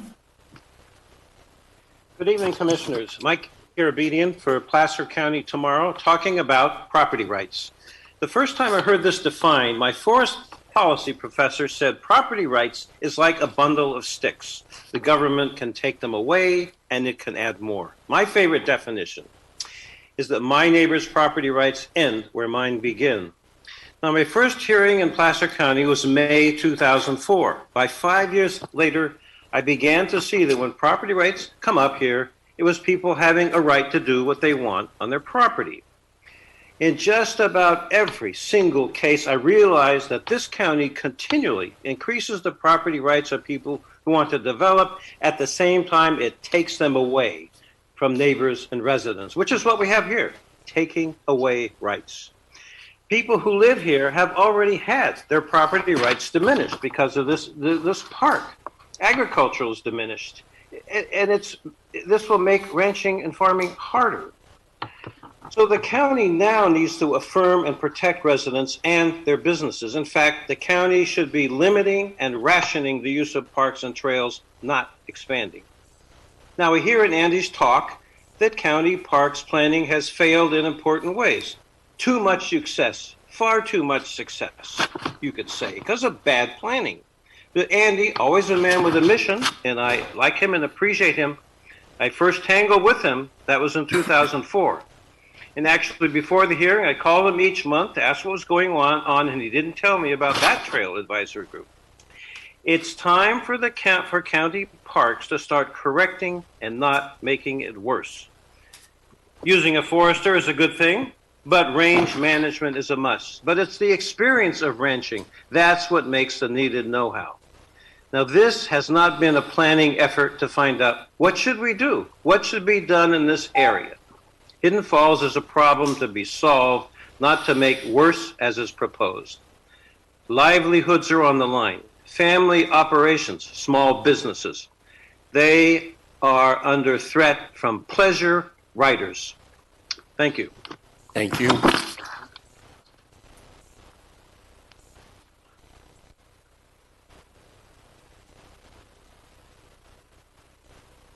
Mr. Wetter, please state your name and you'll have 3 minutes. Looks like he's muted.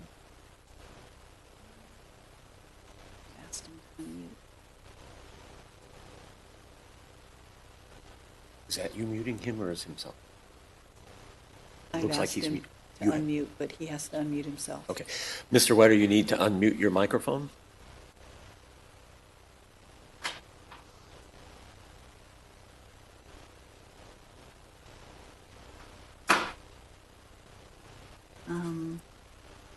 Mr. Wetter, is it possible for you to unmute your microphone? Go to the next person. Could we come back? Mm-hmm. Mr. Wetter, we're going to come back to you, so when we come back to you, if you can be prepared to unmute your mic. So, next speaker. Valerie Vanderlinden, please state your name and you'll have 3 minutes. Hello, my name is Valerie Vanderlinden. I'm 22 years old. I have been a resident of Auburn, California for my entire life, and I've always used the trails at Hidden Falls to get outside, interact with nature, ride horses, or hike. It's always been a nice escape for my friends and myself since we grew up with technology always surrounding us. Going out on the trails is a comforting way to push aside our devices and enjoy the beautiful nature that we're so lucky to have. Like I said, we're so lucky to have places like Hidden Falls to go with friends and family, and it's important that our future generations also have this same opportunity. I support the expansion of Hidden Falls because as I enter into adulthood and start working full-time, I see just how important it is for people to get outside away from their devices. Now, working from home due to COVID-19, it is even more important. My generation, Gen Z, makes up just over 50% of the population in the U.S. Let me say that again. My generation, Gen Z, makes up just over 50% of the population in the U.S.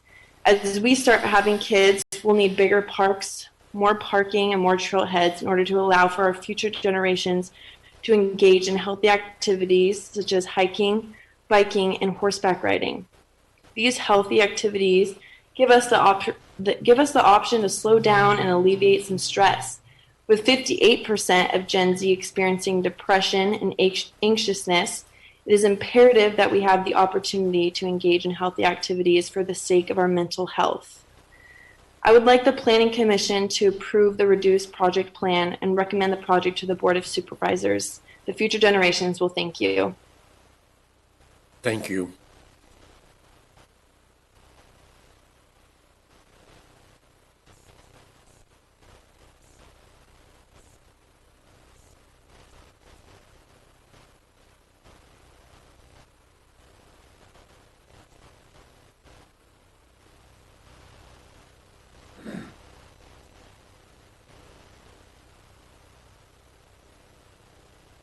Christy, are you here to speak and make a public comment or as a consultant?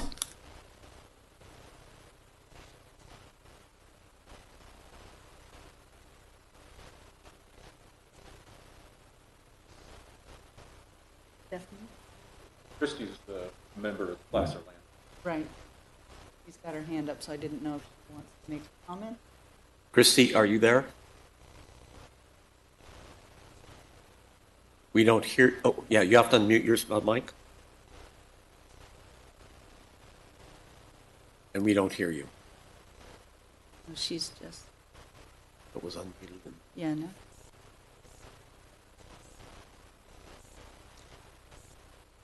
Christy, do you want to go ahead?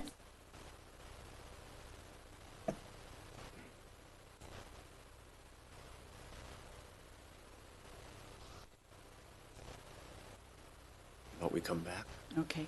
Okay, Chrissy, we're going to come back to you. We can't hear you.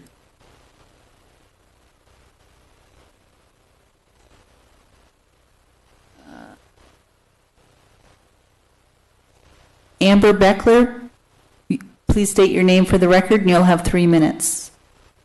Thank you. Can you hear me okay? Yes. Excellent. Good evening, commissioners. My name is Amber Beckler. I live in Granite Bay. My comments are not intended to be for or against the project. Instead, they're actually related to the activities documented with the conditional use permit, or the CUP. Lisa and Andy had clarified during the town hall on October 6th and also here tonight that activities covered under the CUP included depredation hunting to manage potentially invasive wildlife. I think the example used was feral pigs, which I understand, and also that fishing is allowed. It does worry me a little bit that the depredation hunting could be used as a way to euthanize wildlife that now pose a perceived threat to people, because more people would now actually be in those remote areas. So that's just a call out or a concern I have. Lisa also answered my question during the town hall that recreational or licensed hunting and the use of all-terrain vehicles, or ATVs, are not allowed, and that those uses are considered excluded activities for the Hidden Falls CUP conditional use permit. In the presentation tonight, though, it didn't show those excluded activities even after that clarification was given. And I'm also concerned that motorcycles or dirt bikes might be used if they're not called out as excluded activities. So just in order to ensure that it is explicit and there's no confusion in the future, I just ask that the Planning Commission tonight request that staff specify recreational hunting, ATVs, and motorbikes or dirt bikes are called out as exclusions to the CUP. This documentation should be included if this project is approved tonight when it goes to the Board of Supervisors. Thank you so much for your consideration. Thank you.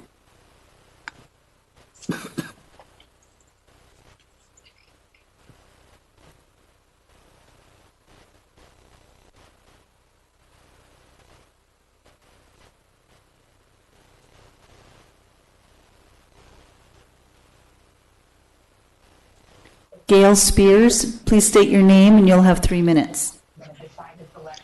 My name is Gail Spears. I'm against the revision of the Hidden Falls Park.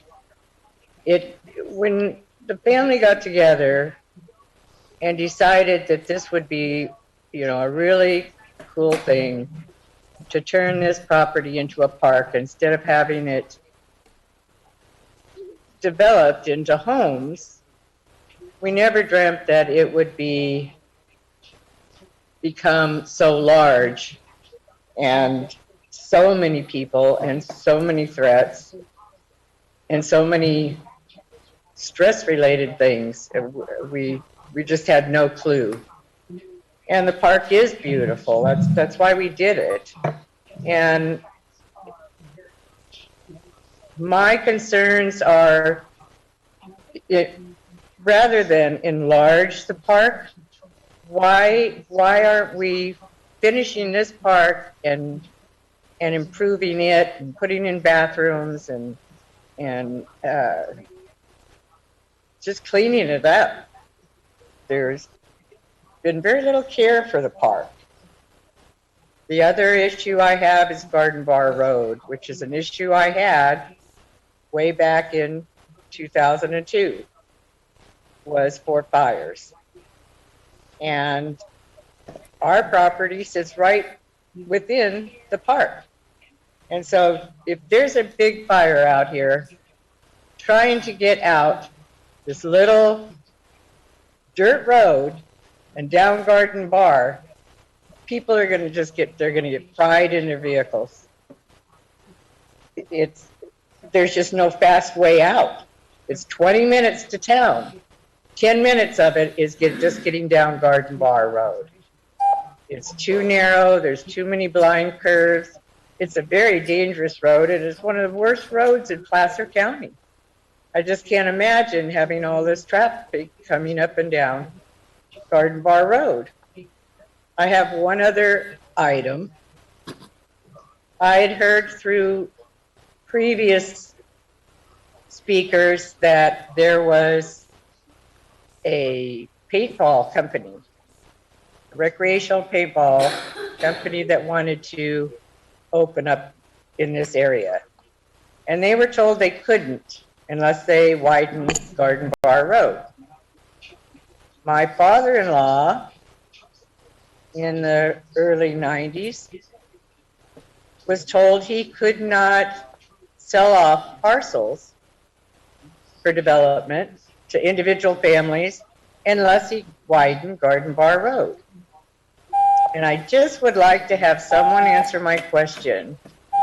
If everybody else would have to widen Garden Bar Road to do anything that would bring in more traffic, why does the county not have to do this? Thank you. Your Why do they have 3 minutes special are up. treatment? Thank you for your comments. Yeah, so I.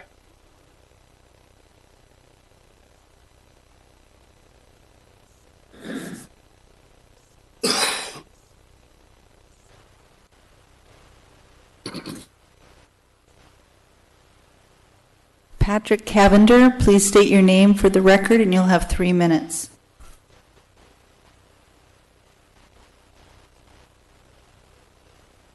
Mr. Cavender, you need to take your microphone off mute.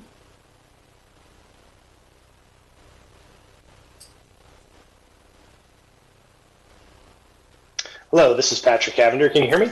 Yes, thank you. Hi, I'm a 20-year resident of Rockland, a father of 2 sons, and I was raised on a rural ranch, actually. Hidden Falls is a special place for my family, and it's a special place for my children to engage in the outdoors. My kids have outgrown baseball and soccer, so hiking and exploring trails is now a way to keep them active and healthy, as well as a great way for our family to spend time together. According to a poll from the National Alliance of Youth Sports, around 70% of kids in the United States stop playing organized sports by the age 13. Hidden Falls provides access to the trails that are accessible to kids and help them engage with the outdoors in a positive way. Teenagers need a positive place to engage in their community and the land. With my 2 teenagers, we've hiked Hidden Falls, mountain biked Hidden Falls, and we do trail runs at Hidden Falls. Needless to say, my kids love Hidden Falls. Spending just a little time at the trailhead of Hidden Falls, and you'll see many smiles from kids, both young and old. Multiply that times 365 days a year, and that is many thousands of happy Placer County kids appreciating the outdoors. With the recent boom in trail usage during the pandemic, it's harder and harder to gain access to local trails. Placer County needs expansion of access to trails to support the demand. Expanding access to Hidden Falls Park will reduce current trail crowding and contribute to the overall health of Placer County citizens and provide healthy activities for kids. I strongly support the Hidden Falls expansion project and the Reduce project alternative and urge your support. Thank you. Yes, thank you.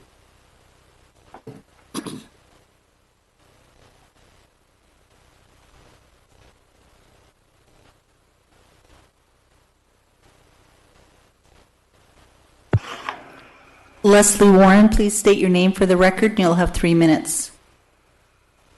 Thank you. Leslie Warren, Auburn, California.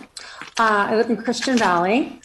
Planning Commissioners, I trust you're committed to finding the best possible solution tonight because one side can't win until both sides wins. Otherwise, we'll just have conflict aftermath, which brings in even more difficult problems. The reduced project alternative is not the best possible solution because even though it relieves pressure on some residents, other residents in the project area are still going to be significantly and adversely impacted. I'd like to suggest that we postpone a decision tonight and consider changing the project alternative to reconsider the off-site parking and shuttle bus because parking and the lingering and exploring of people from out of area into areas where residents live is really the crux of the issue here tonight. It was rejected as infeasible, but the infeasibility was never clearly addressed in the EIR.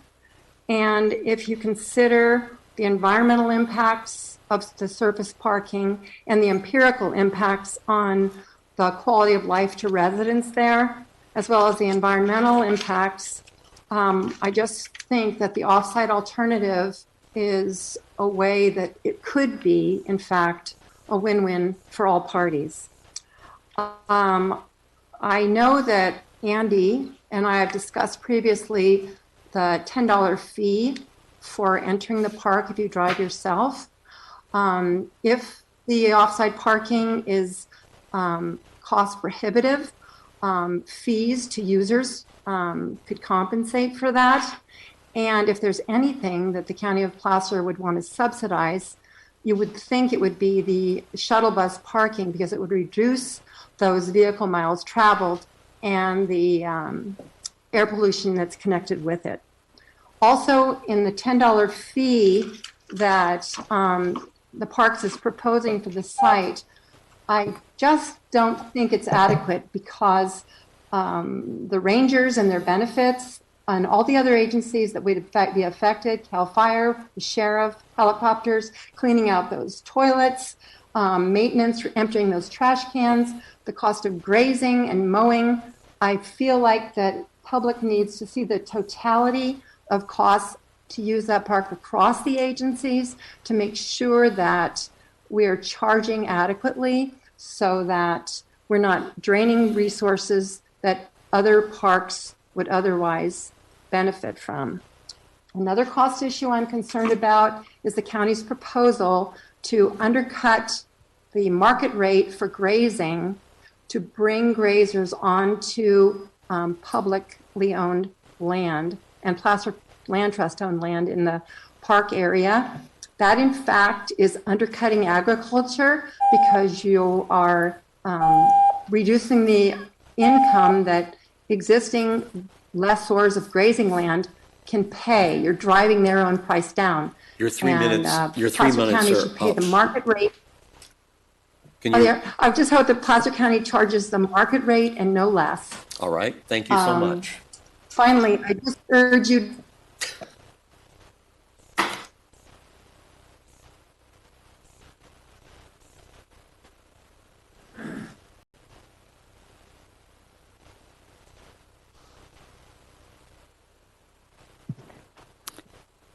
L. Davis, please state your name for the record, and you'll have 3 minutes. My name is Laureen Davis. You'll need to speak up. My name is Laureen Davis. Thank you. I'm a lifelong Placer County resident of 64 years, fourth generation Placer County resident. And I support the Hidden Falls expansion under the reduced plan. And as an equestrian, I look forward to exploring the new trails and seeing families out enjoying nature and being outdoors. And as a previous caller mentioned, I have personal experience in a bike trail. My daughter's home in the LNU fire outside of Vacaville, her home was saved in part by the bike trails behind her house in the open space and grazing land. The fire stopped at that bike trail and her home was saved. So I urge you to support this plan under its reduced capacity. Thank you. Thank you.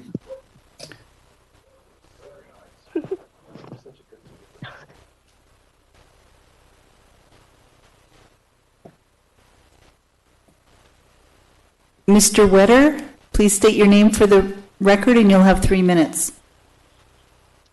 Hi, my name is Matt Wetter. Can you hear me okay? Yeah, if you could get a little closer to your mic would be good. Sorry. My name is Matt Wetter. Can you hear me better now? Much better. Thank you. Okay. I am a Folsom resident and a regular user of the Hidden Falls Trail Network, but I'm also the president of the Folsom Auburn Trail Riders Action Coalition, which does probably 60% of our work in Placer County, combined with El Dorado County and Sacramento County. And so Fat Track, for short, we strongly support the overall the draft EIR and the expansion of the expansion of the park. It's just a treasure for everybody that's in the greater region, not just Placer County, and it's greatly appreciated. It needs to have additional access provided by the additional parking. Apologies for my son in the background. Thank you. But trails are. Sorry about that. Okay. Approximately 56% of California residents participate in outdoor recreation each year, and I think that's pretty clearly a understatement for the greater Auburn area. So that's just those things to keep in mind about how much we really need additional trails and additional access to those trails. The parks, the state park system is clearly pretty well inundated, especially during these times of COVID. The other item that I'd like to kind of point out is the bicycle recreation generates $83 billion across the United States. I don't have the specific numbers for how much of that is spent in Auburn, but once again, it's a pretty disproportionate percentage compared to the amount of population that's there in Auburn. So in closing, and finally, Fat Track has gained $17,500 in grants, primarily from REI, that have all been spent in the immediate area, maintaining the trails. We're a local advocate. We're there to help out. We're there to provide maintenance, provide to build trails, all those good things, and make sure that everybody's using the trails with good etiquette. So in closing, I just want to reiterate my support for the draft DSEIR and the expansion and the whole program, and look forward to using the Hidden Falls Trail area much more. Thanks a lot. Bye. Thank you very much.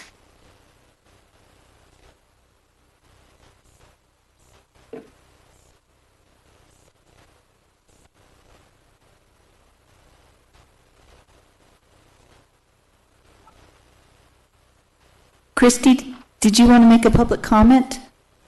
I did. Can you hear me? Yes. Oh, good. Okay. Sorry, I had some kind of microphone issue before, so I appreciate you coming. Wait a second. Let's try that again. Oh, shoot. Yeah, I got cut off for some reason. My name's Christy Clays. I live in Roseville, and I'm the Land and Recreation Manager at Placer Land Trust, and speaking today on behalf of the Placer Land Trust. We're based in Auburn. Placer Land Trust supports opening these preserves to public recreational use while maintaining protection of these preserves as required by existing conservation easements and other agreements in the area where the trail expansion project will occur. With continued cooperation between Placer Land Trust and Placer County, the trail expansion project can be achieved in agreement with the intent of past conservation work, concurrent to continued ag use and grazing, and in conformance with the specific conservation restrictions on these preserves. To address misinformation, Placer Land Trust's Big Hill Preserves relies on and will continue to support livestock grazing as a critical part of its management regime.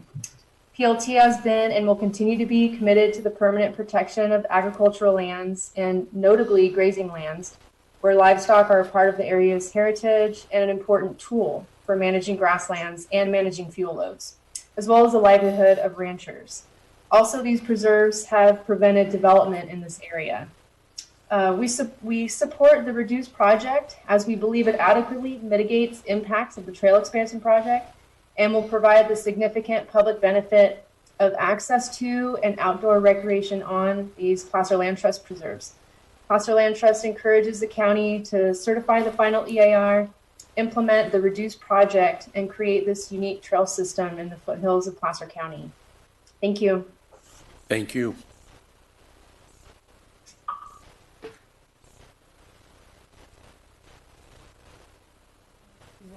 If anyone else wants to raise their hand, that's okay. At this time, is there anyone else on the Zoom call who would like to raise their hand?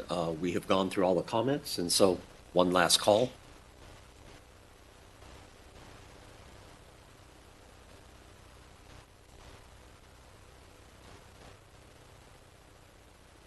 Anyone? Right. With that, we'll close the public comment period of this discussion. At this point in time, Andy, if you could respond to some of the statements and comments that were raised during the comment. Thank you. Let me do my best to catch some of the significant ones I circled and then answer any other questions you may have. I'll begin with hunting and wildlife. So several questions about the status of hunting, what depredation hunting is.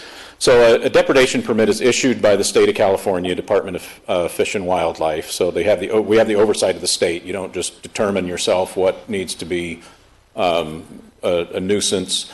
To date, we have only applied for permits for feral pigs. That seems to be the only type of animal that has done some habitat damage out there when the numbers have gotten very big.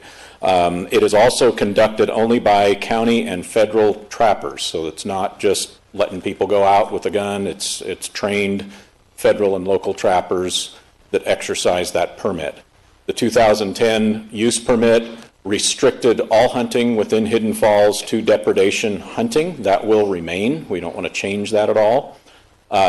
The underlying landowners within their own lands on the expansion property, we are not regulating, but we are not proposing to bring hunting of any kind of recreational sort onto either the existing or the future properties.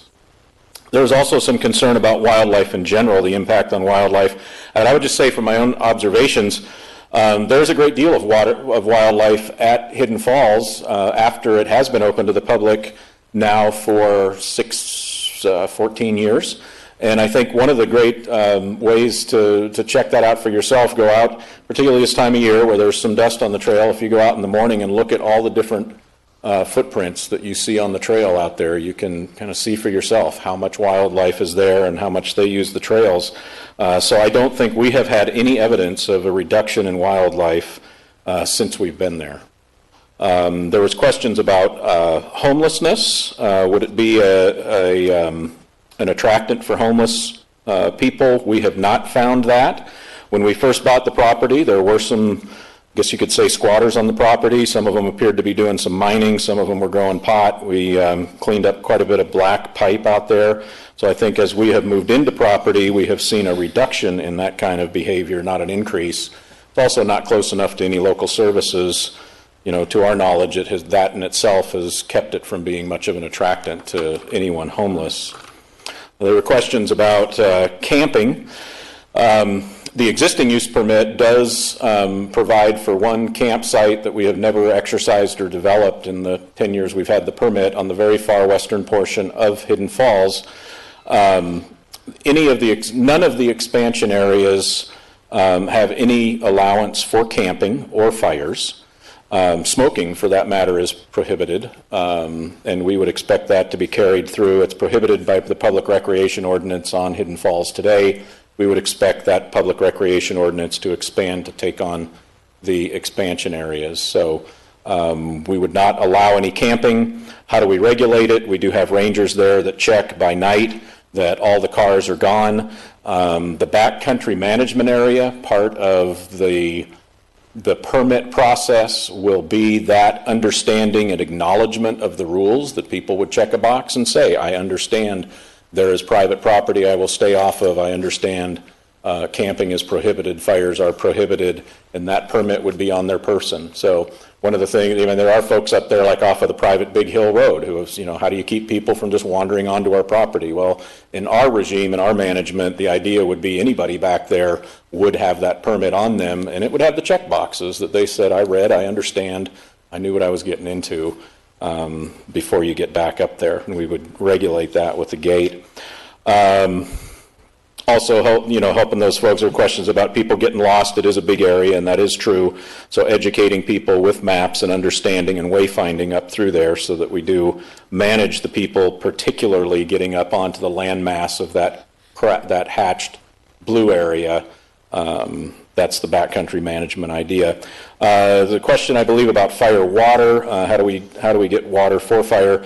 There would be water tanks. There is one now at the Hidden Falls property. We have had our well out of service for several years. It's coming back online now, but we still have filled up the 12,000-gallon water tank with off-site water via truck. But we do have access to surface water at the other two sites, meaning canal water. We have irrigation water rights. So we would be able to utilize that for any of the fire storage at the Twilight ride or the Garden Bar side.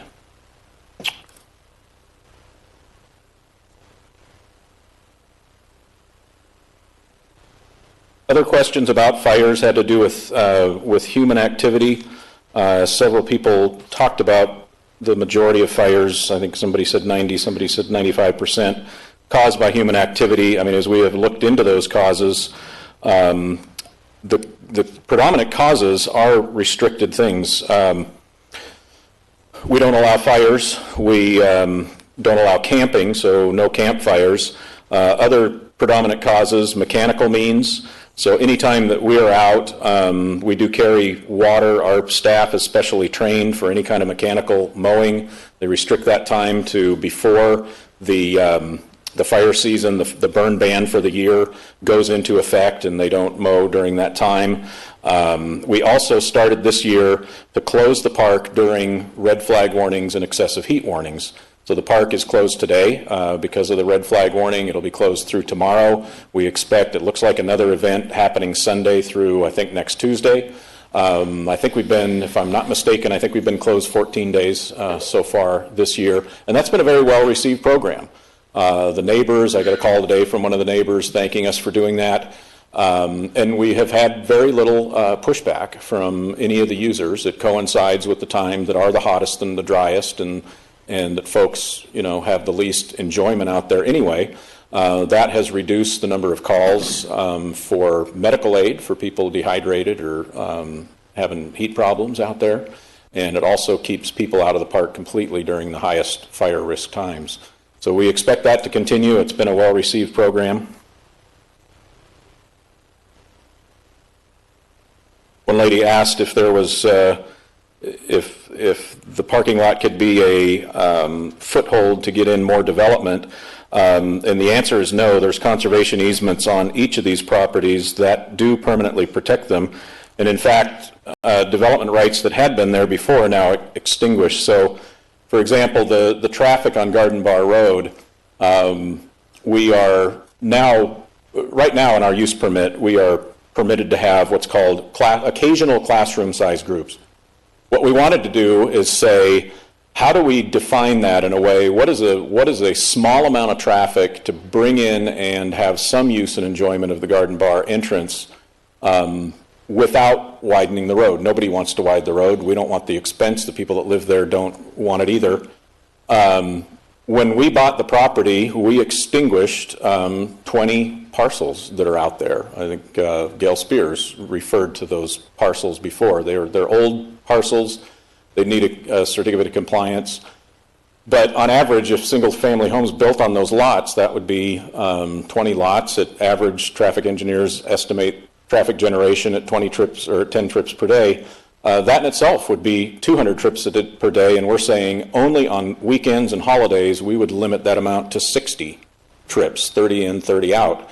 So I think we are bringing, what we've tried to do is say what is a small amount of traffic to bring in there and permanently restrict it to that so that it doesn't get any higher. Similarly on Twilight Ride, the developable land and the rights that have been extinguished through the conservation easements, none of that traffic will ever come through residential development, and it's a very similar amount to what we're proposing now for the Twilight Ride parking lot is what could be developed on those parcels to the east of Hidden Falls today. Somebody asked about busing. We did look into shuttle at one time, and I think in the future, if it did reach a demand or a interest on the part of providers, we did reach out to different shuttle providers. There was not interest in providing it because of the relatively low volume compared to where you normally see transit type services. This is not along, around, or close to a transit route that we have today. So we did look into it. It did not come out for us. If it does in the future, I think we'd be open to it, but it does not appear to be a viable method for us today.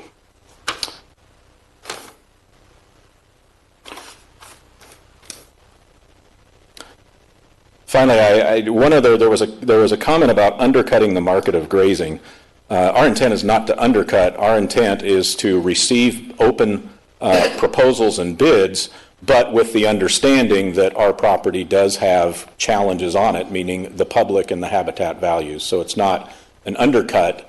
It is an opportunity to bid based on the realities of the property. So we're not trying to undercut the market there as well. With that, I think, let me turn it back over. I'll see if there's any other questions on your part. Okay, so at this time, I think it's appropriate for the commission to ask questions of Andy or other staff. And oh, I did close public comment. Let's close. So at this time, any other questions? Yes, Rick. Okay, yeah, probably these are for Andy. Let me see, with the Nature Center and barracks and campground, and there's apparently a parking area for 200 cars someplace, overflow area, in Garden Bar. In Garden Bar. We had, go ahead, go ahead and finish. I guess what I'm scratching my head over is, when we looked at the use permit years ago, it was a little bit more general, and it sounds like this is becoming more specific now. But also, it sounds like there's 6 events a year, and I just was wondering how that compares with the, we've come up with an event ordinance the county has here in the last 3 or 4 years. And so how does that compare to the county's event ordinance, where the county would be possibly competing with somebody else that has an event center or something like that? And so I guess, how does that compare? Has that been looked at? So the reason that we classified it as 6 a year and under 200. So we have within the Parks Division a threshold of 200 people on events at which we process special event permits within the Parks Division, and then over 200, that goes to planning, and it's circulated more broadly for a temporary event permit. And I'm not sure if that's exactly the same as the event permit you're talking about. Well, they do have temporary event permits, yeah. So in our mind, it was somewhat of a disclosure. Anybody could come to any of our properties anytime and turn in an application for an event permit. We circulate that to fire, to the different affected traffic, different affected people. We circulate it similarly to how the planning department would circulate. Require people to bring in extra bathrooms, require people to bring in their own trash, dumpster, those kind of things. So what, in our mind, that was a disclosure that, one, we're going to limit it. We do think that, because we have heard from people like the Boy Scouts, like cross-country running clubs, that there is an interest in using that part of the property, the western end of Hidden Falls. It's nice and flat. It would be conducive to things like a cross-country meet, something like that. And so we said we'd like to be able to accommodate that. We'd like to be able to limit it and accommodate it through our special event permit and limit it to 6 events a year that we could coordinate. Okay, so it doesn't really conflict with the county's ordinance on events? I wish I was more familiar with the ordinance on events, and I'm not sure if there is anybody here, EJ, if that's something you can speak to. Yeah, I don't think so. I mean, the county, events under the Parks Division is completely separate. Whatever is a county facility, whatever their process is, or if it's a special use permit, whatever's allowed under that use permit. Okay. I think that answers it. Let me see. Also, I was reading the comments from the Land Trust, and initially, there wasn't as strict of criteria for people to go up to the Land Trust. And so, but at any rate, their final letter, what they talked about was if there are changes, that the changes be part of the conditional use permit. And so, at any rate, is there a formal agreement with the Land Trust and the county on I guess process or whatever you're going to do? We are working on an operating agreement that would kind of coincide the use permit with the management plans that they have going on right now. So just to bring those into a consistent document of how we work together. Our use permit is not intended to regulate any other landowner. So for example, the landowner under Liberty Ranch, there is an underlying private landowner. The land trust's ownership of the Harvigo Preserve. The intent of the use permit is for Placer County to regulate ourselves. Does that answer the question? Well, I was wondering if there's a formal agreement between the land trust and the county. We're working on a formal agreement. We have heretofore looked at and communicated with the land trust on their management plans and how they coincide with our plans. So there's been discussions. We have not signed on the dotted line, I guess you could say. We haven't formalized it yet, but we have been in coordination on both of our activities within the lands. Okay, so they asked that be put in the use permit in the letter, at least I read of theirs. And I believe, and Christy is here, I do believe they did have an interest in making sure that we were not regulating them through the use permit, I believe is the interest that I heard, and we don't intend to do that. We'll have an agreement between ourselves, just an understanding when we have the public on their property, how all that works together. But our intent is not to regulate the land trust, to put any additional regulation on the land trust that they don't already have through other agreements and through their ownership. Well, I guess the land trust has given the county the ability to direct people to property that they manage. Those were written into the purchase and sale agreements for those properties. So while it came with title to the land trust, trail easements came to the county, all that was packaged with the purchase and sale agreements. Okay. I guess what I was thinking is if there is a formal agreement that it would have been nice if it was referenced in the use permit here so it was clear. And that doesn't exist today. Okay. There's not a necessity for it. We've just talked about the value of it to make sure we have a common understanding of both of our operations. Okay. Well, hopefully it becomes a formal document so it doesn't become a conflict in the future. Okay. Let me see. I did notice in the environmental document reference to the park vegetation management, fuels management, range management, and there was a plan apparently that was developed, and so that exists. So the land trusts have management plans on each of their properties. I'm sorry? This is for Hidden Falls. We have a vegetation management plan, circa, I believe, about 2011. We're also beginning to work with our agricultural commissioner, Josh Hunsinger, his office, the grazing coordinator, Dan Macon, for the county, and update that and turn that into the kind of leases and protocols for continued grazing. When we bought the property, part of the purchase of the Spears Ranch came with continued grazing for 10 years after we bought the property. Right. There was some holdover time after that.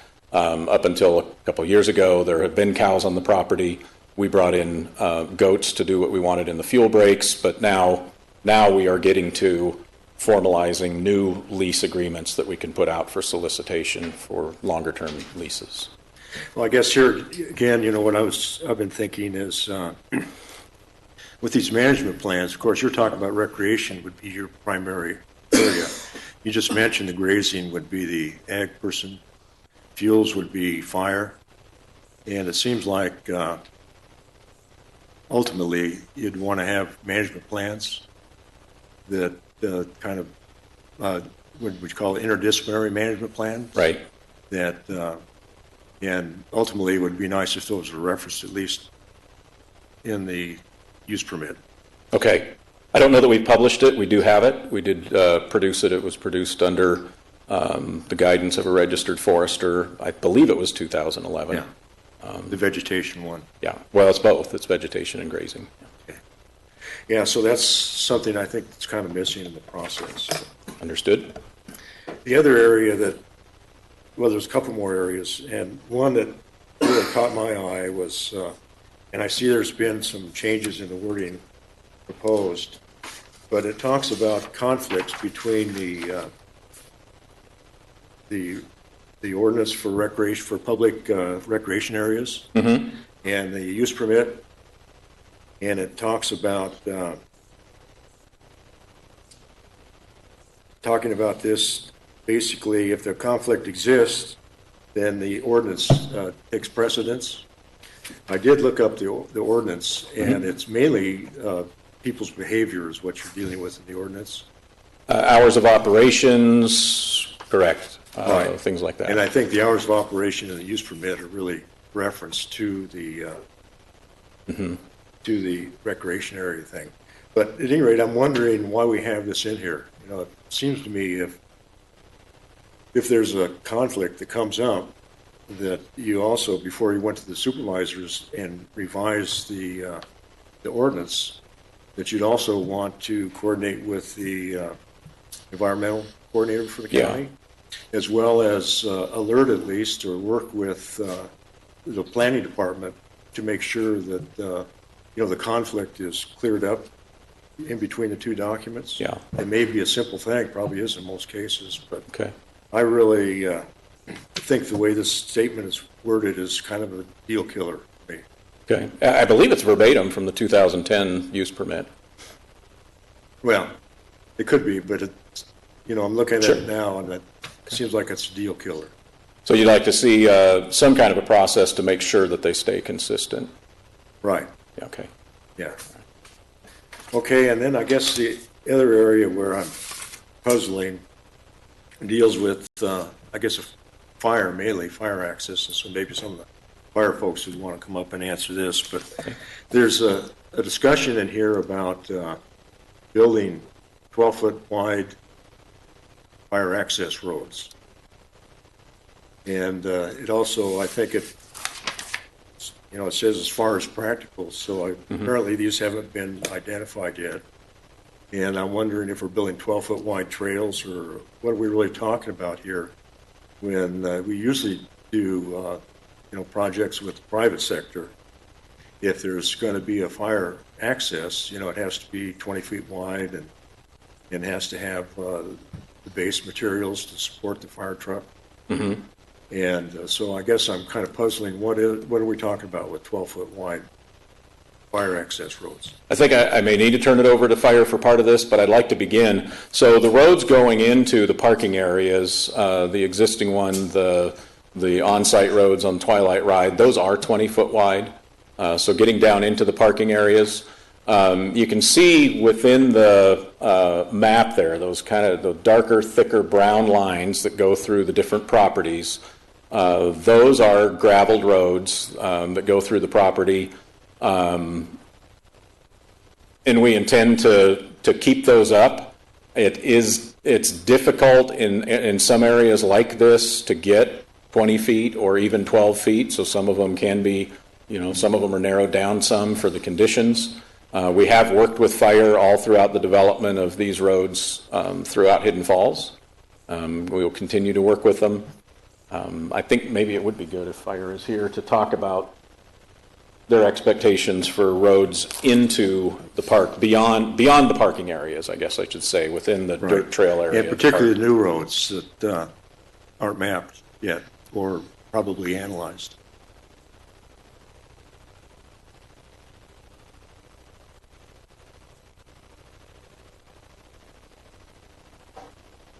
Jim Hudson, Deputy Chief with CAL FIRE and Placer County Fire Department. I think what the question is, you're talking about the interior of the park, the 12 feet is what we're requiring interior to be able to gain access with a small fire vehicle.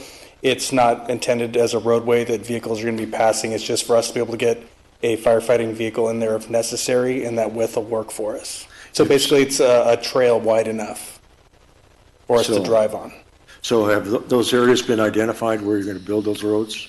Yeah, we've been working with parks, and then we've also looked at some of the going to the bridges that we'll be able to cross if necessary, and the weight ratings on those, whether if it's feasible or not. So we have been at the table for that. And this is our fire planner. He can speak to the code more, but the 12 feet refers to the interior, not gaining access to the park on a county roadway. or in the parking lot area where you'll have two vehicles passing. They're just roads for us going in to suppress a fire if it happens, or for a medical aid.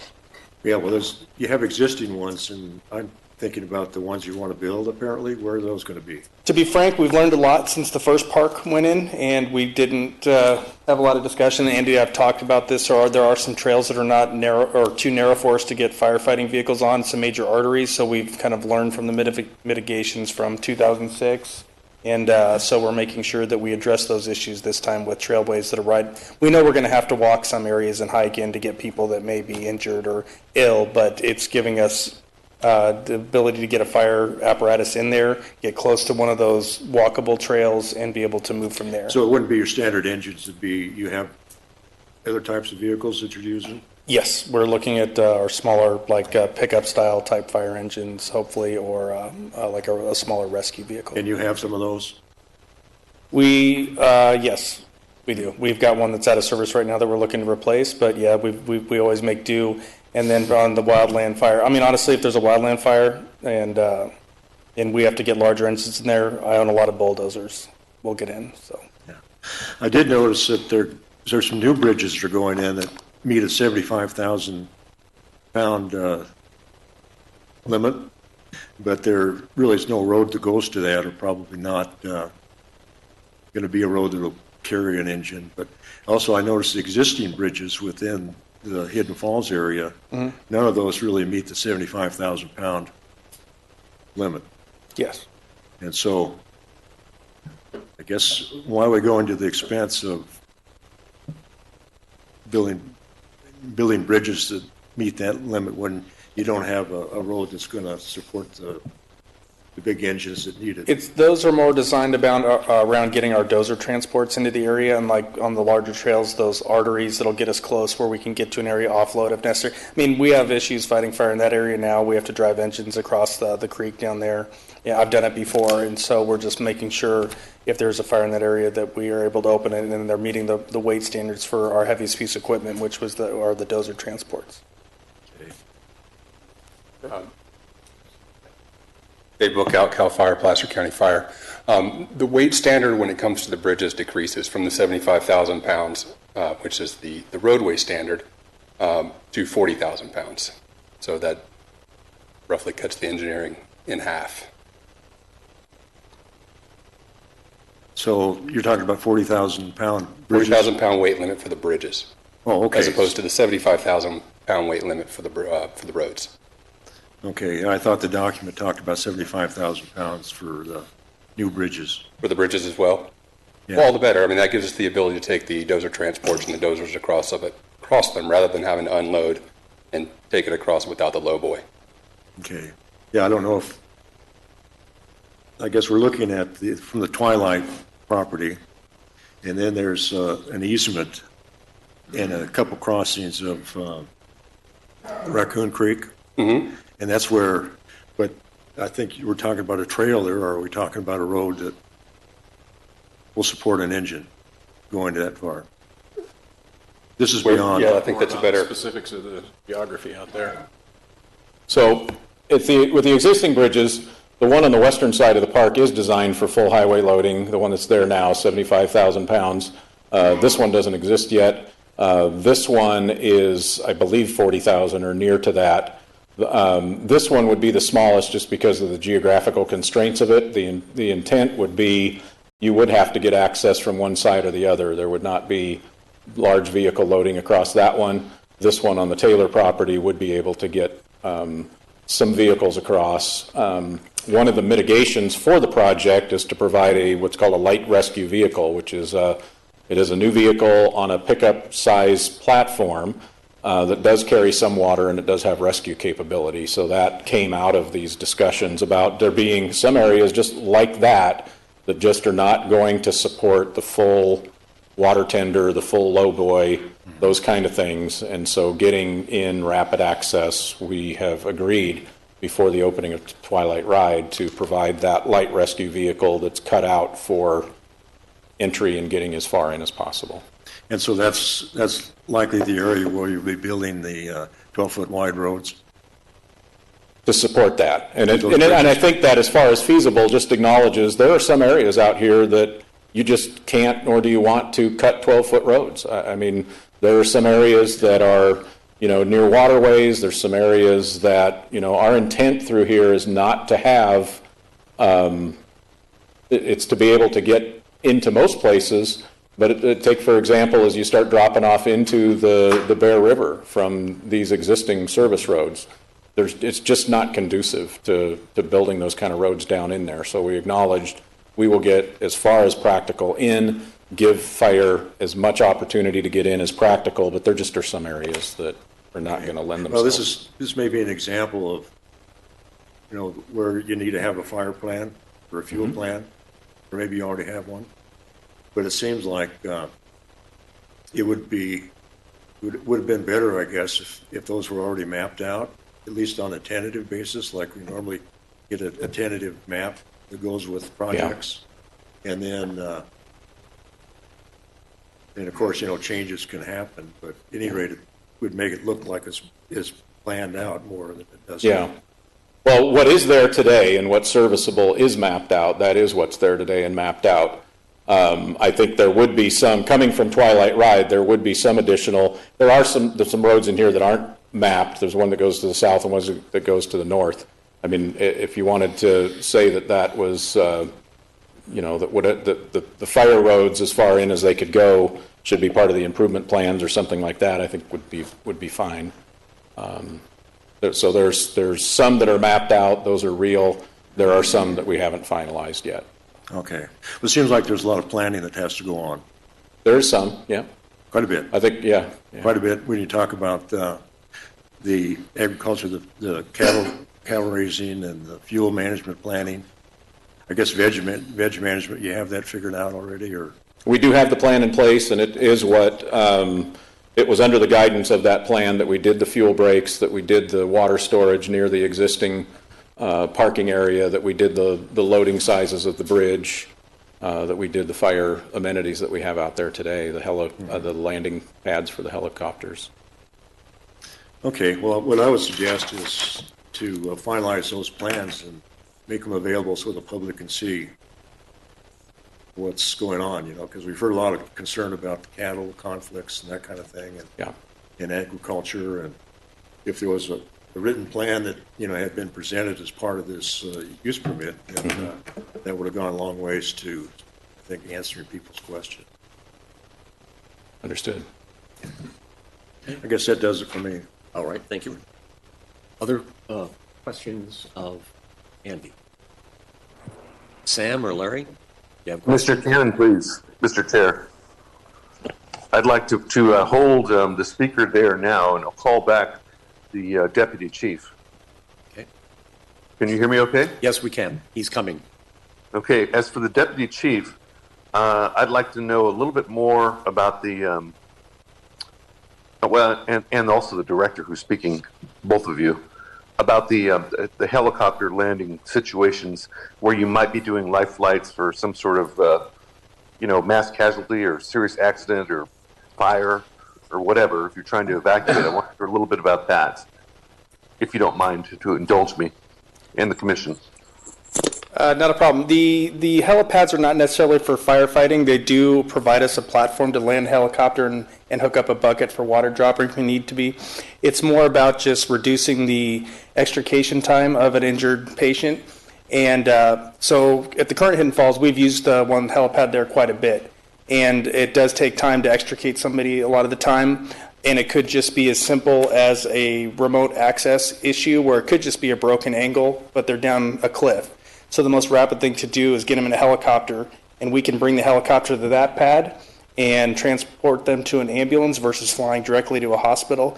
There's actually been an event where we've flown a patient with a very minor injury that ended up refusing treatment. Once we got them to the area, they just couldn't get out of the area. So it's just, helicopters are never our first choice. Thank you, Mr. Deputy Chief, but I have an extenuating question there. Once you land the helicopter, we're talking about sizable, significant acreage of this preserved area. So are there going to be, I'm not putting you on the spot, I'm just asking you an honest question. Are there going to be county facilities or or those kind of engines you mentioned a moment ago, that like or the lighter vehicles that can help transport the rescue team to get somewhere else if the helicopter can't land exactly where it needs to? That's my question. Yeah, so the landing pads are at all the parking lots where we know we can get fire engines and the ambulances too. We do have some smaller vehicles. We do utilize pickup trucks. What we do currently at Hidden Falls, the larger engines don't fit there, so in some instances, we can get the ambulance as far as we can, and we can use smaller pickup CAL FIRE or Placer County Fire Department pickup trucks to drive in, access the patient. When we can't do that, or that's too technical of a rescue with the rope system, and we also use the helicopters for recon, CHP, Placer County Sheriff, sometimes with the GPS location. If the people don't know where they are, they'll locate them before we will, if we have a long hike in or it's a remote access. So that's the main reason behind the helipad, and then we can get the smaller pickup trucks in there right now. Please realize I'm not coming at you at from a critical perspective. I'm asking you just so we can enumerate and provide the public more information.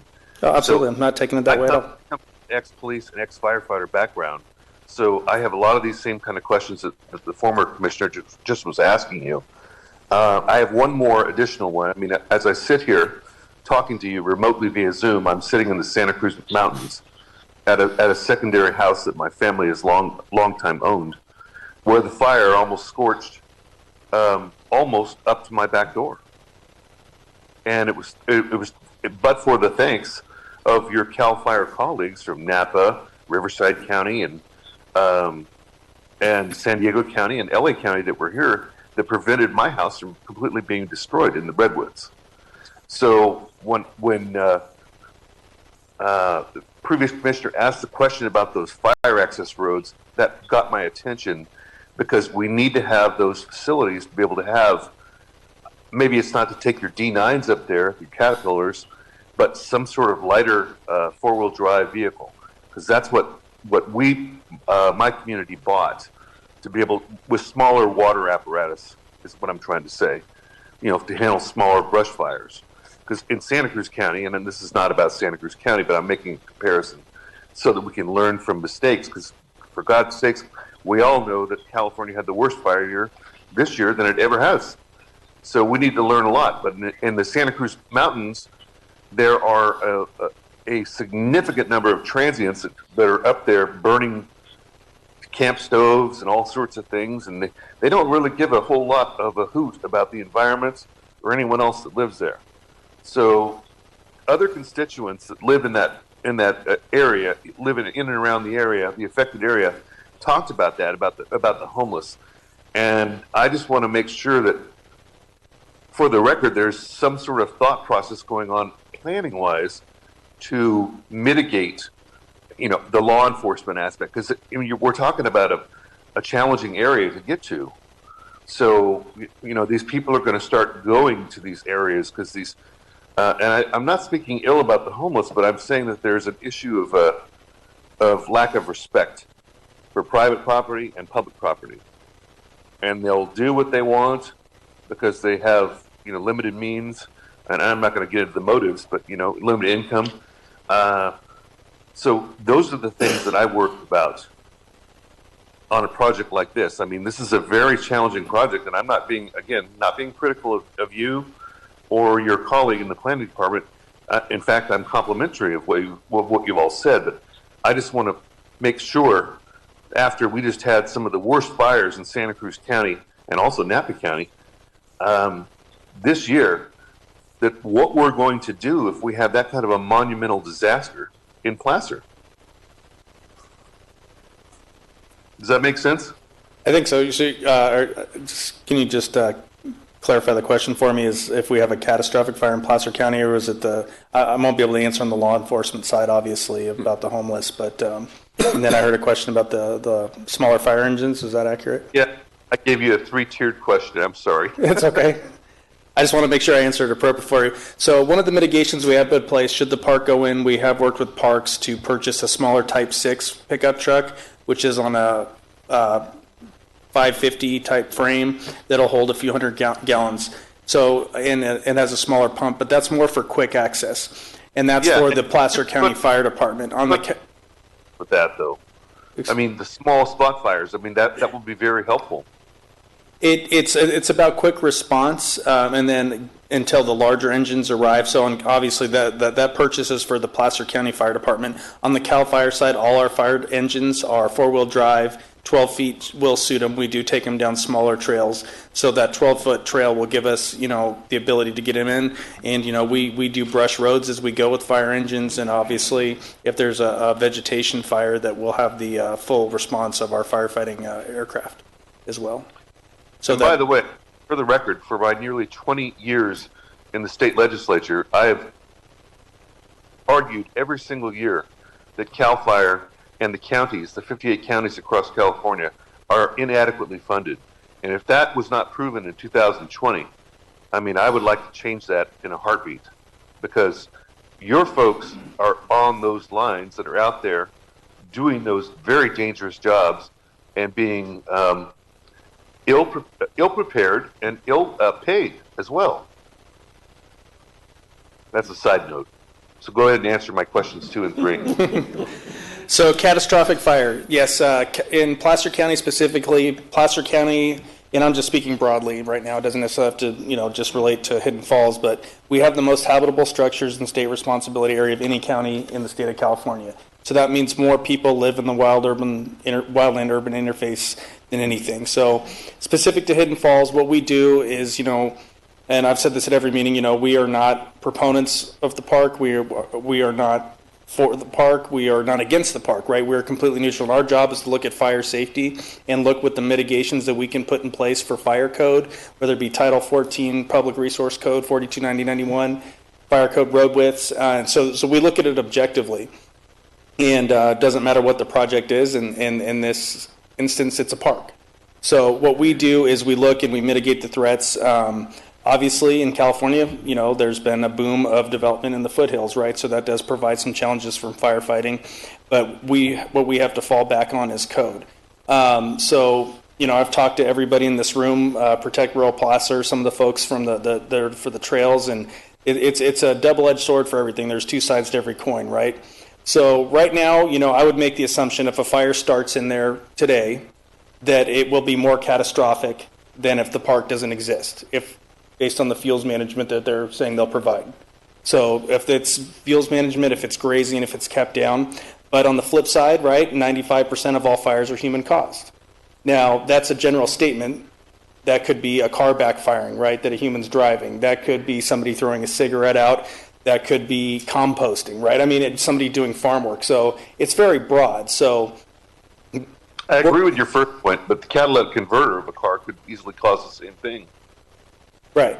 So, with the fuels reduction, there hasn't been a lot of fires in that area. I don't have my map in front of me, but I've got every fire in Placer County for the last 20 years.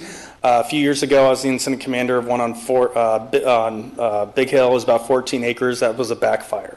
So, we haven't had a fire in the current Hidden Falls.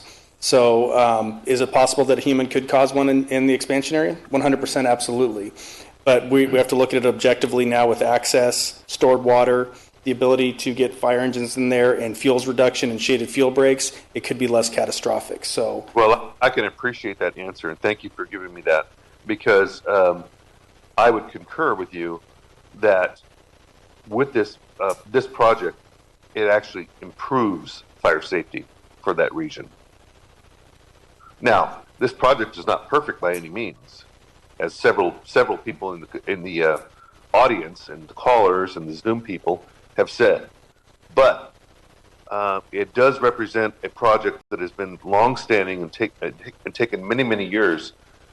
And it's the kind of project that in my first year of law school, the professor said, it's the kind of project that has enough to anger every single buddy about something. So it's not a perfect project is my point, but it's better than what we've had, and it is something that we need to move forward with. And that's just my opinion, based upon what you just told me, you and your colleague on the planning, in the planning department, Yeah. that is. But we look at fire code, we look at existing code, we look at public resource code, and whatever project it is, it could be another golf course, it could be a subdivision. We're going to have the same objective decisions. So, but what we do, we have been having discussions about fuels management, and that's a big part of it, and the shaded fuel breaks. As far as, and the other half of it that I have to look at is injuries and hikers and stuff like that. You know, it's a double-edged sword. I can appreciate how you look at that from that very wide perspective, and it's very objective. So thank you for that, and thank you for your colleague from the planning department and his commentary, because he kind of basically echoed what you were saying to a lesser degree, because you're more specialized in the field, of course. So I think you've answered my questions. Did you answer number 3? I hope so. I think so. You tell me. All right. All right. Well, thank you. I don't mean to give you those hard questions, but no, I just want to make sure I answered appropriately. That's all. Helping for all of your department and all of your years of service. Thank you. Okay. Other commissioners? Questions? Then I have a couple. First of all, could you explain what's happening with the cattle leases that have been canceled and what's going to happen? The cattle leases are under the purview of the Placer Land Trust. So seeing, I believe Christie is still here and with the Land Trust, I would turn to the Placer Land Trust to address that. Yeah, can you hear me? Yes, you're on. Sorry, I can't tell if I have microphone problems, but with the lease out at Big Hill, we've had leases out there over 15 years since we've had it, but the current lease expires at the end of the year. So about 3 or 4 months ago, we provided notice that we were not going to renew, which is not the same thing as terminating a lease. We'll be getting a new tenant out there early in the year, sometime in January, to continue a similar operation, but with a little bit more conservation goals and some rec-minded collaboration out there. And so that's kind of the situation on the lease. Don't know if anyone has specific questions about the lease itself or the Placer Land Trust commitment to grazing, which is that, most, if not all, of our preserves have grazing leases on them. We rely on grazing to manage the land as for fuels management, as well as a tool for invasive plant management and soil health. And it's really a tool for the land trust to manage the land, as well as, respecting the ongoing heritage of farming in that community. So we intend to continue that on into the future. Not sure, Jeff Darlington, our executive director, is also available to comment as well. But so we'll be continuing to have grazing out at the Big Hill property. So the question is, existing leaseholders, will they have the opportunity to submit their proposal, or are you doing another approach to those leases? Yes. We are kind of conducting interviews right now and talking to a few different grazers and speaking with them about our goals and some of the changes that we hope to make. And we're conducting those right now. All right. Thank you. Then another question for you, Andy. Basically about enforcement. Became obvious that in and around the area, the neighbors have people parking, they have people trespassing to go hiking and biking. And it appeared that the approach of the parks was to say, Placer County Sheriff, you take care of it. You're the attraction. So how are you dealing with enforcement, and how will you deal with enforcement as you increase that attraction? So great question. So we have a two-tiered approach. So the part of the job of staff and rangers is to patrol those roads as they come and go. They issue notices. If they see anybody, walking into the park, they get suspicious and they'll look and see if there's, cars. If they don't know them from the neighborhood and they're walking in, they'll get suspicious and they try to track that down. And frankly, we've seen less and less of it as people have become more and more educated. I asked one of the neighbors out there today, how's it been since COVID in the last 3 or 4 months? He lives right on Mears Place, and he said it's been, very well controlled. It's not perfect. There's nothing in the management of public recreation that's ever perfect. It's always adaptive management. So we're always going to be, out there looking for folks. People in the neighborhood are vigilant about talking to people as soon as they pull up. I know that because we're part of the road association, and when I pulled up onto the road the other day and got out, they were there in 30 seconds. Hey, you can't park here. Okay, so there is a vigilance that has to go on, but we're just not finding very many people that are, like I say, belligerent, that are just, heck with the rules, I'm going to park here and go in. When we've been able to educate people that they need to get a reservation before they go, we find people doing it. They're not upset if they know they can't go without a reservation. They do get upset if they've made the trip, they're not knowledgeable about the reservation, and they're already 45 minutes worth of travel or whatever it is. But we're seeing less and less of that because the education has gotten better and better. Anyway, it's a two-tiered approach. So we patrol it, the neighbors patrol it. When we do see repeat offenses, when we see anybody that is belligerent out there or anything like that, then depending on where it is, sheriff or CHP are called. But that is, like I said, it's becoming less and less. And again, I think as we go forward, we control that message. I think we had a big difficulty over years of Hidden Falls being known as a place to go whenever you want and it's free, changing that messaging to say you need a reservation. Well, going forward, we will never start with any message other than you need a reservation to be here. So I think it's controlling the message, it's the tiered approach of rangers, staff, vigilance, and then on that rare occasion, we do have law enforcement as a backup, but that's pretty rare. All right. And then the other question I had, kind of in that line, is social media and social media going out there and saying, hey, come out here, it's available. How are you addressing social media and getting them correct? So we have a very capable public information office. We research the different trail sites that people go to, like All Trails, things like that. We work with those sites constantly on messaging to let them know what the hours are, the reservation rules. So we've kept up with that. That's borne good fruit for us. There's something else I just had in mind that we're working on electronically as well. The mapping sites. So most people look on Apple Maps or Google Maps on how to get to a place. So we have also been able to work with them on the correct routing, that kind of thing.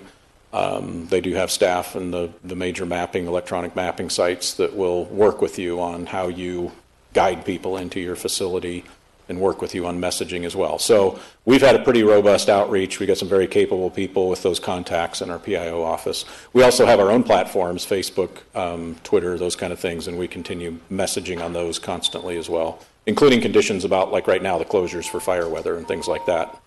That's a big media blast outreach as well. All right, thank you. If there are no other questions. I have just a quick one. Yes, go ahead. I know that camping was something that was mentioned that's not going to be allowed in the new areas, but the conditional use permit does have current camping in some area. Can you point out to me where that is? Sure. It's on the western end of the park. It's where the former ranch house was, that area on the very western side of Hidden Falls. Okay. Any other questions the commissioners have of the staff? If not, we'll bring it back to the commission for discussion. Chair, if I could address one point that came up, and that's Commissioner Johnson had expressed some concern about language in the conditional use permit that had to do with the county parks ordinance and potential conflicts between them. That language, which I looked through, I found it's in 1E. That's essentially a contractual provision that covers the instance where the CUP language somehow differs with the county parks ordinance. But I think it is important to note that the conditional use permit has been reviewed with the county parks ordinance in mind, and they're supposed to be consistent. This just sets up the instance if for some reason in interpreting they aren't consistent, then the county parks ordinance would prevail. But you did have some concerns, I think, about CEQA. And to the extent that there was any modifications of the county parks ordinance, that would have to be looked at to see if there's some sort of further CEQA review or environmental review needed with respect to that. And I think it mentions that in that condition as well. It says Changes to the county's parks ordinance affecting the provisions of this permit shall be considered to automatically amend the permit, provided, however, that nothing herein shall be construed as to relieve the applicant of any provisions of the California Environmental Quality Act. So, in the instance that the county parks ordinance is amended and would somehow then contradict with the conditional use permit, there would need to be some sort of look at CEQA to make sure that that complies. And of course, and how do we, what's the process to then amend the use permit? It seems like if you got, two documents that are in conflict, that, the use permit should be amended also to be consistent. Sure. So as of right now, I think this was reviewed with the anticipation that they would be combined. They wouldn't be in conflict. But I guess in the situation where the parks ordinance is amended and now is in conflict with the conditional use permit, if that's the question that you have, then under this language, theoretically, the parks ordinance would prevail. But there will need to be some sort of obviously, to amend the parks ordinance, that would require a public hearing and would also require CEQA review of that amendment in itself. Would it be a public hearing, you say? Yes, to change the county parks ordinance. Okay. And where would that occur at?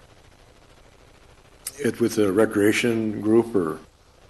So that would be a change to the county code, and it would need to go before the Board of Supervisors. Go to the Board of Supervisors, okay. All right. Any other questions of staff? Mr. Chair? Yes. Mr. Cannon again. Not to be repetitive, but I do have one point.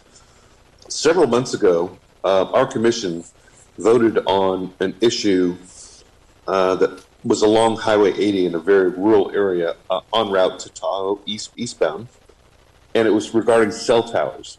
So that provokes me to think about what communications aspects and handicaps we may have in this large regional expanse, in this kind of a rural area. So I'm concerned about that and how CAL FIRE, CHP, Placer County Sheriff's Office can communicate. Can someone speak to that? We have somebody coming up. Hello again. Yeah, I actually went out with the telecoms person to each of the new parking areas, and they all had better cell service than the existing Mears place. So there's actually better communication there at the new areas. Well, thank you for that. I'm glad to hear it. I'm sitting here, like I said, in Santa Cruz County in the rural hills, right around Felton. And there's like one bar of service, and that's a real issue for CAL FIRE and for all the cooperating law enforcement and public safety agencies. So I just expended, $300 to buy a Wi-Fi booster. So I now, just yesterday, by the way, have 4 bars of service, which I've never had here before. It's like a dream. And anyone around me will have those 4 bars of service too. Right. But my point is what you were answering. So thank you very much for your indulgence, being so kind and responsive. It is simply that I want to make sure that we are doing the best we can to maintain the most public safety options for all of our different enforcement, suppression, fire suppression, and public safety agencies. You know what I mean? Oh, absolutely. And we have radio contact between our rangers and the CAL FIRE. So. And then that makes me ask you another question, if you don't mind me, Madam. Sure. It is. What about repeaters up there? Because I told you I came from background from law enforcement and fire, and so if you don't have the repeaters and you're in a hilly rural area, which that is, then your radios are only radio to radio, pretty much, and there's a lot of missed radio communication. As far as the repeaters, I don't know. I'm getting a thumbs up from back at the fire, so I guess the repeaters are there. So I didn't mean to put you on inquisition stand there. I just wanted to ask a couple of those questions that I think are important to the public, and certainly for people that come from my background too, as well as from my colleagues on the commission. So thank you for your response. Sure, no Mr. problem. Chair, that concludes my questions. All right. Now, are there, the public comments are closed. I know. Public comments are closed. I know it's unconventional, but it's public safety. I just want to let you know, why everyone else may be able to communicate, Verizon happens to be the only else for your guests not be able to Okay. 911. At this time, it appears there are no more questions of the staff, so we'll open it up to commission discussion. And I know, Wayne, you had. I have extensive comments, so I will try to get through them as quickly as I can.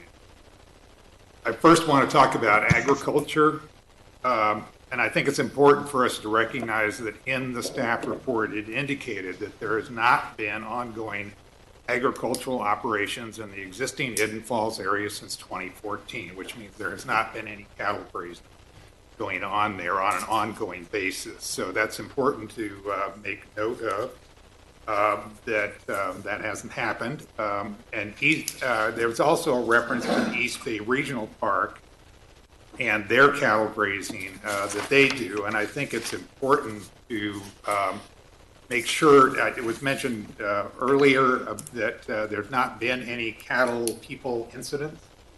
If you Google East Bay Regional Park cattle grazing, you will find some incidents. I have to admit it's not a lot, but there are cases where people were attacked by cattle.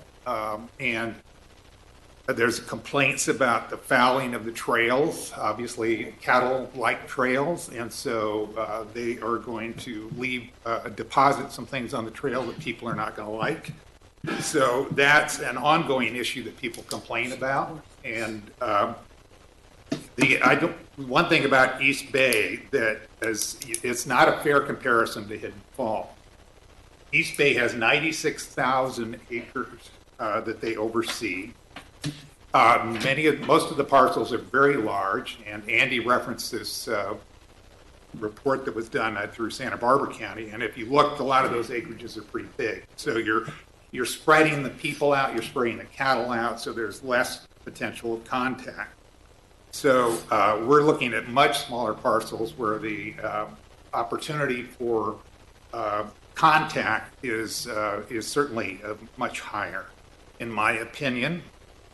I think that one of the issues is a lot of residential people, or more urban people, I should say, that come out and access these parks. The closest many of them have ever been to a cow is probably on the side of their milk carton, a picture on the side of their milk carton. So they don't know how to really act around cattle. And, they might want to take a selfie with one. I don't think that's a real smart idea to do that. So I grew up on a cattle ranch in Lincoln. Coon Creek ran through our ranch for a mile. Highway 65 was on one side, so we had trespassers on a regular basis. And we had 2 fires that were started by them. We had fences broke down on a regular basis that we were constantly repairing so our cattle were not getting out. So there is, and this was over 30 years ago. So there was disregard then for our operations, and so I imagine that's only gotten worse. I think it has been commented a number of times, if you're talking about a commitment to agriculture, if you can't get the Farm Bureau and you can't get the Cattlemen's Association to support it, there's a drastic problem. There's a disconnect between the county and ag operations. My opinion, just based on everything that I've reviewed, and again, I spent a lot of time out Googling different things on this, is that, and my personal experience in cattle ranching is they're not compatible. It's either a recreational operation or it's a cattle operation. Both are not going to work, and they can make an effort to do it, but I think it's going to end up with both the operator and the visitors not enjoying the experience. And I believe there's a conflict. I will just wrap up the agricultural part, and then I have 4 other areas I want to hit. is if you look at attachment F, page 11, policy 7A3, and you look at 7B, page 12, policy 7C. Let me just read that real quick because it's just one sentence. This is 7A3. The county shall encourage continued and, where possible, increased agricultural activities on lands suited to agricultural uses. Again, I question the compatibility of extensive recreational with actual agricultural operations. So I think the county is then not following through on this policy, in my opinion. 7B is to minimize the existing and future conflicts between agriculture and non-agricultural uses in agriculturally designated areas. These are still agricultural areas, and they're not, and again, I don't believe that it's a compatible use. They can talk about it all day long, but I think in the end, it's just not going to work out well. Okay, moving on to fire. And I have a fire agency background, and I'll have to tell you, I went on the tour of this backcountry area, and it is really remote, and it is rugged. We're talking about some very significant mountains. I was really stunned by some of the high mountains areas that are back in there. And the other part that really got me was how dense the brush and the trees were in that area. And I know that you're saying you're going to, these fuel breaks and other things that you are planning on doing, but the area is so vast, I don't see how that can be effectively done. And I am concerned that there is one area where the staff report talks about where you've gotten an easement through a short area where it's on private land to connect two of the areas that we're talking about. And the arrangement with them is to put a fence up on both sides of the trail going through. So I doubt that there's going to be any real serious effort to, because that's private property, to do a lot of fuel break around that trail. And the people that are going through that trail area where there's fences on both sides are going to have a real tough time getting out of there. So, and the other part of this is the roads back in there, as we already talked about. There's a lot of, gravel, dirt roads, and they're narrow. And what paved roads there are back in there in the Big Hill area are very narrow on very steep areas that have to navigate. And my concern is, okay, maybe you can get a fire truck in there, and yeah, maybe you can bulldoze your way in, but people are going to be trying to exit too, live in the Big Hill area and all back through there. And where are they going to get out? I mean, they're going to have a real struggle. So I'm very concerned about the fuel buildup back in that area, the remoteness and the steepness. And the final comment I would make on that, on the fire, is that I don't really understand how a light duty rescue vehicle, this is not a question, this is a comment, is going to really seriously help fire suppression. I mean, if that's my thought, is that if that's all the county's contributing, isn't really doing a serious part of it. Let me move on to transportation. While it's not really been talked about tonight, I mean, other than lightly talked about some of the plans that Caltrans has for 49, the start of that project is going to happen in 2022, and that is really soon. And what they're going to do is they're going to put roundabouts it was commented, at Lawrenson Road and at Lone Star. Now, Lawrenson does not connect with Bell Road. I think that's important to note that is not an access point. And then they're going to put concrete barriers from Lawrenson all the way out to Lone Star between the opposing traffic. So nobody will be able to get access back into where we're talking about this expansion area unless you go to Lone Star and you have a choice to go down, Lone Star Road, wind your way all the way back down Lone Star Bell Road back into down by Kramer Road where there'll be access at Twilight Ride.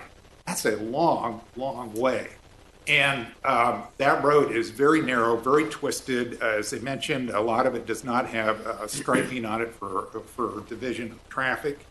So I'm really concerned about the safety of people on that road. And the other way people will figure out how to go is they will likely turn on at 49 at Bell Road and drive all the way down Bell Road, all the way out to the Twilight Ride property, which again, narrow in many cases, especially when you get out at Ore Creek. There's a very narrow road with some very substandard curves that horse trailers are just not going to make it without going into opposing traffic. So I have a real concern about that. And the other part that I'm concerned about is there's some small roads in there. There's Kramer Road that goes out and dead ends right at Hidden Falls, or the expansion area too. And there's also Ore Creek, and there's other smaller little roads that people are gonna, if they can't get to the park because it's full, they're gonna go there. You know, we already talked about social media. I'm not sure we got a real clear answer on how that's going to be tracked, but, you know, people are going to say, well, you can't get into the park. Here's another way. You know, you can go park on Ore Creek Road, or you can go park on Kramer or something. And so I'm anticipating that the issues that we've had along Mears is going to be duplicated on some of these smaller roads. So I'm really concerned about that. And I'm kind of, you know, another comment. They're also in, this is attachment E on page 12, that talks about dedications. And it says that any project that comes before the county has to have the easements and right-of-ways and all those sort of things worked out before the project's approved. I'm not thinking that all of that's been worked out, so that's a concern to me, that's going against county policy. Costs, okay, I'm getting to the end here. I will get through this in a minute. It was commented by somebody else, and I have a real big issue with this. Advanced design should have already been done on this. In my opinion, we're still kind of flying by the seat of our pants here. To me, it was kind of cavalier arrogance to purchase the Twilight property prior to approval, because it's kind of like no turning back, folks. We're on our way here. We bought it. We got to do it now. So geez whiz, I don't understand that. To me, it's gross incompetence to push forward without knowing or disclosing specific costs of the project. You know, as a former banker, I find a reckless disregard for financial prudence appalling. I mean, it stuns me. And has been mentioned by many people. There's so many other priorities in our of need. I'm not sure why we're going to be dumping a lot in here. And it appears to me, I mean, the scaled down project is better, because I was, really freaking out about the cost for the bigger project. But it appears that the cost of this project could turn into a black hole that just sucks up, mass amounts of money, in my opinion. Just because I don't know, they didn't give me a budget. They're just. It was brought up at because I attended the town hall, and it was brought up that there's a shortfall right now at the existing Hidden Falls of about $350,000. So that just takes away from other park projects. My opinion is that they're going to have to charge Disneyland prices to build and support what I would call a white elephant, and even that that's likely not enough. This could be Placer County's bullet train potential. Last is the conditions of approval. And the planning goals. I was a little concerned about that on page 2. Let me get to page 2, and I will just read you about that. And I promise that I'm about 2 minutes away from concluding. Bear with me, page 2. Okay. Says the county shall require that new development on hillsides employ design, construction, and maintenance techniques. What my concern is the response to it, saying it was consistent, really addresses the stormwater aspect of that. To me, as I mentioned earlier, there are some really steep hillsides that they're planning on doing some trails on. And I'm really concerned about the stability. I'm sure, they talked about having an engineer in there, but I'm concerned about how that's all going to fit together, because obviously I haven't seen a plan of how those are going to work in some of those harder areas. Other than it does, I would say there's a comment that says that the grades will not be over 8%, which 8% is still pretty steep. They've got warnings up on 80 for trucks at a 5% grade, so I think 8% is still somewhat of a grade to be considered. Let's see, the county, okay, this is kind of an important. It's on page 3. And it's has to do with policy 3A7, the county shall consider. And two of the things that they should consider is the impacts on general safety. Well, that covers a whole lot of things, which is transportation, fire, whatever else may fit into that. And then down below, it says the impacts on quality of life as perceived by a resident. Well, I think we've heard from enough residents that they're perceiving some real quality of life issues there. So that's a concern. That's a concern. So you have now heard all my comments, my concerns. I think I am not going to be supporting this as it is. I think it needs a lot more work. I think there's a lot of holes in it. I would suggest that if you haven't really spent some time reading the Wirtz October 19th email, that you do that, because it hits, I believe, on a whole lot of the gaps and concerns in this project. So thank you for your patience with my comment. All right. Next. Well, I guess I was talking about a similar thing. To me, it seems like there's, these plans, like, what's the range plan? What's the vegetation plan? What's the fuels plan? Where are the roads going to be built? And I'm seeing here, you're talking about 75,000-pound bridges, and I'm hearing now 40,000. So at any rate, it seems like there's a lot of loose ends here, and the relationship between the land trust and the county, to me, that seems like you need to have some kind of a formal agreement there, so the land trust and the county know exactly how they fit together.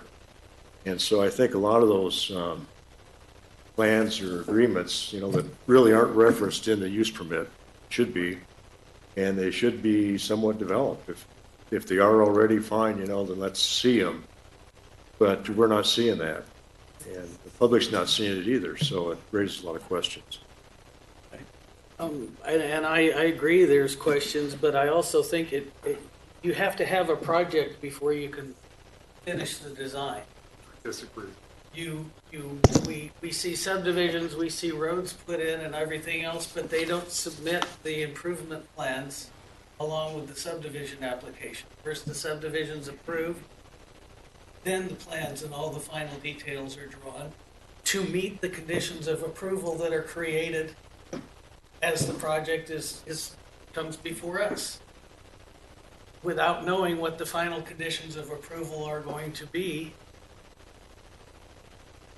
they're spending to design in minute detail money on that they may not get to go in that direction based on the conditions of approval.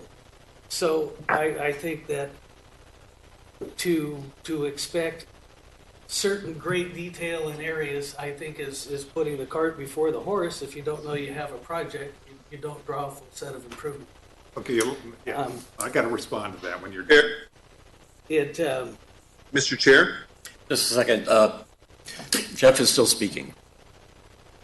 And so I just, like I say, I think that first things first, you decide if you have a project or not, and then you can address those details. That's what the conditions of approval are for, is to require that those details get addressed.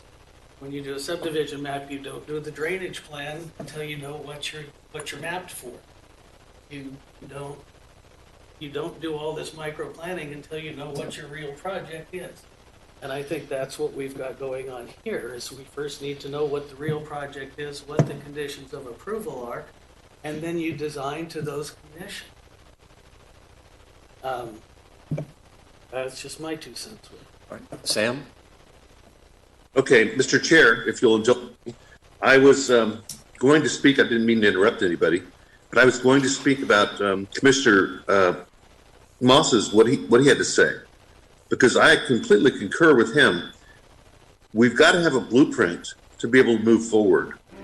We can fix a lot of the aspects that are challenging or a little problematic kind of things as we move forward. But we cannot simply throw away the project. This has been a 20-plus year long project. Now, let me switch channels for a second, and I'll tell you that I'll agree with Commissioner Nader as well. Yes, he comes from a banking background and a farming background, and I come from farming background and a public safety background. So public safety costs money. Bankers try and save money and make money. So there's always going to be an incompatibility there, and I'm not saying any offense to you, Commissioner Nader. That's not what I mean. But my point is we have to mitigate all of these different issues.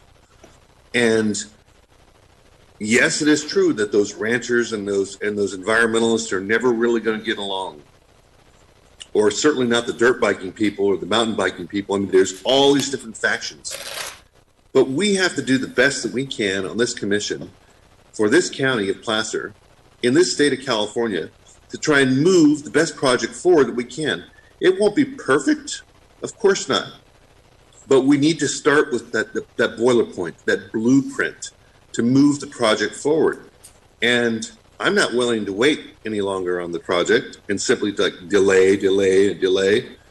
We need to move forward, and we can all work together corroboratively.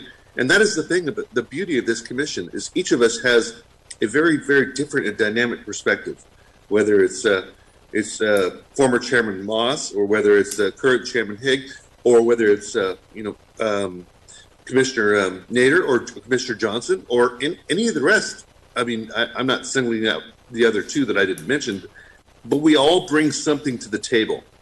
And we all are value added when it comes to providing the information that the county supervisors need. So we must do our homework, but we must move the project forward. And that's my point in chief, Mr. Chair. I'd like to respond.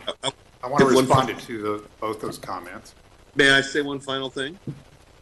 Did you have something else to say, Sam? I want to say one final thing, Commissioner Nader and Mr. Chair. I am concerned about various aspects of the project because they're not completely worked out, and Commissioner Nader made that point.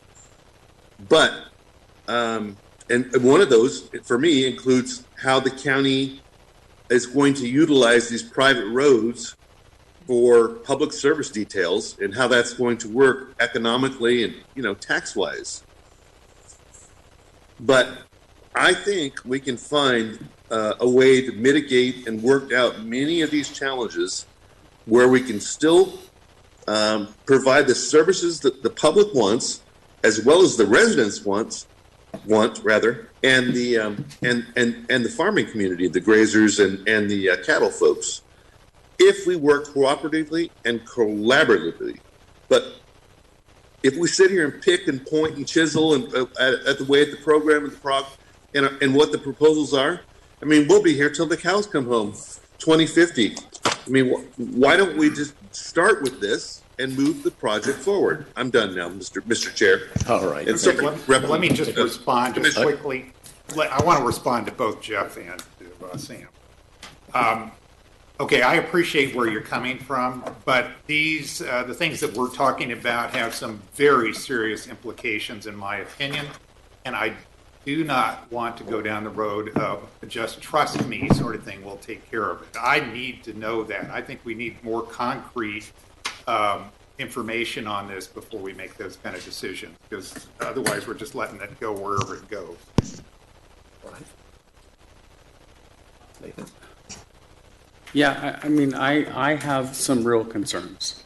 And, I think we're all unified that we want this land preserved. I mean, we want it protected. We want it preserved. I think everyone agrees with that. But I think there's some real questions. I think there's some real planning that hasn't been explained. I'm not convinced that the risk has been assessed adequately. I'm not convinced that things like the roads and traffic and cattle and livestock have been addressed in a way that I'm comfortable approving this at this point. And I appreciate the desire and passion to move forward. But I don't think we need to rush. I don't. I don't think we have to rush this through. And I agree with a lot of the comments. I don't need to restate, my notes here. I think some of the things were mentioned, but I'm not set in moving forward at this point. All right. Larry, did you have any comments? Well, I think it's created a lot of questions that they haven't gotten a fair answer, about somehow it doesn't look, we're trying to approve something that I don't feel comfortable with. I understand how it's going to be managed and maintained adequately, not only for the safety of the people using it, but for fire and other causes, because I guess if you're going to put a lot of people into an area like this and not have adequate roads or fire suppression, they really need to maybe think about what could happen and provide for it, because we're a public agency, and sometimes you say, well, private agencies, they can't do stuff because they don't have the money or the background or the ability. But we have the ability to approve something, but I don't know that we can afford to do all the things that really need to be done. Fire safety, to bring adequate water in to several areas, and a fire plan that's manageable and usable. It does raise some questions, and while I tended to be supportive of it, I'm causing myself some agony here, because I guess it's the time of year, and there's been a lot of problems with fire, and if you had an 8-inch line with 200 pounds of pressure on it running full time, that'd be one thing, but they don't really have that kind of supplies available. Plus, the narrowness of the streets and stuff, they're going to make it really difficult to get a lot of top-notch equipment in there to fight something if it got out of control, and a lot of visitors in there with animals and different things. I'm not sure we're quite prepared yet, and that's the scary part. It seems like there's maybe some answers that we haven't gotten, questions we haven't gotten answers for.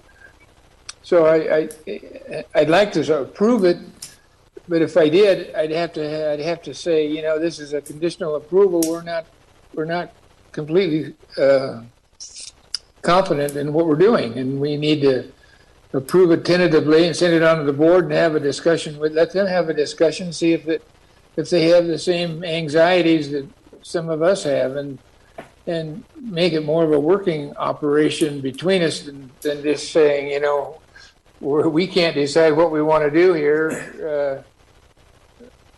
It's difficult because it's a big project, and it has a lot of risk involved with it, which is kind of scary, I guess I haven't really helped anybody, but it is a frightening experience, especially this time of year with the conditions the way they are. That's all I have for now. All right. I have. Here? Yeah. Commissioner Cannon, may I return? Okay, Mr. Cannon, then we'll go to Mr. Johnson. Mr. Cannon? Okay. I have to say that after listening to Commissioners Johnson, Stevenson, Nader, and Herzog, that while I was initially prepared to vote yes in support of this project, I cannot do that in any honesty because there are so many unanswered questions, implications, and consequences, maybe unintended or some intended, that we're not prepared to answer those yet until we have more facts. I don't like to delay things, and I respect the fact that the agricultural folks and the environmental folks and the naturalists and all the ones that want to go up there and jog and bike and horse equestrian stuff. But if we're not ready to, if the cake is not done, you don't take the cake out of the oven. Otherwise, it's no good. So, therefore, I can't support this project at this time. All right. Mr. Chairman? Yes, Mr. Stevenson.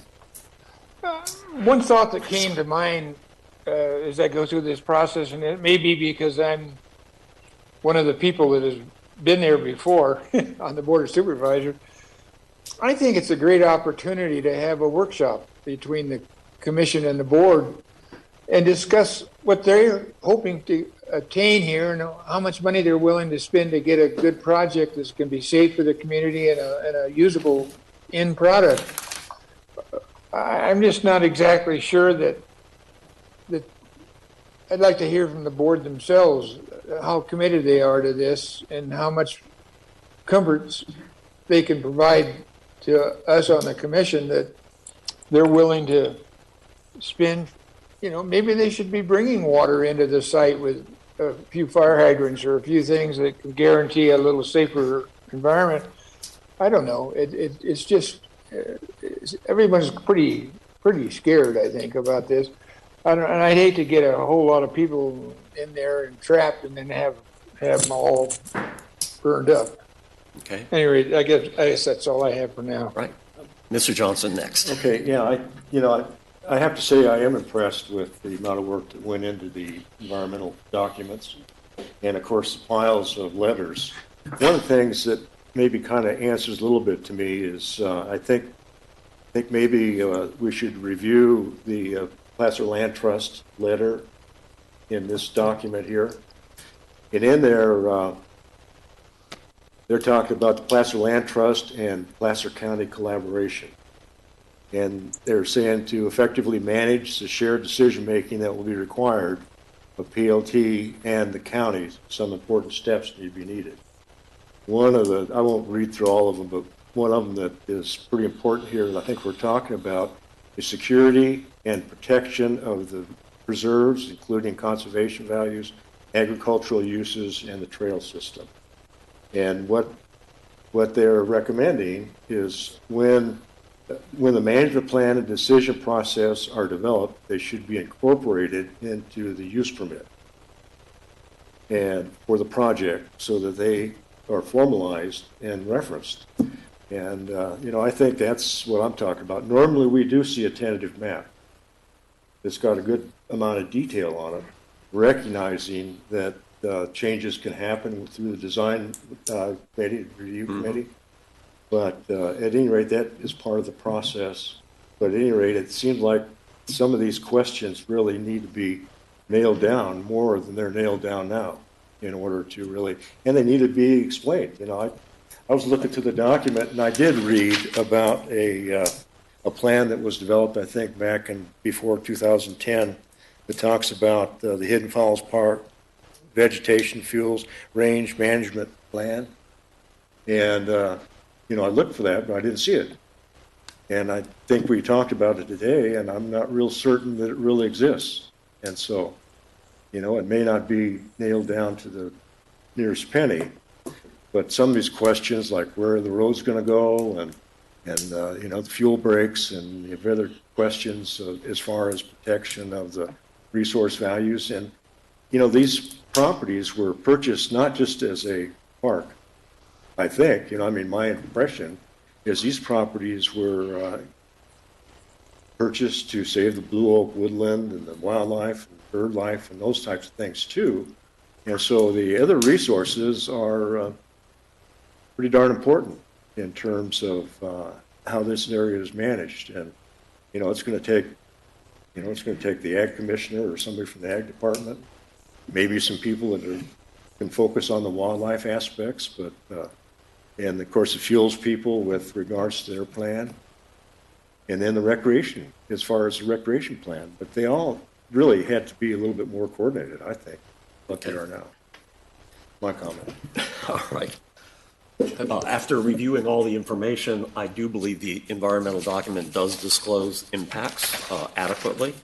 I do believe, though, that as a commission, we should see, and the public should see, the various management plans for fire, for grazing, for fuel reduction, for vegetation management, for security.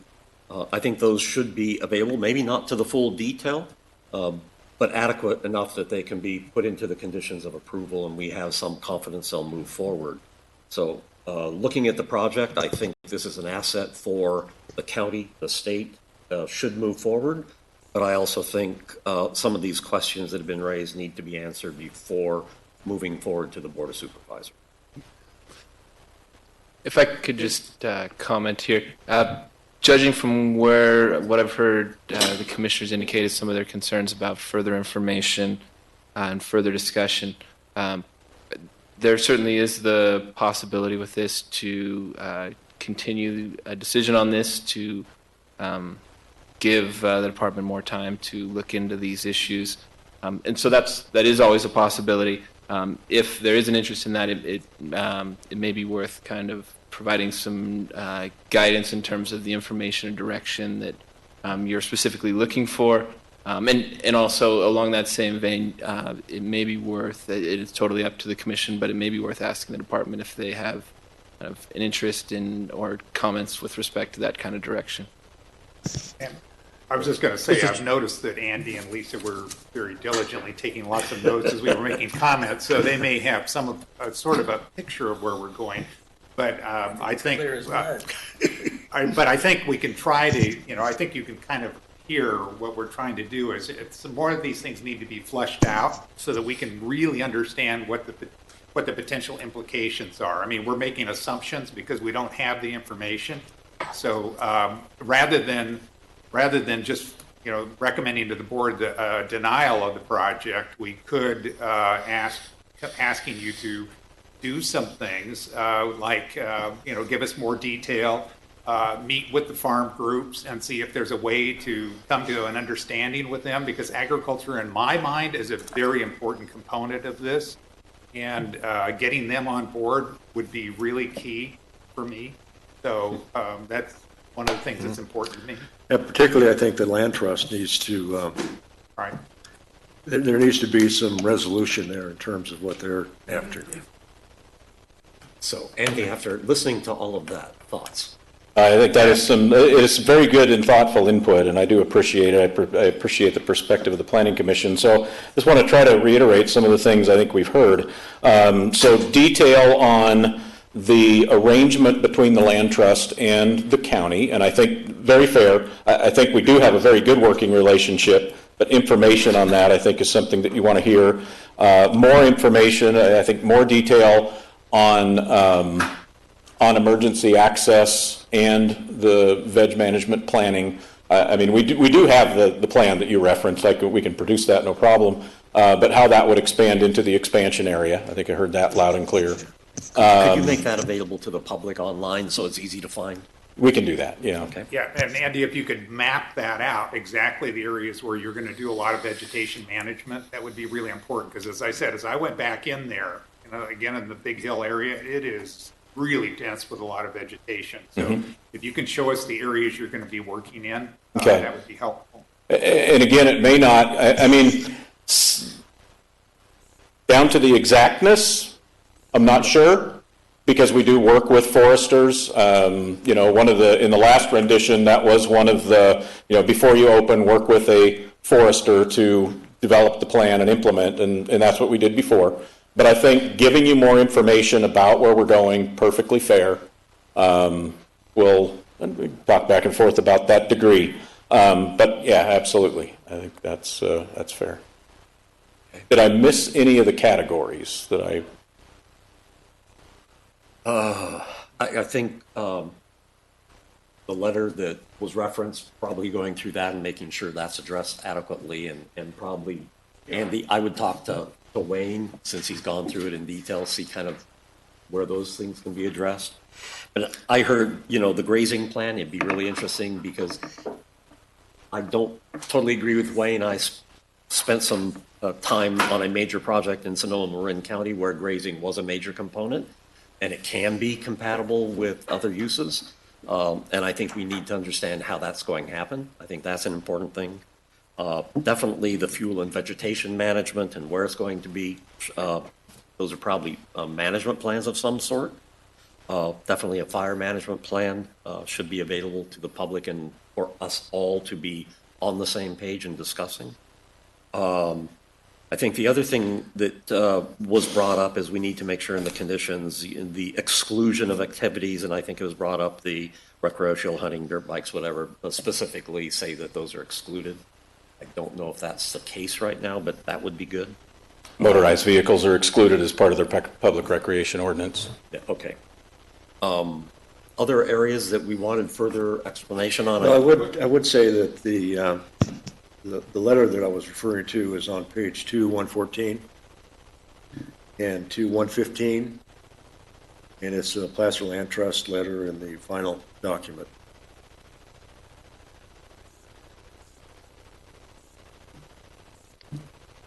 Wayne, did I? Well, the only other thing that I think I brought up was just the financial side of this. I think I need to have a better understanding of what the financial impact is. And I mean, I don't expect you to get down to the actual dime, Yep. but I need to have an understanding of what you anticipate as far as construction costs on the scaled down project, because obviously the project that you had before was going to be massive.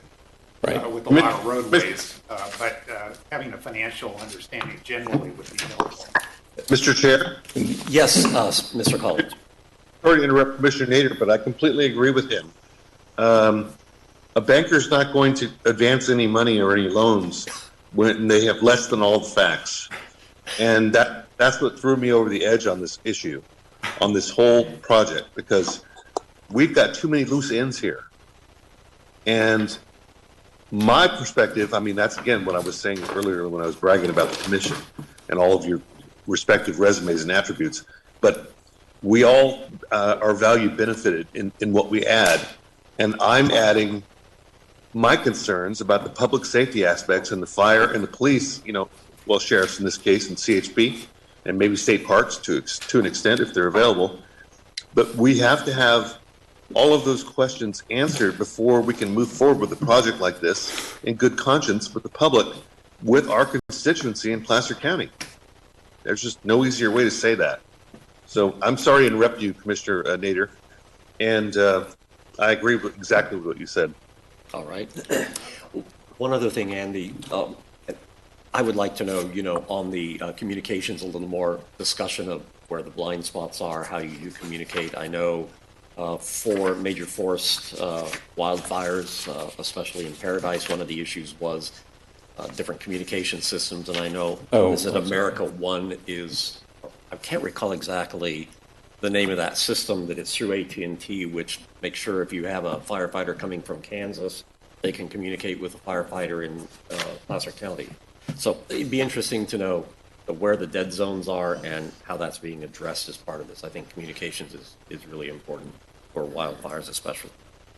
Did I see somebody else? Yes, Mr. Johnson. We got him writing here. Okay, Andy, one of the things that I noticed when I pulled up the code for 1224 public recreation areas, that doesn't appear to be updated consistent with Hidden Falls Park proposed. It should be with the current park. I can take a look.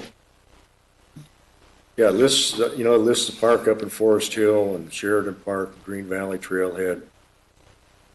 But if there's going to be some specific rules for Hidden Falls Park, I guess, and, I don't know if you necessarily have to do this, but I would think that it would be good to, submit both of them at the same time.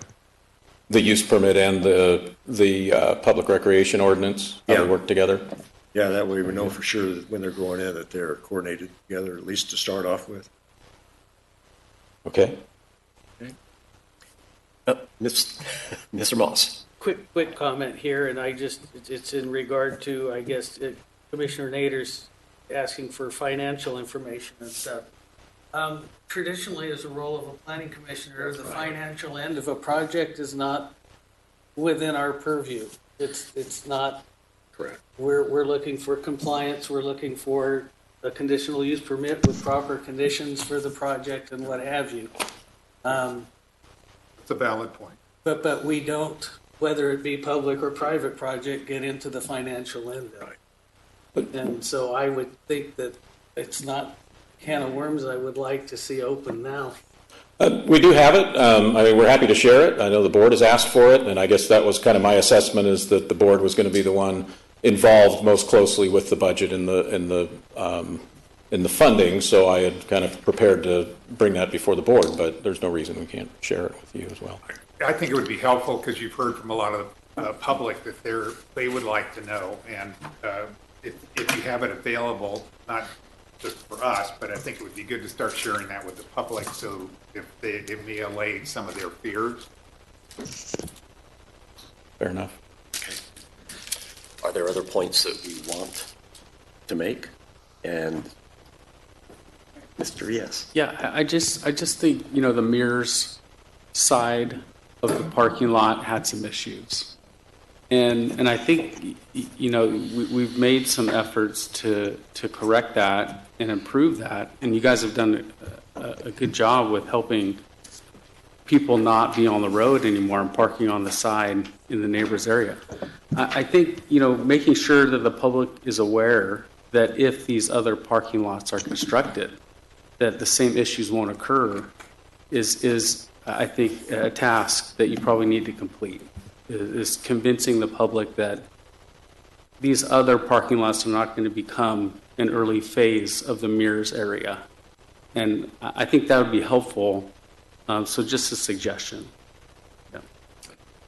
Mr. Chair, may I speak? Yes, you may, Mr. Collins. Mr. Cannon. Or Cannon, I'm sorry, Sam. No problem. Here's the thing. I agree with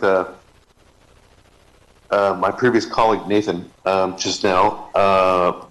We have to look at this from and Commissioner Nader and all the rest of you, because we've got to look at it from all these multitude of angles. While this is not a revenue generating opportunity, this is going to be a revenue cost impacting, fiscally cost impacting decision we're making on moving forward with something like this. However, it has a significant public benefit. But we must countenance that public benefit with the impact upon the residents that surround the community, as well as the historical things like Commissioner Nader said in grazing, and the forestry type folks that you said, Mr. Chair. And we just have to balance this, and I just don't, again, I hate to repeat the proverbial metaphor, but this cake is half-baked. So I'm not prepared to vote to support something like this unless and until we have the answers that we need. Because that would be the ultimate insult to our Board of Supervisors, to provide them with a product that is incomplete. Right. So my question is, for County Council, do we continue the item asking for more information? That certainly is one of the options, if the commission wants to do that. Okay. You can also Would that be reject the project. You can also approve it. I'm assuming that would be continued to a date uncertain because I'm thinking Andy and Whatever staff need to come time back. it's going to take them to get it together. Right. Yeah. Yeah. Okay. And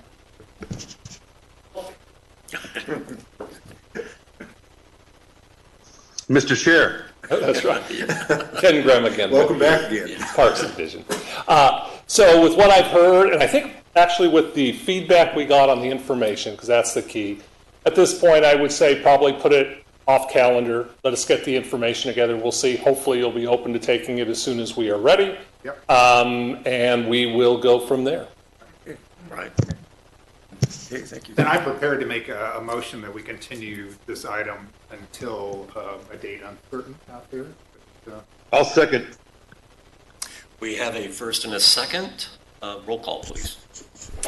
I have a first by Mr. Nader, a second by Mr. Cannon, so a vote by Mr. Cannon, please. Yes. Mr. Johnson. Yes. Mr. Moss. No.